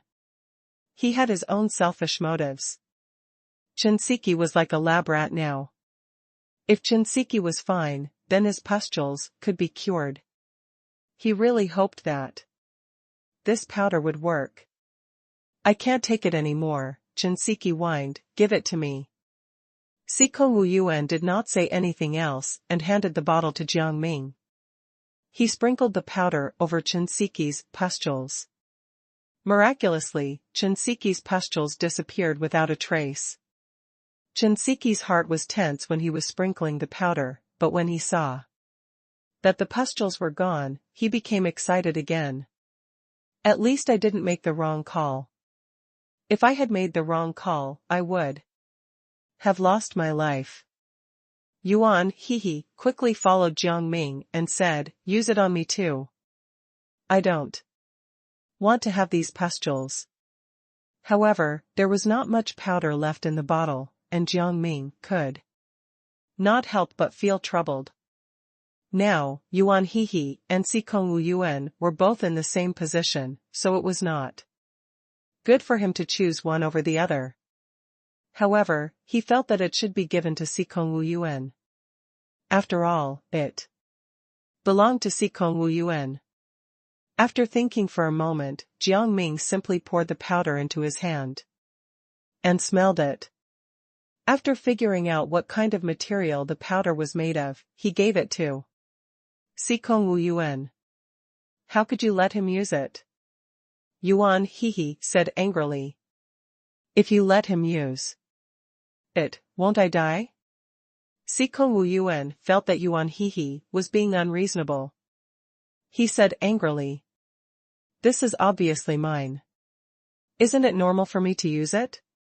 Don't take advantage of me." Yuan Hehe knew that Sikong Wu Yuan was telling the truth, but he was still unconvinced. "You used to be righteous and awe-inspiring. Why are you like this now?" Hearing this, Sikong Wu Yuan was so angry that he laughed and did not say anything else. An adult should not fight with a child. Jiang Ming looked at Yuan Hehe and said, "If you have anything to say, you have to talk it out. You have to be reasonable. Don't attempt to do what you can't do." "Ning Kaichen, I know what you're thinking, but I won't tell you what I've done." Yuan Hehe pursed his lips. "Brat." Sikong Wu Yuan helplessly hit his head. This child was really annoying. Jiang Ming raised his eyebrows. Some children needed to be taught a lesson. "I know I was wrong. I shouldn't have done this," Yuan Hehe said anxiously. "All right, you have to remember this in the future. You can't be a nuisance anymore." Jiang Ming took out his silver needles and began to prick the pustules. The technique looked simple and orderly, but it was highly advanced. Yuan Hehe was extremely nervous. "You have to take it easy. I feel like I'm going to die." Jiang Ming was amused. Just as he was about to answer, a huge claw suddenly appeared beside him and snatched Yuan Hehe away. Yuan Hehe was caught off guard and was taken away. A hole appeared in the cage, and Yuan Hehe disappeared. What happened? Sikong Wu Yuan quickly stood up. It was almost unbelievable. Jiang Ming paused, and the silver needle in his hand fell to the ground. He looked around and found that Yuan Hehe seemed to have disappeared from the face of the earth. There was no trace of him at all. Shinseki felt something strange. He scratched his head and asked, "Who disappeared? Aren't we the only ones here?" Yuan Hehe.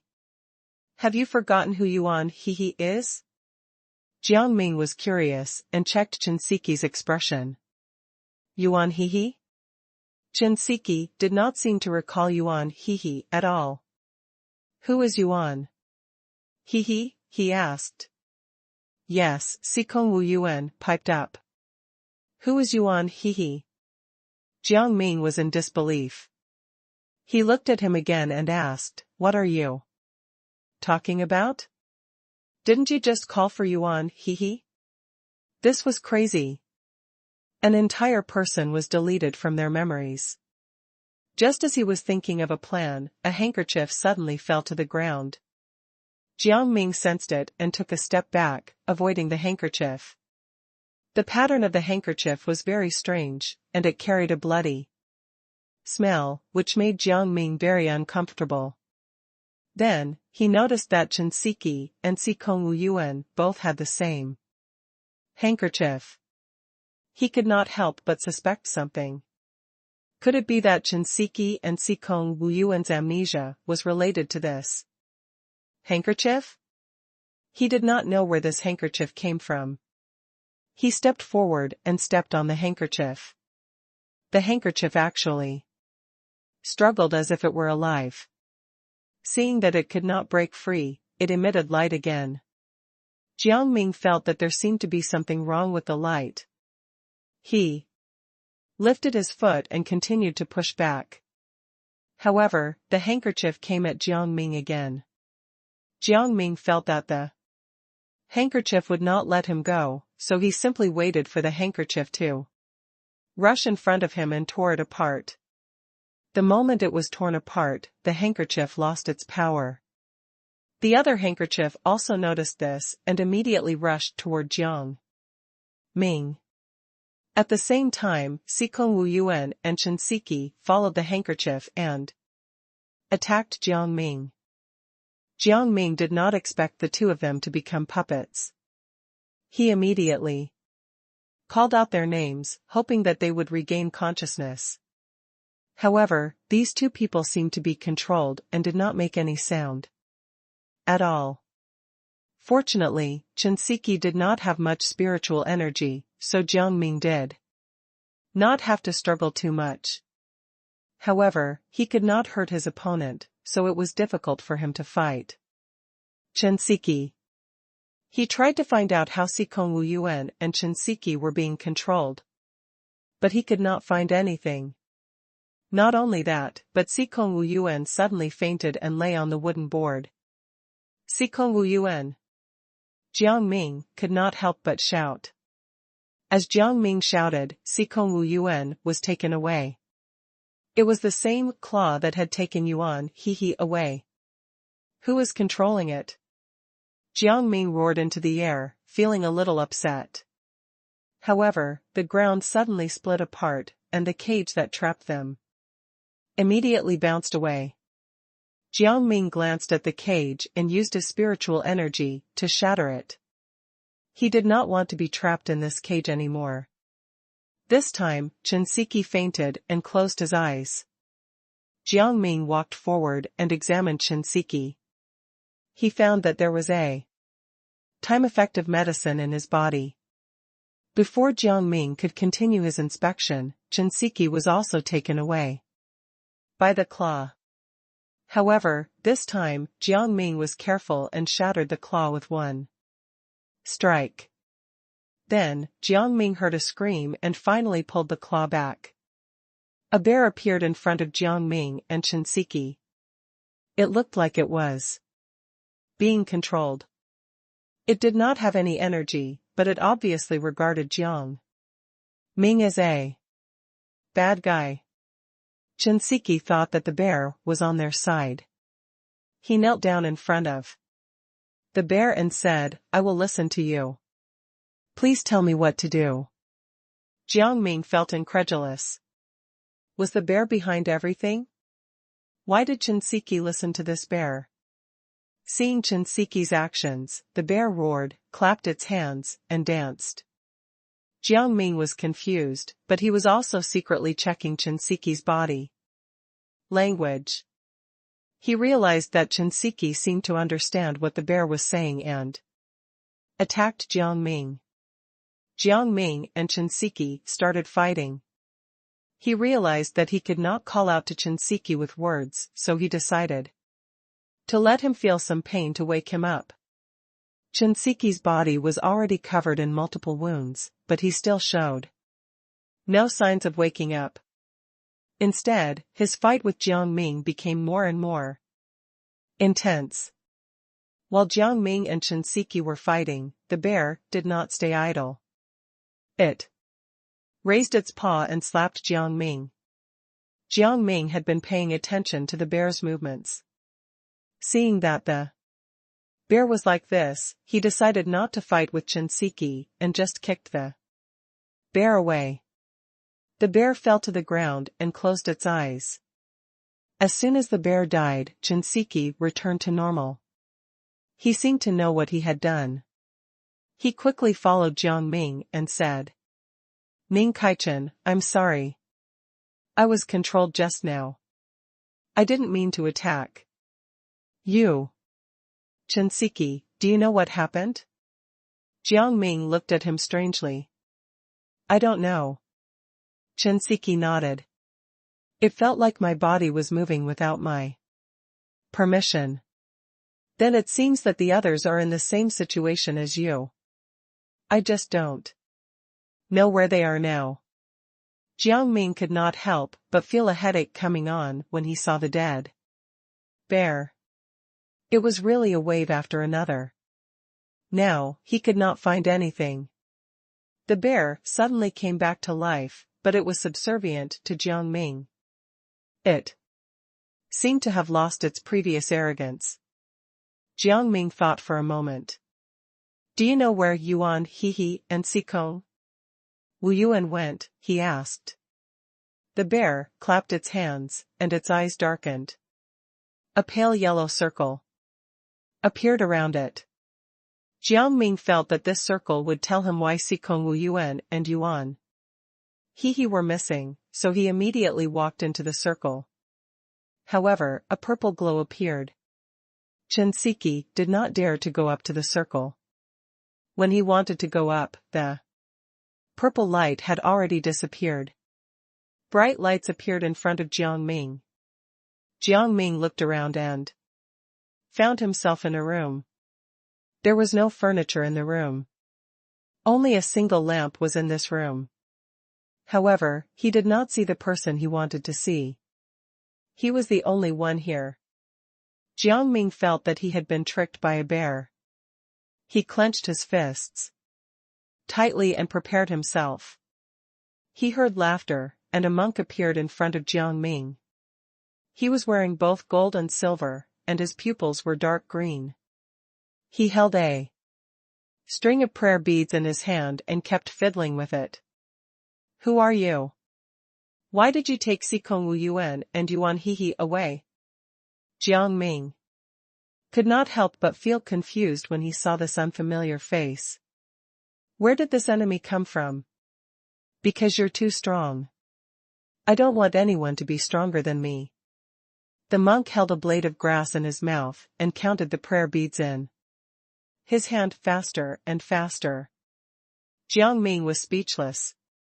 This level of jealousy was terrifying. It's your own problem that I'm better than you. How can you blame others? He could not stand it anymore and reprimanded the monk. The monk was angry. He thought that Jiang Ming was a weirdo and snapped his fingers. Sikong Wu Yuan walked toward the monk and Jiang Ming with a dazed expression. Master, is there anything you need? Jiang Ming was stunned when he heard the word master. Who is this? Sikong Wu Yuan asked in a strange tone as he looked at Jiang Ming with a sharp gaze. Jiang Ming was so angry that he laughed, but he did not know what to do. After all, Sikong Wu Yuan was being controlled. He thought about it. Chen Siki had only returned to normal after he killed the bear. If he wanted Sikong Wu Yuan to return to normal this time, would not he have to kill this monk? Thinking of this, Jiang Ming wanted to end the battle quickly. He grabbed the monk's neck with one hand. However, the monk disappeared without a trace in an instant. He was still shouting, "Ning Kaichen, you don't think you can kill me, do you? These are just illusions. I advise you to simply enjoy fighting with your companions." Sikong Wu Yuan laughed loudly at the end of his sentence. He moved his neck and shoulders, and his hand shot toward Jiang Ming. This was the umpteenth time that Sikong Wu Yuan had been controlled. Jiang Ming was already used to it. He used his mana to conjure a rope and tied Sikong Wu Yuan up. Sikong Wu Yuan could not move at all. He immediately knotted the rope and said to the man, "Come out quickly. I've already settled the matter." The monk was so angry that he let go, and the silver bag fell to the ground. There was some gold powder on the silver tails. It was obviously precious. The monk was standing right above Jiang Ming. When he let go, the silver was directly in front of Jiang Ming. Jiang Ming picked up one of the silver tails and observed it curiously. However, the silver tail suddenly spoke to him. "Don't touch us." In fact, it was not the silver tails that said those words, but the monk. He did not want Jiang Ming to take it away, so he wanted to intimidate Jiang Ming. However, Jiang Ming was not afraid at all. Instead, he felt curious. Who knows who's talking? The monk did not expect Jiang Ming to see through it so easily, and he immediately became a little angry. What the hell is this? How could he have such boldness? It's really an insult to me, Chang Yuan. After thinking for a moment, Chang Yuan used the silver to attack Jiang Ming's face. Jiang Ming did not think that the silver was alive. Instead, he felt that someone was secretly manipulating it. It was obviously the monk behind it. He thought for a moment and deduced that the monk was on top of the bag. Jiang Ming raised his hands and twirled them together. A ray of light, suddenly, appeared in the air. The light shone on Chang Yuan. He felt his body slip out of his control, and he fell to the ground. Jiang Ming did not stay idle either. He used his mana to kana into another rope, opened his eyes, and placed it on Chang Yuan. Chang Yuan did not expect Jiang Ming to use a spell on him. He could not move at all. Then, he glared at Jiang Ming fiercely and said, "Hurry up and untie me. Don't you know who I am? If this goes on, you will pay dearly." The door of the room suddenly opened, and a group of men in blue and green robes appeared at the door. Seeing the scene of Chang Yuan and Jiang Ming, the men began to speak one after another. Their voices were filled with sympathy for Chang Yuan. Chang Yuan was about to go crazy with anger. He then shouted at the men. "Seeing that your master has been kidnapped, why are you still being useless? Hurry up and take this savage down." Jiang Ming grinned. The way this man addressed him was really funny. He went from being a kid to a savage. What was next? A demon? However, despite Chang Yuan's words, the disciples did not step forward. Moreover, they looked at him scornfully. "You treated us very badly in the past. Now, you're tied up and you still want us to save you? Dream on." On 01, Tiani disciple said, Ona Tiani Otner Kuskalpul Eknia Rum. That's right. A person like you still wants to be our master? Go to hell. Chang Yuan did not expect that his disciples would betray him and insult him. Then, he started to put on a pitiful act in front of Jiang Ming. Look at how these disciples treat me, and you even tied me up.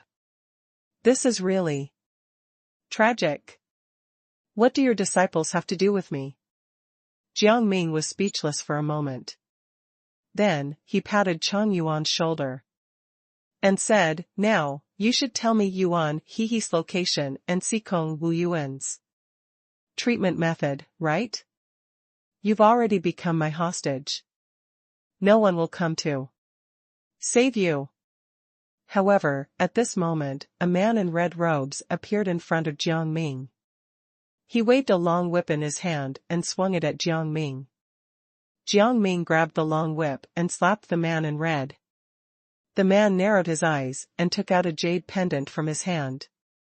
A huge snake demon appeared in the jade pendant. The snake demon had a human head. A snake demon had actually appeared here. Jiang Ming thought for a moment and then released his spiritual energy at the snake demon. The snake demon did not feel anything at all. Instead, it went forward and swung its tail over Jiang Ming's head, wanting to wrap him up.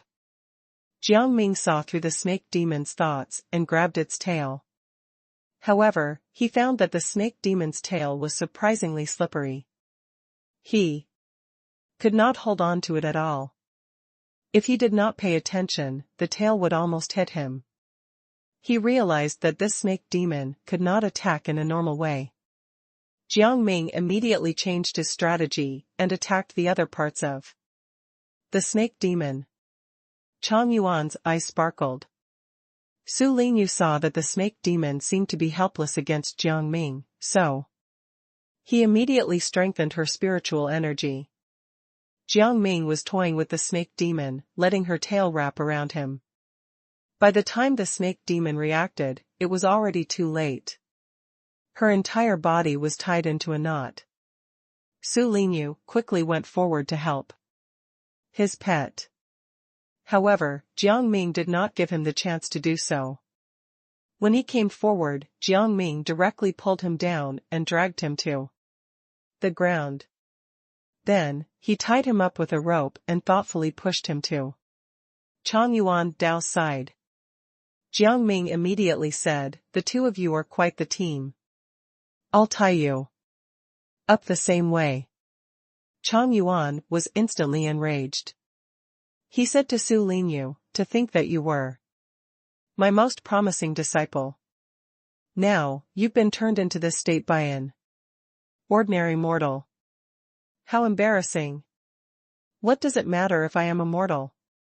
Do you still think that an immortal cultivator like you is so high and mighty? Aren't you immortal too? Jiang Ming felt that there was something wrong with Chang Yuan's words, and sneered. Su Lingyu was instantly displeased. What nonsense are you talking about, kid? If it weren't for the fact that I just came out of seclusion today and my physical strength was still a little weak, I wouldn't have been defeated by you. Stop making things up. You're clearly not capable enough of doing so, yet you're blaming me. Jiang Ming felt even more speechless. Then, he cut into the topic. Old man. You should give me an answer now, right? Unexpectedly, Chang Yuan confirmed Jiang Ming's thoughts earlier. He did not answer his question at all. Instead, he bared his teeth at him. You're really a demon. Alright, I'm a demon. I don't want to force you to answer me. Your old body should crumble in 2 hits, right? Jiang Ming decided to use force. Chang Yuan was so frightened that his body trembled. He stammered, take a bottle from my pocket. There are 2 pills in the bottle. They can cure your 2 friends. As for your other friend, he is in the room next door. Before Chang Yuan could finish, the disciples who had betrayed him brought Yuan out. Hey, kid, since you saved us, we'll save your friend. You rebels. Traitors. Chang Yuan felt like his entire mind was about to explode as he kept shouting. Yuan was different from Sikong Wu Yuan. He had his eyes closed, as if he was unconscious. He did not look like he was being controlled. This confused Jiang Ming. Since that monk controlled Sikong Wu Yuan, he should be able to control Yuan as well. How could he knock Yuan out?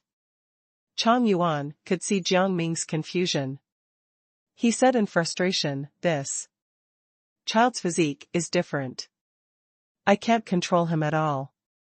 If I had known, I wouldn't have taken him away. Jiang Ming glanced at Chang Yuan and smiled. You're very angry. Why can't you think of how to control him? Chang Yuan was rendered speechless. He snorted and said, I'm old. Isn't it normal for me to not know about these things? You're taking advantage of your seniority now. I didn't see you like this just now. Jiang Ming teased Chang Yuan. He then took the pills and gave them to Sikong Wu Yuan and Yuan Sikong Wu Yuan and Yuan immediately recovered. Yuan was also fully awake. When he saw Chang Yuan, he immediately reprimanded him. Who do you think you are? How dare you attack me? I'll make everyone die with you. We have nothing to do with Chang Yuan at all. Don't talk to us about this. The disciples immediately cried out. Su Linyu was instantly enraged. He said with a pained expression, Are you still my peers? How can you treat our master like this? Our master has taught us a lot. Just as the disciples were about to speak, a manservant rushed over and knelt in front of Chang Yuan. He said in a panic, Monk, the king is here. He said that if you don't hand over the elixir of immortality, he will kill everyone here. Chang Yuan also panicked. Then, he looked at Jiang Ming and said, Kid, untie me quickly. I'm going to receive the king. The king is not someone ordinary. People can afford to offend. Jiang Ming raised his eyebrows. Which kingdom's ruler is he? Besides, if I let you go, you might attack me again. We don't dare take the risk. Chang Yuan, Sikong Wu Yuan, said, completely speechless. How can we let you off after what you did to us? Yes, I did do something bad to you, but you should know that King Shugwa is not to be trifled with. His entire body is covered in steel bars, and the ministers around him are even surrounded by immortal techniques.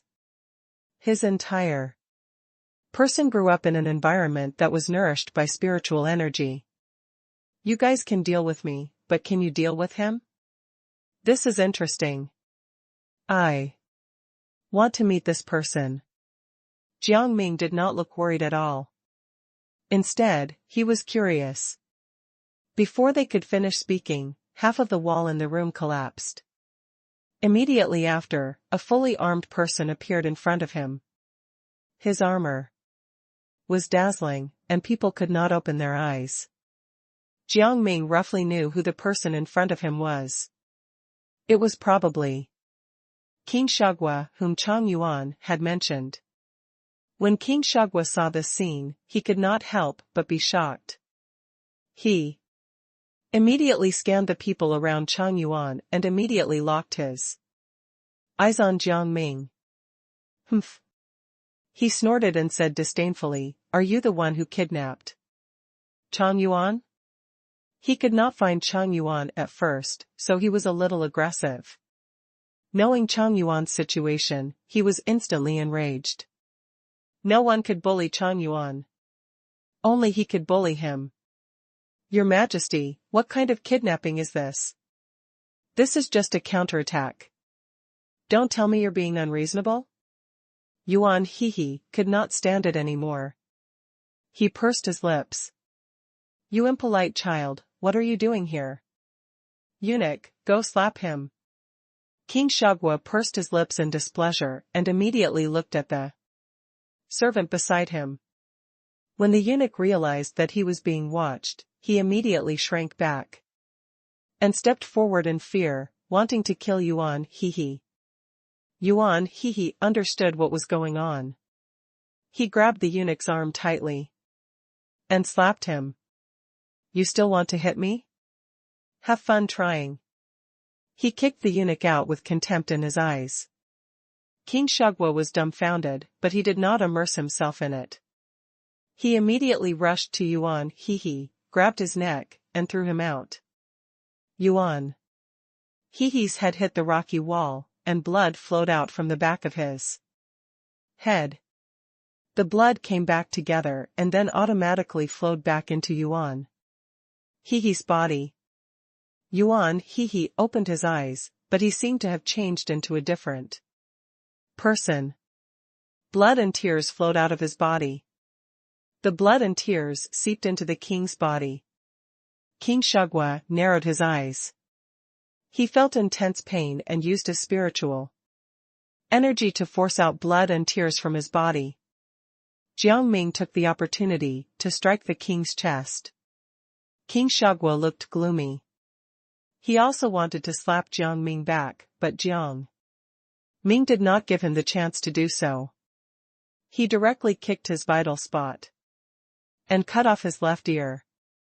This was the best revenge he could think of for King Shagwa. As expected, King Shagwa immediately lost half of his hearing and some of his spiritual energy. The spiritual energy scattered and directly entered Yuan Hehe's body. He absorbed it and used it to attack King Shagwa. King Shagwa was attacked by his own spiritual energy and immediately suffered a backlash. His entire body was covered in red pimples. This was the punishment he received for cultivating his spiritual energy in a dishonest manner. However, King Shagwa was not willing to accept such a fate. He immediately fired a huge cannon from his hand. The shock blasted the bodies of those disciples away. Following that, these disciples gathered again. They were suddenly different from before. They began to bite and growl like dogs and rushed toward Jiang Ming and the others. Chang Yuan knew what King Shagwa was doing and was immediately frightened. He retreated, afraid that his disciples would bite him. He knew that once he was bitten, he would lose all his spiritual energy. He still hoped that he would be invincible one day. He could not lose his spiritual energy at this point. There were many disciples, and their speed was also increasing. Sikong Wu Yuan used his spiritual energy to resist while paying attention to the other disciples. Yuan Hehe was still rational enough to know who his companions were and who his enemies were. He then released an aura from his body, shaking away all the disciples who were attacking him. However, this tremor caused the entire house to collapse. The wooden planks immediately fell toward them, and Jiang Ming felt helpless. On one hand, he had to prevent himself from being bitten to death, and on the other hand, he had to prevent himself from being crushed to death. However, he was still optimistic.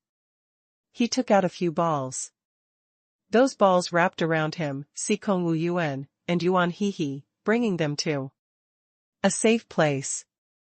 In comparison, Chang Yuan was unlucky. He was in pain from being hit by the rubble. Although he had cultivated mana, he could not withstand these things falling directly on his body. When King Shagwa Kingdom saw Chang Yuan's expression, he immediately felt a little embarrassed. He had thought that Chang Yuan was competent, but now, he could not even do anything to a stone slab. He should give up. He would talk about longevity later. Following that, the disciples who had become rabid also died.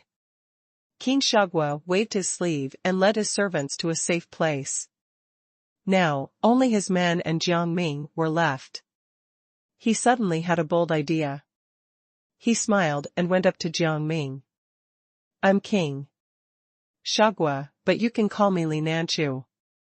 I've offended you just now. How about we try to make peace now? Li Nanchu's smile was very dangerous. Jiang Ming became vigilant and said, I am Ning Kaichen. We can make peace.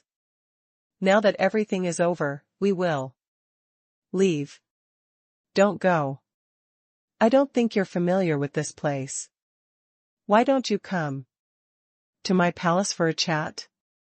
When you have to leave, I'll get someone to take you wherever you want to go, okay? Jiang Ming was about to refuse when Yuan Hehe suddenly spat out a mouthful of acid and collapsed. He was unable to move because he had used too much mana just now. He needed to rest for a day. Jiang Ming asked about Yuan Hehe's situation, and Yuan Hehe told him the truth. Seeing this, Jiang Ming looked around and found that they were in the wilderness. He had no choice but to agree. Based on the current situation, it would be very difficult to find an inn in the vicinity, so he could only follow Li Nanchu. Li Nanchu also spoke up at this moment.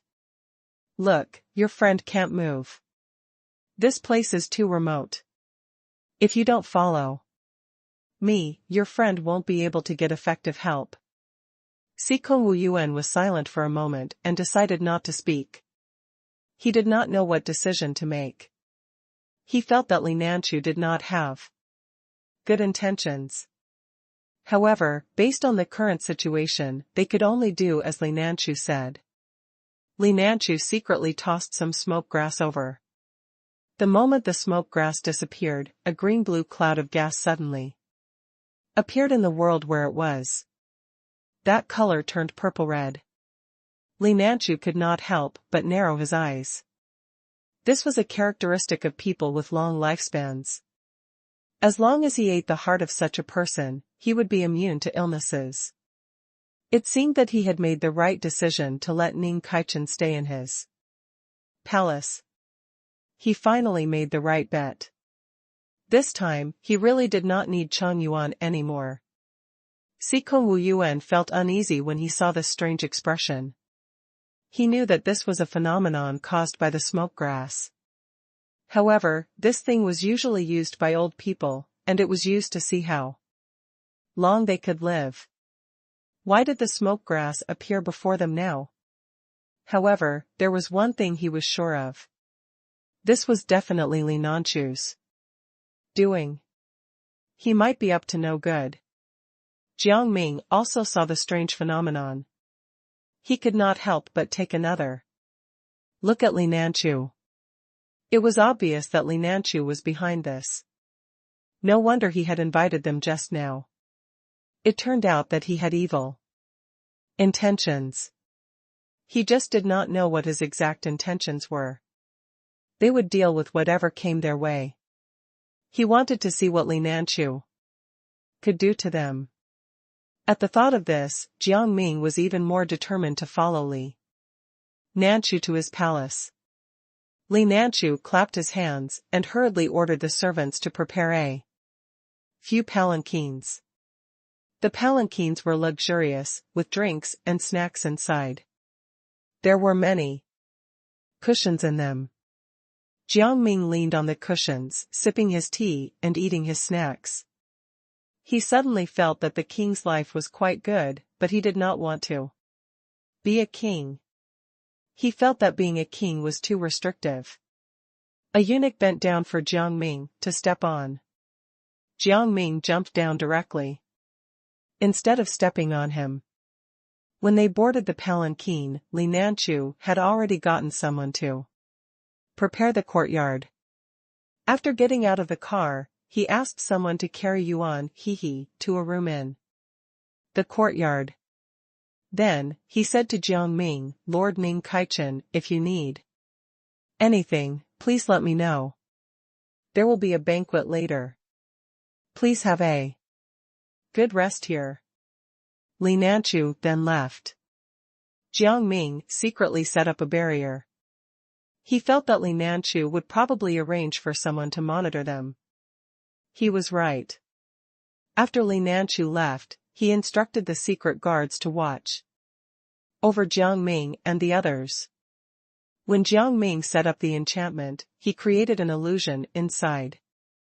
As long as someone was watching them, they would be able to see a fake version of their group. This way, they could hide. Yuan felt that he had dragged Jiang Ming and Sikong Wu Yuan down. He could not help but feel guilty. It's all my fault. If it weren't for me, you wouldn't have come here. This place is pretty good too. Other than Li Nanchu, who was being suspicious. The treatment is pretty good. You can just rest here peacefully. Don't think too much about it. Jiang Ming comforted Yuan Sikong Wu Yuan, on the other hand, became serious. He sat on the chair and said, Li Nanchu looks like a crazy king. You have to be careful tonight. My lords, I am the royal physician sent by the king. The royal physician's voice was a little hoarse. Yuan walked to the front and opened the door. A hidden arrow came over and pierced his eye. He covered his left eye and shouted. With this commotion, Jiang Ming and the others stood up and looked straight ahead. The so-called royal physician was dressed in gaudy clothes, and one of his eyes was covered with a cloth. There was a triangular symbol on his forehead and a mole between his eyebrows. The mole was faintly discernible. Who sent you? Jiang Ming did not say anything. He went forward and pulled Yuan back. His eyes were deep and dark. He grabbed the teacup nearby and threw it over. The teacup instantly shattered into pieces and fell to the ground. The table next to Jiang Ming also exploded. If not for the fact that everyone was prepared, they would have been injured by the explosion. Those who bewitched the king should go to hell and never come out. The royal physician undid his robe and spread it open. Just when Jiang Ming thought that the man was a nudist, the robe emitted a golden light. When the light was not so bright, Jiang Ming saw clearly that there were symbols that looked like talismans inside. These symbols became huge and rushed toward Jiang Ming and the others. The moment they came over, those symbols turned into Jiang Ming and the others. Sikong Wu Yuan did not think that his clone could resist them. He smashed his hands together, and a fiery light appeared in front of him. The fire rushed toward the clone and cut him in half. However, the moment he got hit, Sikong Wu Yuan suddenly felt a pain in his heart. It was as if he had been attacked by something. He instantly realized that something was wrong. Then, he quickly rushed to Jiang Ming and Yuan Don't attack these clones. Otherwise, you'll hurt yourself. Jiang Ming was about to attack Nanani near Sikong Wu Yuan's words. He could not help but pause. However, his clone rushed straight to Jiang Ming's heart. Jiang Ming had no choice but to counterattack. He punched the head of the clone. However, just as Sikong Wu Yuan had said, his head instantly exploded with pain. Sensing Jiang Ming's condition, Yuan did not dare to attack his clone. However, if he did not attack his clone would not let him off. The clone stepped on his foot, and he immediately cried out in pain. However, Yuan had no way to attack the clone. He could only keep dodging. However, if he continued like this, he would only be tiring himself out for no reason. Yuan Hehe could not help but frown. He looked at Jiang Ming and Sikong. Wu Yuan. I really don't want to be killed by these clones. Jiang Ming understood Yuan Hehe's thoughts, so he simply released a barrier in the air. The barrier separated Jiang Ming and the other two from the clones. The clones desperately attacked the barrier, trying to break through it. However, the barrier was solid, and there was no way to break through it. Jiang Ming was glad that he knew this spell. This spell was almost omnipotent. The royal physician quietly went behind Jiang Ming and the others. He raised his dagger and slashed at the backs of the three people. Stop.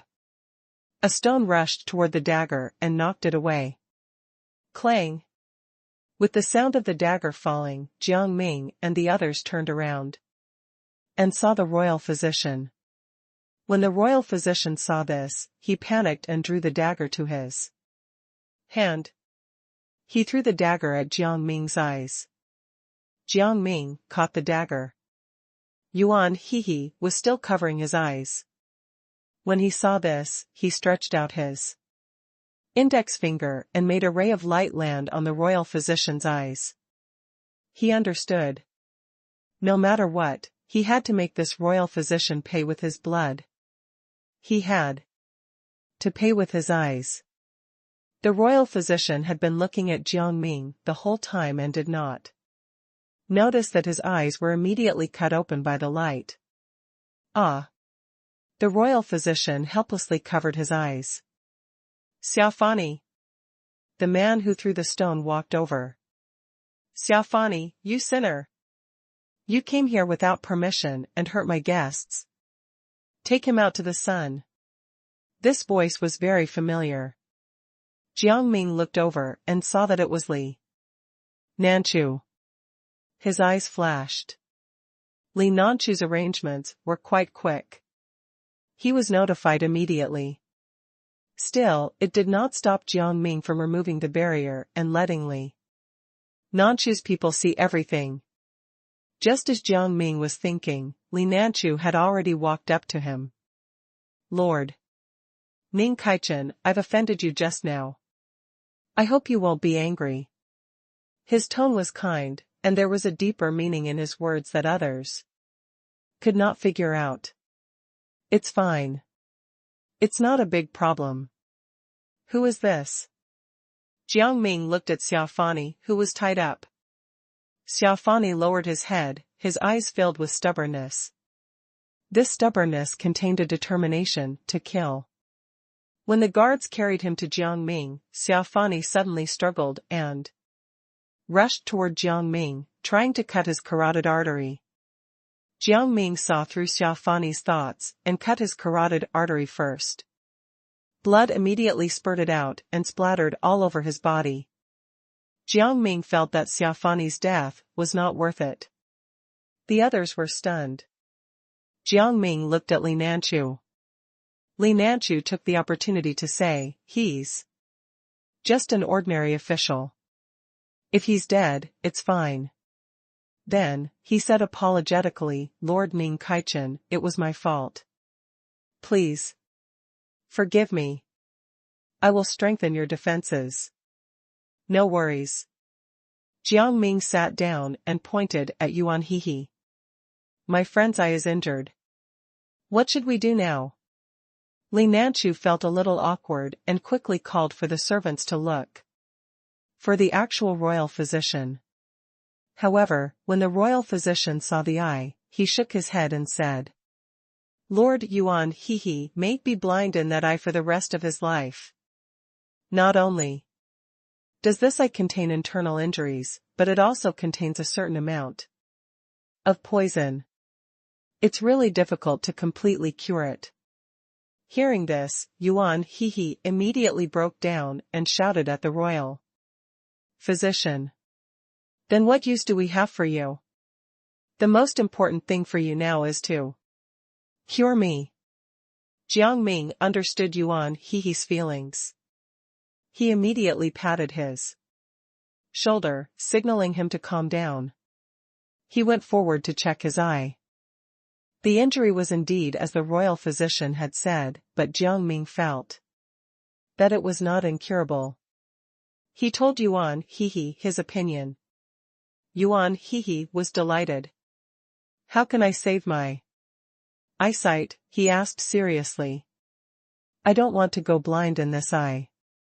The snow of the Snowy Kingdom can probably heal you, Jiang Ming said. Snow from the Snowy Kingdom? I know of it, Li Nanchu said. We have something that has the same effect as the snow in the Snowy Kingdom, but it's at the top of the clouds. Don't tell me you want us to fly in the air? Sikong Wu Yuan felt that it was unreliable and quickly shook his head. Li Nanchu laughed. How is that possible? The cloud I'm talking about is a palace. However, the owner of that palace is very difficult to figure out. He has a very strange personality. If I'm not careful, I'll anger him. As for the magic treasure above the clouds, anyone who consumes it can recover. Moreover, they'll get a golden body that won't be damaged. When he said this, he started hatching a plan. He was well aware of the personality of the owner of the Cloud Palace.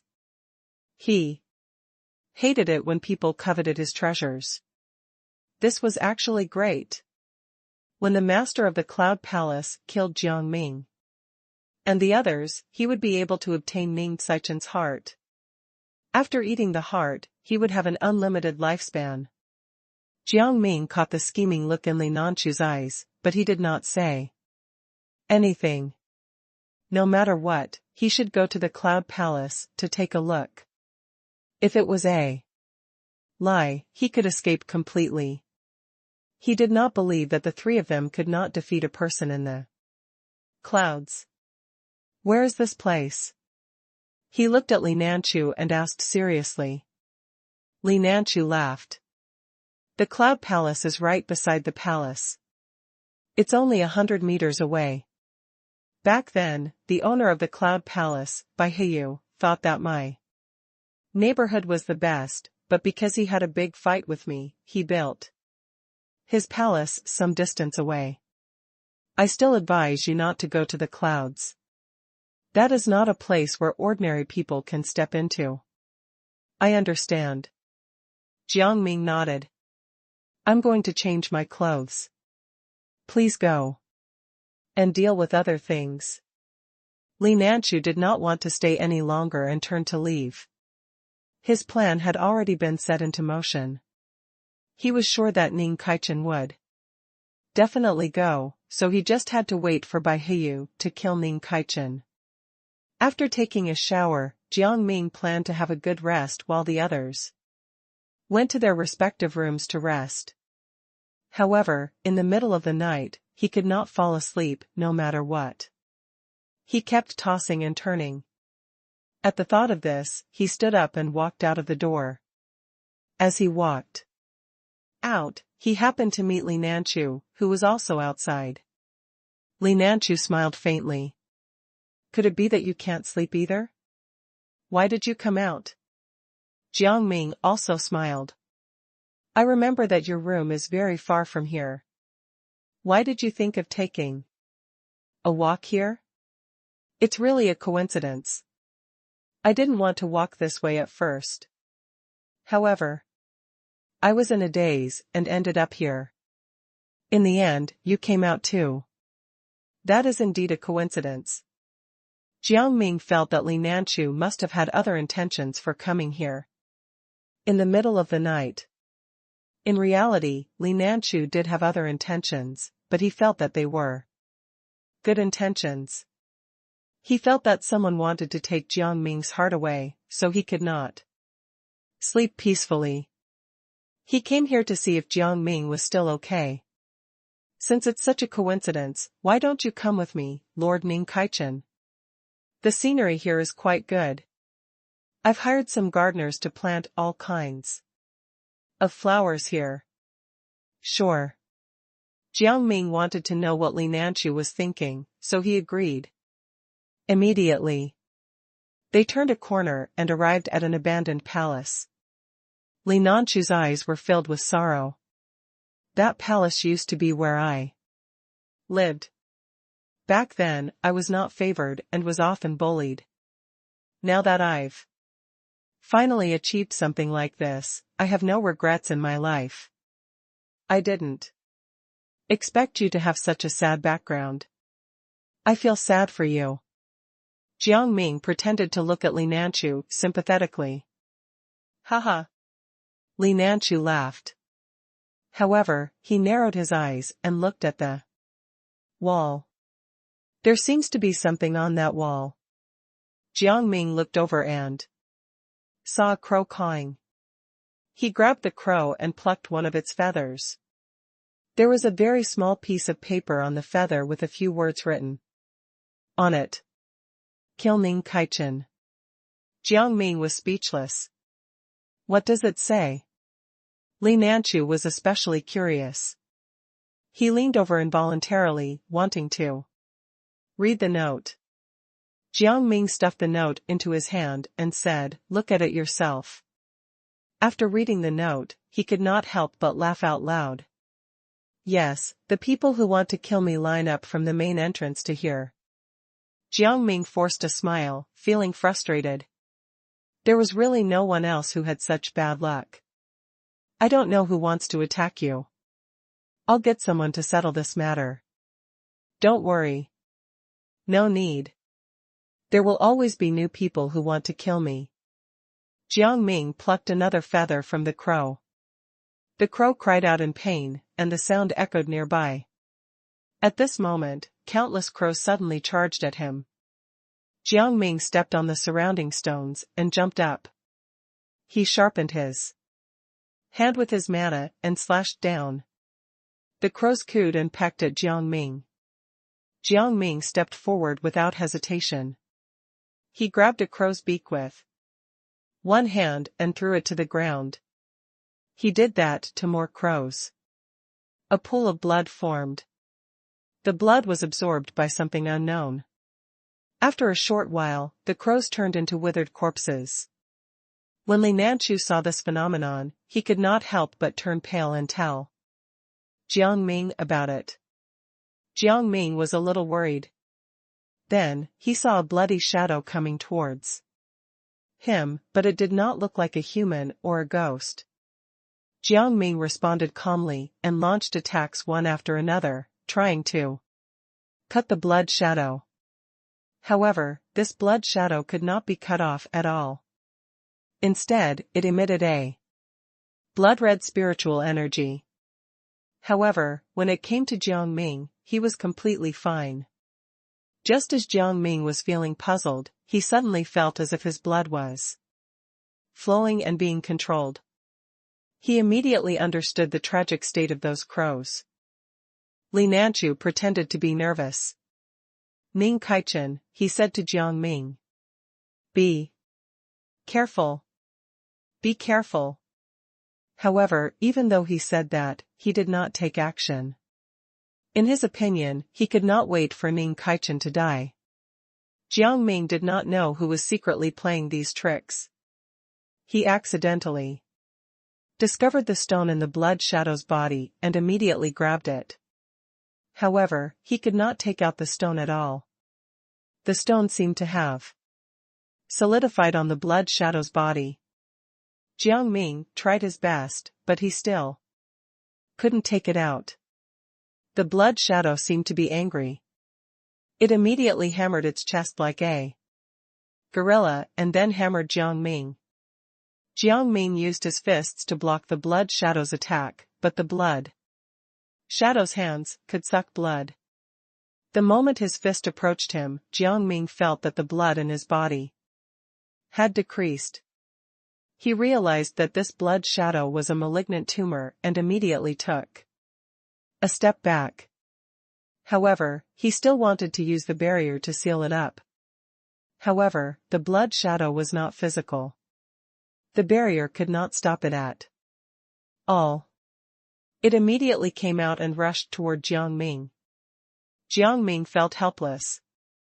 He saw another figure flash past. This figure did not seem to be coming for him, but for Li Nanchu. Li Nanchu was immediately held hostage by the figure. The figure whispered in his ear, "Don't speak. If you speak, I'll kill you." Li Nanchu could feel a knife pressing against his neck. He did not dare to move or speak. He simply nodded. He felt unlucky. He did not expect that he would encounter such danger when he came out with Ning Kaichen. He could not die. He wanted to live a long life. Li Nanchu could also recognize that the voice belonged to the Cursemansur, whom he had abandoned in the past, and he could not help but regret it. It turned out that he was here to take revenge. He attacked Jiang Ming only because he was with him. The other party thought that he was his accomplice. Jiang Ming realized that Li Nanchu had been taken hostage. While dealing with the blood shadow, he spoke to the Cursemansur. "Who are you? Why did you appear out of thin air and attack us?" The Cursemansur snorted coldly. "I came here to kill you. The blood shadow must eat you. I want you to become a dried corpse." At the end of his speech, he was so excited that even his voice was raised several levels. Jiang Ming felt that the Cursemansur had gone crazy. He simply ignored him and continued to fight with the blood shadow. However, when the blood shadow heard the Cursemansur's words, it immediately stood upright, its entire body emitting a red light. Wherever the light went, everything seemed to have come back to life and ran toward Jiang Ming. Even Li Nanchu had been affected by the red light and had turned into a puppet. The Cursemansur let Li Nanchu go, and he rushed toward Jiang Ming. Now, there was another competitor. Jiang Ming's head hurt, but he continued to move forward. Now that he had trapped Li Nanchu in the barrier, he had either trapped or destroyed everything else. However, the blood shadow followed suit and did not give him a chance to catch his breath. Jiang Ming realized that the blood shadow was the mastermind and shot a blade at him. The blade was formed by Jiang Ming's spell. The blade spun in the air and directly cut off the blood shadow's head. The head rumbled as it moved to the Cursemansur's side. The Cursemansur picked up the head and threw it over. His head returned to the blood shadow's body. The blood shadow continued to attack Jiang Ming, but Jiang Ming continued to cut his body parts with the blade. However, the blood shadow was still alive. Jiang Ming realized that the most important thing now was not the blood shadow. It was the Cursemansur. When the blood shadow charged at him, he simply did not move. When the blood shadow could not stop, he directly rushed over and arrived beside the Cursemansur. The Cursemansur was on guard. He slashed at Jiang Ming's head with his blade. But Jiang Ming did a backflip along the Cursemansur's shoulder. The blood shadow also directly attacked the Cursemansur, and the Cursemansur immediately turned into a dried corpse. As the Cursemansur died, everything returned to its original state, and the bloody shadow disappeared. "H almost killed someone," Li Nanchu said with lingering fear. To be more precise, he wanted to say that he was almost killed by Ning Kaichen. Although he was controlled by the blood shadow just now, his consciousness was still there. He was relieved when he saw that he was kept safe by Jiang Ming's barrier. Then, he could not help but blame him. "Ning Kaichen, you need to protect me. That is your own problem, not mine. I'm not your guard." Jiang Ming felt that Li Nanchu was being unreasonable and did not indulge him. Jiang Ming glanced at the Cursemansur and found that he could still come back to life. He then said, "No need. Let me handle this. You're also frightened. You should go back first." He felt that the Cursemaster's story might be very interesting, or perhaps it would allow him to discover Li Nanchu's true colors. Li Nanchu panicked. "How can we trouble you? He was a Cursemaster from here. Let me handle it." He had once squeezed the Cursemaster's spiritual energy, so he could not let Ming Kaichen find out. At least after he took Ming Saichen's heart, he could not change Ning Saichen's impression of him. Jiang Ming could tell what Li Nanchu was thinking. Then, he said seriously, "I must take this Cursemaster away today. Do you want to have a conflict with?" Li Nanchu did not expect him to be so unyielding. He hesitated. If he had a conflict with Ming Kaichen, it would be very difficult for him to get the heart. However, if Jiang Ming took away the Cursemaster's corpse, who knew if the Cursemaster would come back to life? After thinking for a moment, he decided quickly. "Lord Ming Kaichen, please take it with you. However, you still need to rest. So please put the corpse in the side room." Jiang Ming shook his head. "There's no need. I'll handle it myself later." With that, he picked up the Cursemaster's corpse and left, leaving Li Nanchu behind. Li Nanchu was unhappy at first, but there was nothing he could do. He could only watch Jiang Ming leave.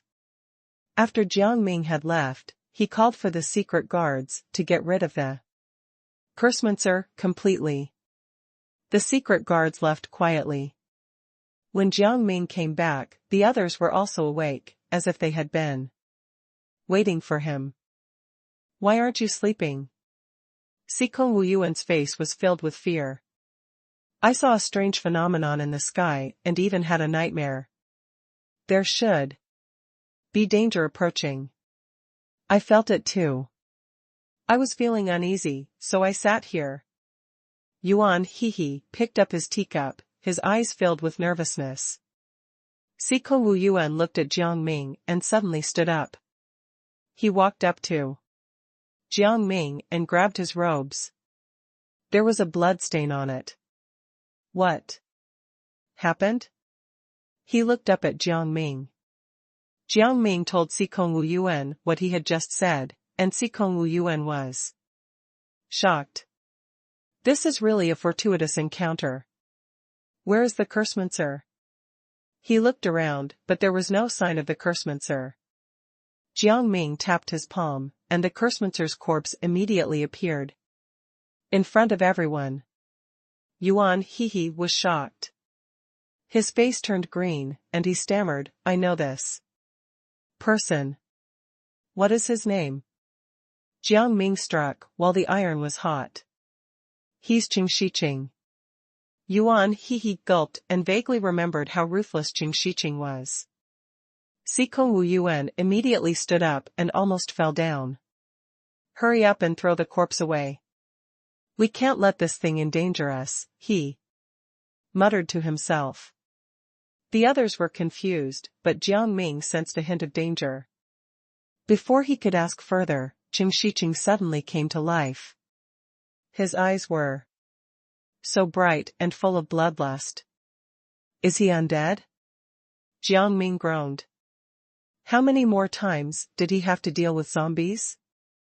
Unexpectedly, Qing Shiqing showed no signs of attacking.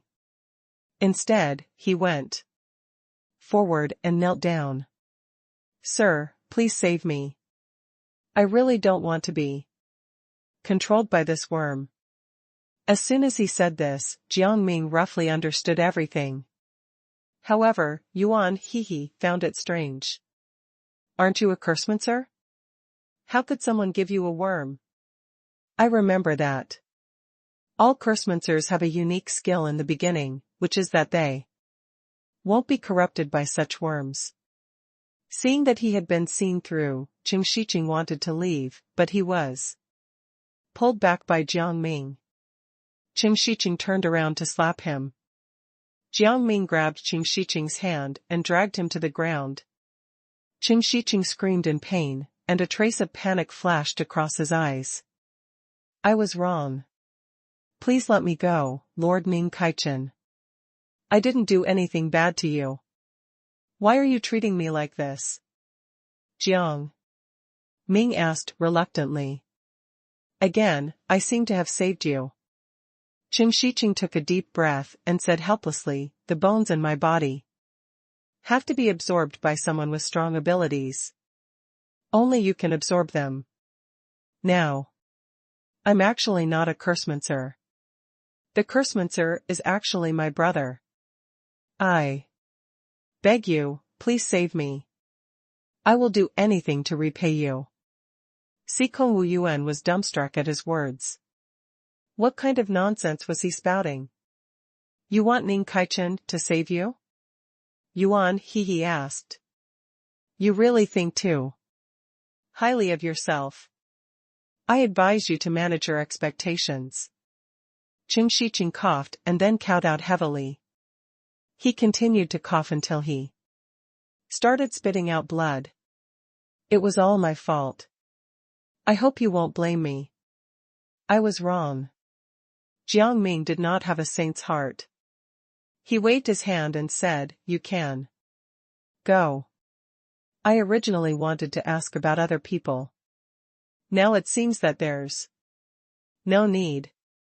Qing Shiqing narrowed his eyes and said fiercely, when I got close to you just now, I had already planted a worm on you. If you chase me away without helping me, you will be bitten to death by the worm. Jiang Ming chuckled. He was several steps ahead of Qing Shiqing. He had already secretly taken the worm away. Then you can go. I don't need you. I can get rid of this worm, Jiang Ming said indifferently. Sikong Wu Yuan also could not understand. He immediately tried to persuade Jiang Ming. Ning Kaichen, you have to think twice. Although he is not a cursemancer, the power within him can't be underestimated. Why don't we keep him here for a bit? That's right, Ning Kaichen. You have no way out now. You can only submit to me, Qing Shiqing said arrogantly. What if I say no? Jiang Ming rolled his eyes and secretly brought the worm out. It was a white worm with blood on it. He secretly threw it beside Qing Shiqing, and the worm immediately burrowed into his body. Qing Shiqing paused for a moment. He felt that something was wrong with his body and immediately panicked. He looked into Jiang Ming's eyes and said in a panic, Ning Kaichen, did you infect me with the worm? Take a wild guess. Jiang Ming did not intend to tell Qing Shiqing anything directly. He felt that Qing Shiqing should be punished. Qing Shiqing's heart tightened, and he quickly searched his body. He took out a small bottle and shakily took out a pill from it. At this time, the worm had already taken effect, and he could not stand any longer. Sikong Wu Yuan found it strange, but he did not want Qing Shiqing to have an easy time. He stepped forward and took the bottle away. Give it to me. Give it to me quickly. Qing Shiqing stepped forward and shouted, tears flowing out of his eyes. Sikong Wu Yuan threw the bottle to Jiang Ming. Jiang Ming caught the bottle and said slowly, Qing Shiqing, now you need to tell me. How do you know the king?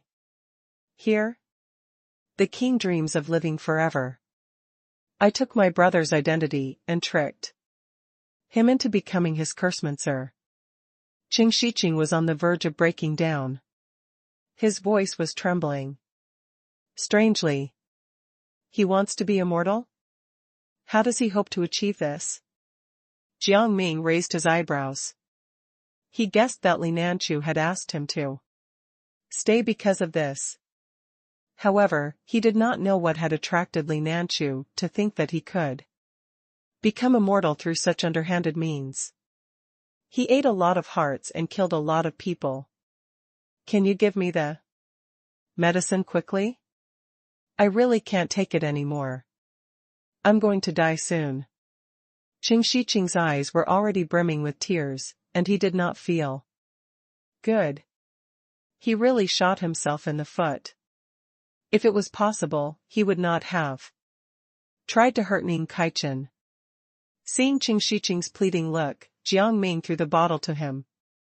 I already know what happened, so I'll give it to you. Thank you. Thank you for saving my life. Qing Shiqing trembled as he put the pill into his mouth again. He instantly felt much better. After that, Qing Shiqing was a little angry. He had not really hurt Ning Kaichen, so why had he withheld his life-saving medicine? Ning Kaichen, you are really cruel. He took a step forward and lowered his voice. Jiang Ming grinned. Who did Qing Shiqing think he was? He actually dared to speak to him like this. He patted the back of his hand, and the worm squirmed and turned toward the sky. Qing Shiqing's eyes darkened. That worm was something he had just spat out after taking the medicine. Ning Kaichen only patted the back of his hand. How did he control this worm? Could it be that you're my dead brother in disguise? Qing Shiqing stared blankly at Jiang Ming and said something shocking. Jiang Ming touched his chin. He was shocked by Qing Shiqing's words. Qing Shiqing, what nonsense are you talking about? Sikong Wu Yuan was just about to take a sip of tea when he spat out the tea in his mouth. All of it was splattered on Yuan Hehe. Yuan Hehe showed a disgusted expression and waved his hand. Sikong Wu Yuan, your tea is quite delicious. As he spoke, he took out a handkerchief and wiped the tea off his body, thinking that he would take a shower later. Ah, just treat it as me washing your face. Sikong Wu Yuan teased Yuan Hehe. Sure. Yuan Hehe's lips twitched. Then, he sized up Jiang Ming and Qing Shiqing and felt a little strange. Qing Shiqing, there seems to be a strange pattern on your back. Sikong Wu Yuan noticed something. Qing Shiqing's expression changed drastically. Could there be other worms? Just as he was saying that, his body was covered in worms, and those worms crawled all over his body. Qing Shiqing was so anxious that he stomped his feet. Sikong Wu Yuan and Jiang Ming were still quite normal. Yuan Hehe was jumping up and down, afraid that the worms would get on his body. Jiang Ming did not know whether to laugh or cry. He went forward to chase away the worms for Yuan Hehe. The worms transformed extremely quickly, and even their ears grew out. However, these ears were very small, and there were some hooks inside. The hooks flew toward Jiang Ming and the others. Sikong Wu Yuan was stuck by the hooks and stopped moving. He cursed in his heart. What exactly was this hook? Jiang Ming noticed Sikong Wu Yuan's question and asked with concern, what's wrong? Sikong Wu Yuan, you seem to have a problem. I can't move. Can you take off the hook on my body? There's something wrong with this hook.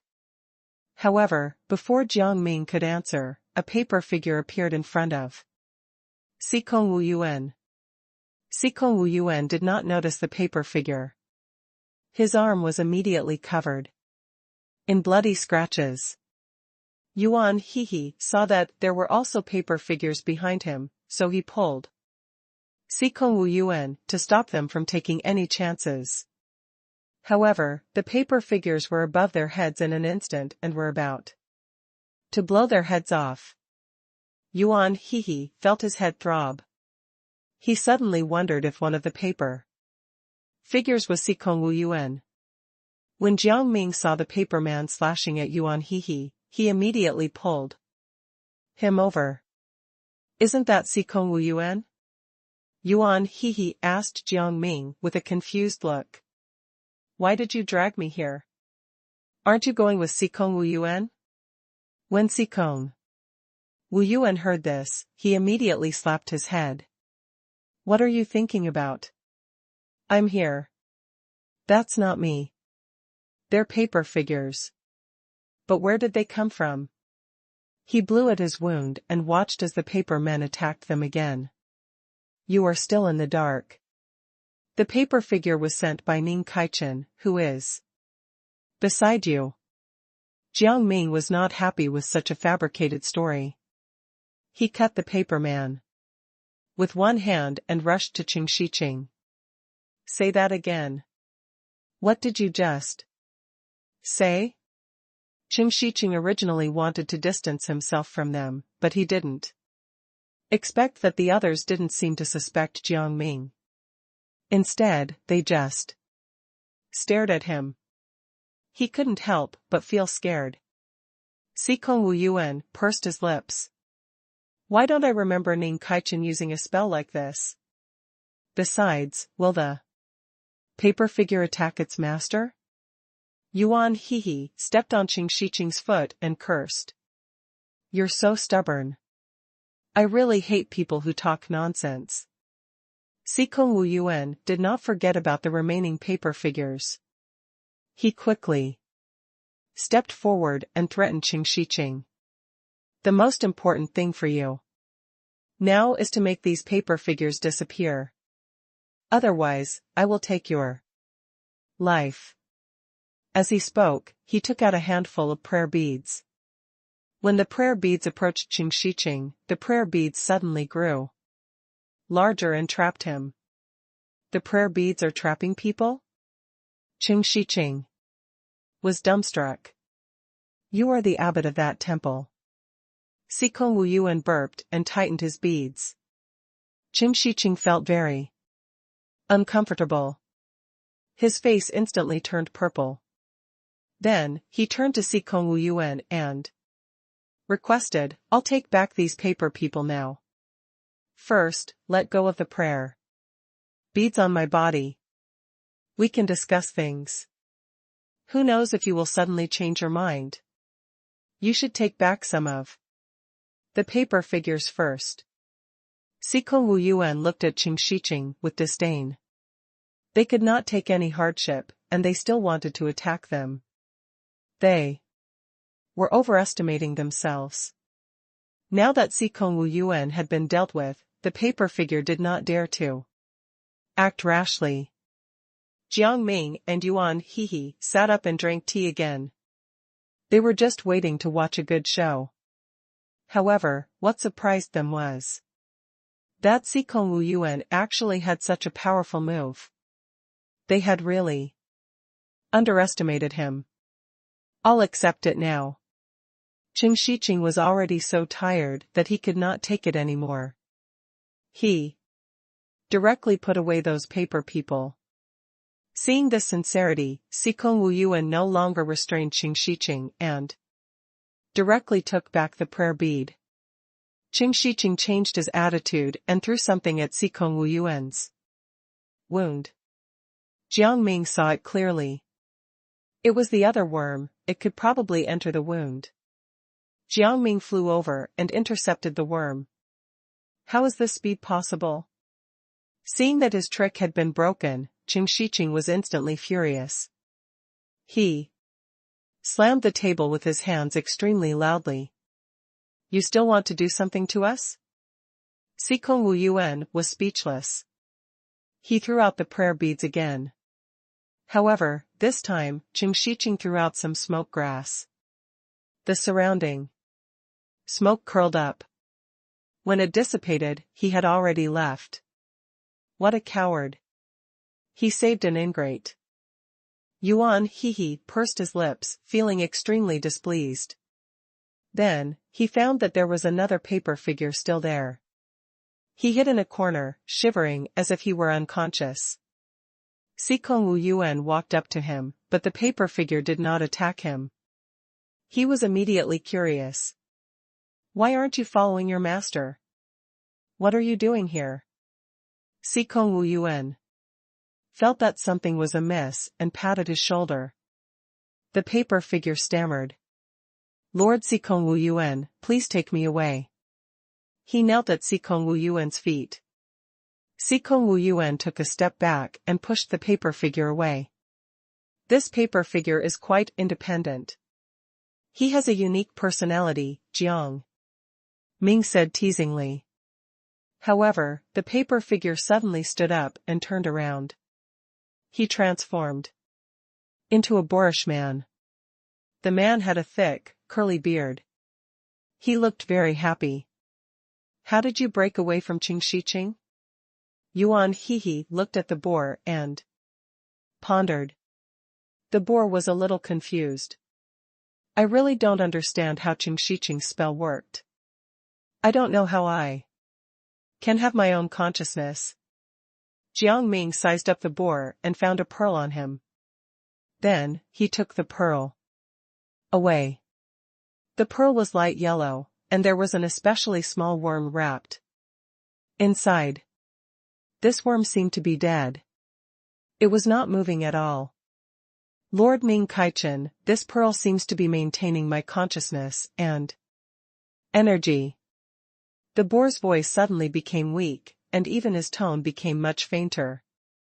Jiang Ming quickly threw the pearl over.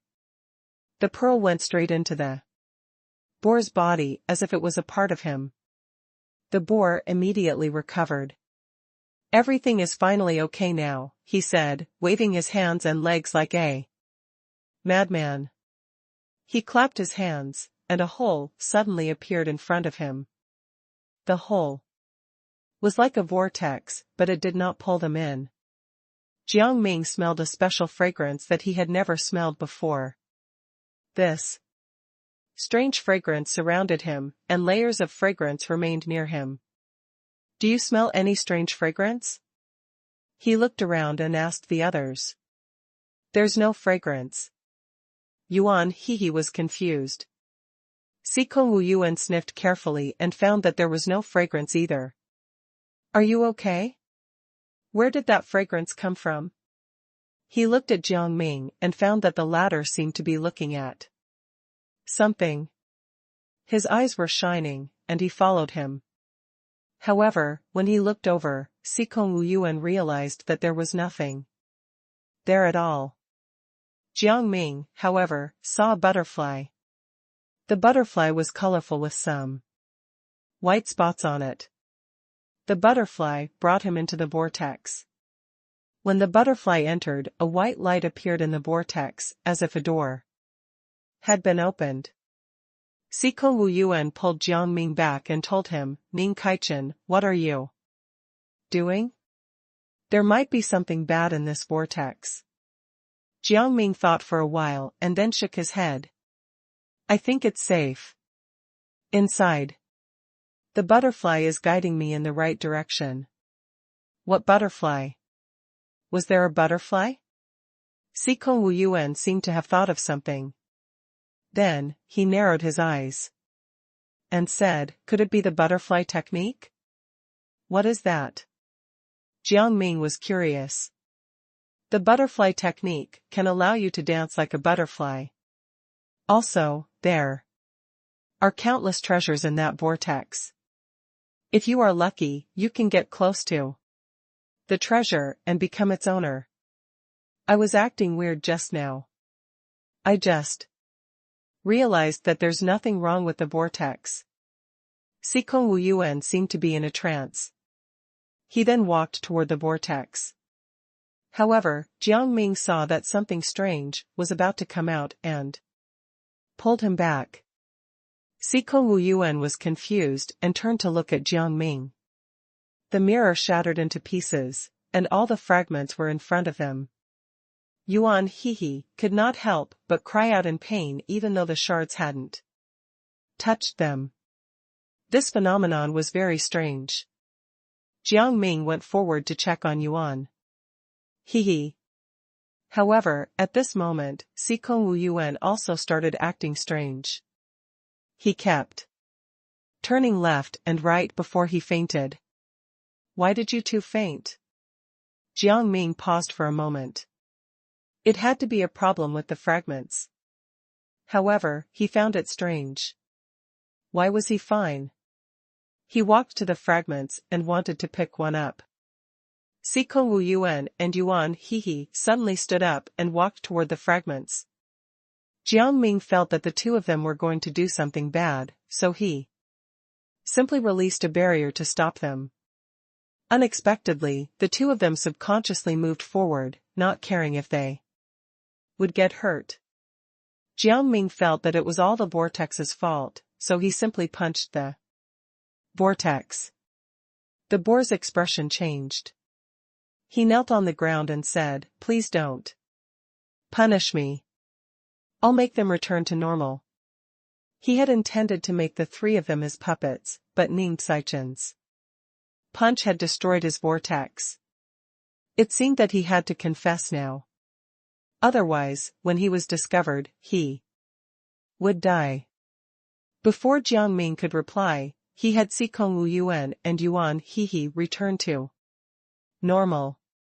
Looking at the wounds on their bodies, the two of them were a little stunned. They did not understand what had happened at all. Seeing that the two of them had recovered, Jiang Ming looked at the boar. Now it was time to solve this issue. "Why did you attack us? We don't have any problems with you." The boar began to cry. "Just now, I was possessed and thought that I could have your spiritual energy, so I did something stupid.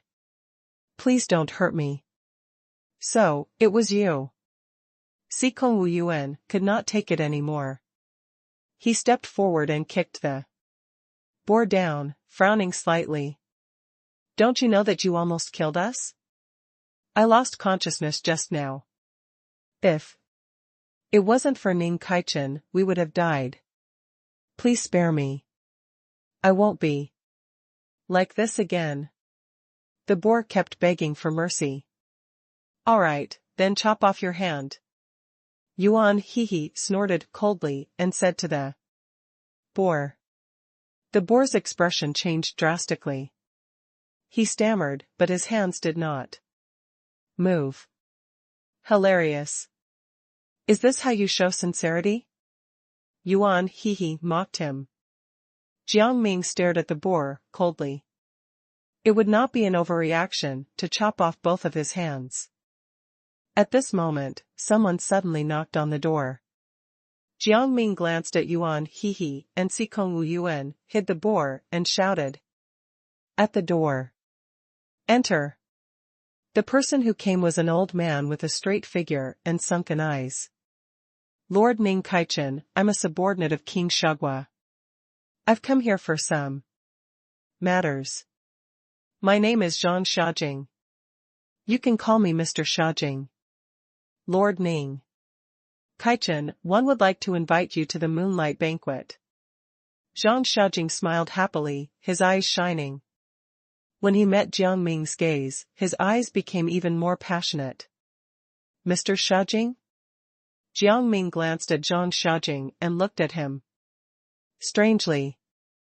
"Mr. Xiaojing, did King Shagua invite me?" "No. I, Zhang Xiaojing, wanted to invite you." Zhang Xiaojing's enthusiasm soared, and Jiang Ming felt uncomfortable. Sikong Wu Yuan sized up Zhang Xiaojing and leaned against the wall. "Mr. Xiaojing, why did you invite us to this banquet for no reason? Also, what is the moonlight banquet?" However, Zhang Xiaojing's eyes became blurry, as if he was lost in thought. "Ning Caichen has a familiar scent on him. That's why I invited all of you." "What familiar scent?" Jiang Ming suddenly felt that Zhang Xiaojing was being even stranger, and his brows furrowed. Why did he feel that Zhang Xiaojing was trying to get close to him? However, Zhang Xiaojing shook his head. He waved his hand and said, "I don't want to talk about this. Come on. It's good for you to participate in the moonlight banquet. There will be a special type of moonlight inside, which can nourish your spiritual energy. As Zhang Xiaojing spoke, Jiang Ming secretly observed his expression. Zhang Xiaojing's eyes seemed to reveal a fathomless emotion.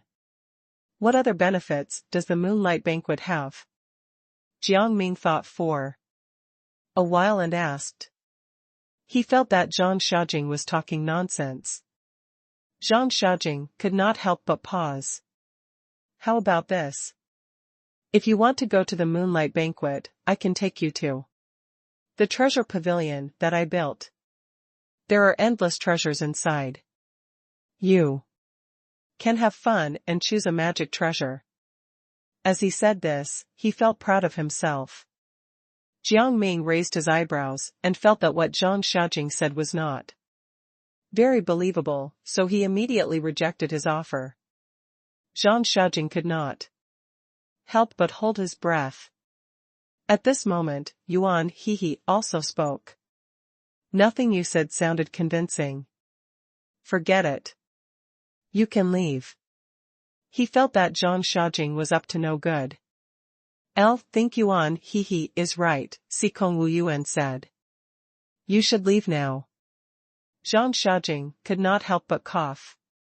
Then, he said, if you still don't like my offer, you can ask for something else. I will do whatever I can to fulfill it. Why do you have to make us attend the banquet? Jiang Ming realized something and sized up Zhang Xiaojing. Zhang Xiaojing's heart tightened. If Ning Kaichen knew about his deal with the king, he would be finished. It's because one admire you. I really want you to participate. I hope you can agree. He continued to be cheerful, making it impossible for them to see his true feelings. Didn't you say that we ask for anything? How about this? If you kneel outside for 6 hours, we'll consider going to the banquet, Sikong Wu Yuan said. He felt that this was the best solution. As a person by the king's side and a minister who had always been popular, Zhang Xiaojing should have too much pride to agree. However, if he agreed, it could prove that Zhang Xiaojing had ulterior motives. Jiang Ming felt that Sikong Wu Yuan's request was inappropriate, but he did not say anything. He also wanted to know if Zhang Xiaojing would do such a thing. However, Zhang Xiaojing agreed immediately, and he was still smiling. It's my honor. This was the first time Yuan Hehe had heard such words. He could not help but drop his jaw in shock. Then, he grinned and teased Jiang Ming. Ning Kaichen. Look at him. He wants you to go so much. Why don't you just agree? Anyway, I'm allowed to make a request too, right? Still, you should fulfill Sikong Wu Yuan's conditions first. Let us see your sincerity. Yuan Hehe suddenly guessed Zhang Xiaojing's intentions, and his heart immediately sank. I'll go now. Zhang Xiaojing did not seem angry at all. He turned around and went to the courtyard. He knelt down. The door was always open, and Jiang Ming and the other two looked at him. Zhang Xiaojing did not make any sound at all, but the servant girl on the other side panicked and said to Jiang Ming, Lord Ning Kaichen, Lord Zhang Xiaojing is an important minister under the king. He really can't do such a thing. 1. Hope you can let Lord Zhang Xiaojing get up. Is that so? Then you can call King Shagua over. It's not like I want him to kneel. Jiang Ming felt that this servant girl was being unreasonable and immediately responded to her. Seeing this, she hurriedly reported to Li Nanchu. Li Nanchu was reading a memorial. When he heard the servant girl's words, his expression shifted. He thought for a moment and waved his hand. He said to the servant girl, let Zhang Xiaojing do whatever he likes. Tell me if there's anything else. He did not expect Zhang Xiaojing to do this for him. He was touched. However, when the time came, he would get rid of Zhang Xiaojing. Jiang Ming secretly saw that the servant girl had left and knew who she was looking for. When she came back, Jiang Ming smiled faintly. He said to the servant girl, "What did King Shagwa say?" The servant girl did not expect to be called. She was shocked and knelt down. "It's all my fault for offending you just now. Lord Ning Kaichen, I hope you won't be angry." "Why would I be angry? I suggest you kneel like him." Jiang Ming did not like meddlesome maids and said coldly. The servant girl did not dare to say anything more and immediately knelt down, with Zhang Xiaojing complaining in her heart. If she had known earlier, she would not have said so much. Yuan Hehe and Sikong Wu Yuan secretly gave Jiang Ming a thumbs up. This was how they should treat this servant girl. She had to learn her lesson. The servant girl held a grudge, but she did not dare let it show on her face. After just an hour, Zhang Xiaojing could not hold on any longer, and his body started trembling. He grimaced and wanted to beg for mercy from Jiang Ming and the others. Jiang Ming understood what he meant. He immediately said loudly, "Mr. Xiaojing, if you don't want to continue kneeling, then get up. We're not going to the banquet either." Upon hearing this, Zhang Xiaojing quickly gritted his teeth and did not say anything else. "The ninth young master is here," the servant girl hurriedly reported to Ning Kaichen. "The ninth young master? Who is that?" Jiang Ming was stunned for a moment, then he asked and called for the servant girl. "He is the king's younger brother," she said, trembling with fear. "He must have heard that you're here, so he came to see you." "No," Yuan Hehe refused. "We have never met him before. Is he here on someone else's request? I'm afraid that he has an ulterior motive. We can't keep speculating. We have to see what's going on. Let him come in." Jiang Ming had other thoughts. Before he could finish speaking, the ninth young master walked over with a bright smile. "Lord Ning Kaichen, I heard from my brother that you were here, so I wanted to come and see you." Noticing Zhang Xiaojing kneeling beside him, the ninth young master felt that something was amiss. "Why are you here?" "I'm showing my dedication, that's why in this position," Zhang Xiaojing forced out a smile. "Young master, come and have some tea. Mr. Xiaojing will come back when he can't hold on any longer." Jiang Ming shrugged and took a sip of tea. Zhang Xiaojing, on the other hand, looked indifferent. He even said to the ninth young master, "That's right. Ninth young master, let me kneel. Go and have some tea." The ninth young master snorted. He was obviously angry. He scolded Jiang Ming. "Lord Ning Kaichen, how can you treat Zhang Xiaojing like this? You are disrespecting Zhang Xiaojing. Zhang Xiaojing has done nothing wrong in his life. He even helps the poor. You can't treat Zhang Xiaojing like this. You should ask Zhang Xiaojing to stand up, and you should kneel down in his place. Otherwise, you will never be forgiven." Zhang Xiaojing was a little stunned and turned to look at the ninth young master. Sikong Wu Yuan could not stand it anymore. He went forward and told Zhang Xiaojing, are we the ones who asked you to kneel? Don't let this person keep talking about us like this. Then, he looked at the ninth young master. "Young master, no matter what, this is between us and Zhang Xiaojing. It has nothing to do with you. It's really easy for you to say things without knowing what's going on." The ninth young master felt that his image had been ruined and could not help but raise his voice. "I'm Zhang Xiaojing's classmate and good friend. Why am I not qualified to speak up for him? What do you think, Zhang Shajing?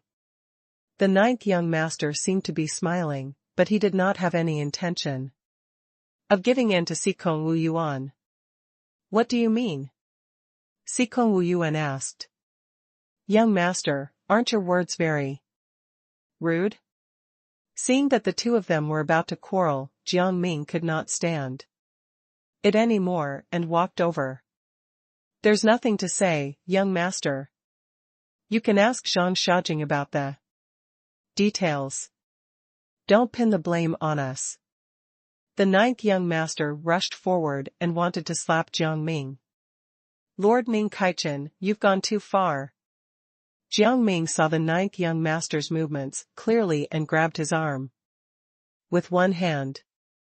The ninth young master moved forward, but he could not resist Jiang Ming's strength at all. Lord Ning Kaichen, what are you doing? I don't have any enmity with you. You say that, yet you still want to hit me. Is that not enmity? Jiang Ming rolled his eyes and felt that the ninth young master was a little self-righteous. Zhang Shajing started to speak. He shouted at them, stop arguing, the two of you. There's nothing to argue about. This is all my fault. Zhang Ziying, aren't you looking down on yourself? Who is Lord Ning Kaichen? Is he worth it for you to do this? The ninth young master pointed at Jiang Ming and spoke arrogantly. This made Jiang Ming extremely uncomfortable. He resisted the urge to teach him a lesson and smiled. Young master, your words are very calculated. Sikong Wu Yuan laughed with a hint of mockery. You look so weak, and you still want to say bad things about Ning Kaichen? You're quite bold. That's right, Yuan, chimed in. Young master, you should know your place. Don't make us laugh at you. He sized up the ninth young master with disdain. However, the ninth young master lowered his voice and said to Yuan, what do you mean? Ning Kaichen is a young man, how could he possibly defeat someone like me? Upon hearing this, Jiang Ming showed no mercy and directly broke the ninth young master's hand. The ninth young master only heard a creak and then felt an intense pain. He immediately shouted in shock. Ning Kaichen, do you want to start a war with the Shagwa kingdom? I am the most important person in this Shagwa kingdom. The king will kill you. Do you think I'm afraid of Li Nanchu?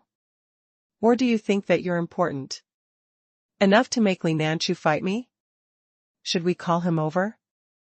Jiang Ming did not care at all and broke his other hand. This time, the ninth young master felt like he was going to die. Young master. Zhang Shajing stood up and supported the ninth young master. How can you treat the young master like this? The young master has always respected people. You hurt such a kind person. Can you really live with yourself? The young master didn't say anything offensive. He was just worried about me. You should have forgiven him and looked at his point of view. Jiang Ming felt a headache coming on. Why were these people such hypocrites? Yuan grinned and gave Zhang Shajing a thumbs up. You're such a great actor. I should give you an award. You can leave now. We don't welcome people like you. Ning Kaichen. Zhang Shajing narrowed his eyes and said to Jiang Ming. Don't be insensible, Ning Kaichen. Hurry up and heal the young master. Jiang Ming chuckled and walked to his seat again to drink his tea slowly. Zhang Shajing, do you still remember that you invited us to the moonlight banquet? Why are you being so aggressive? Zhang Shajing, on the other hand, went up to Jiang Ming and sneered. That's another matter. Do you really think you're someone who has to be invited now? Then get lost.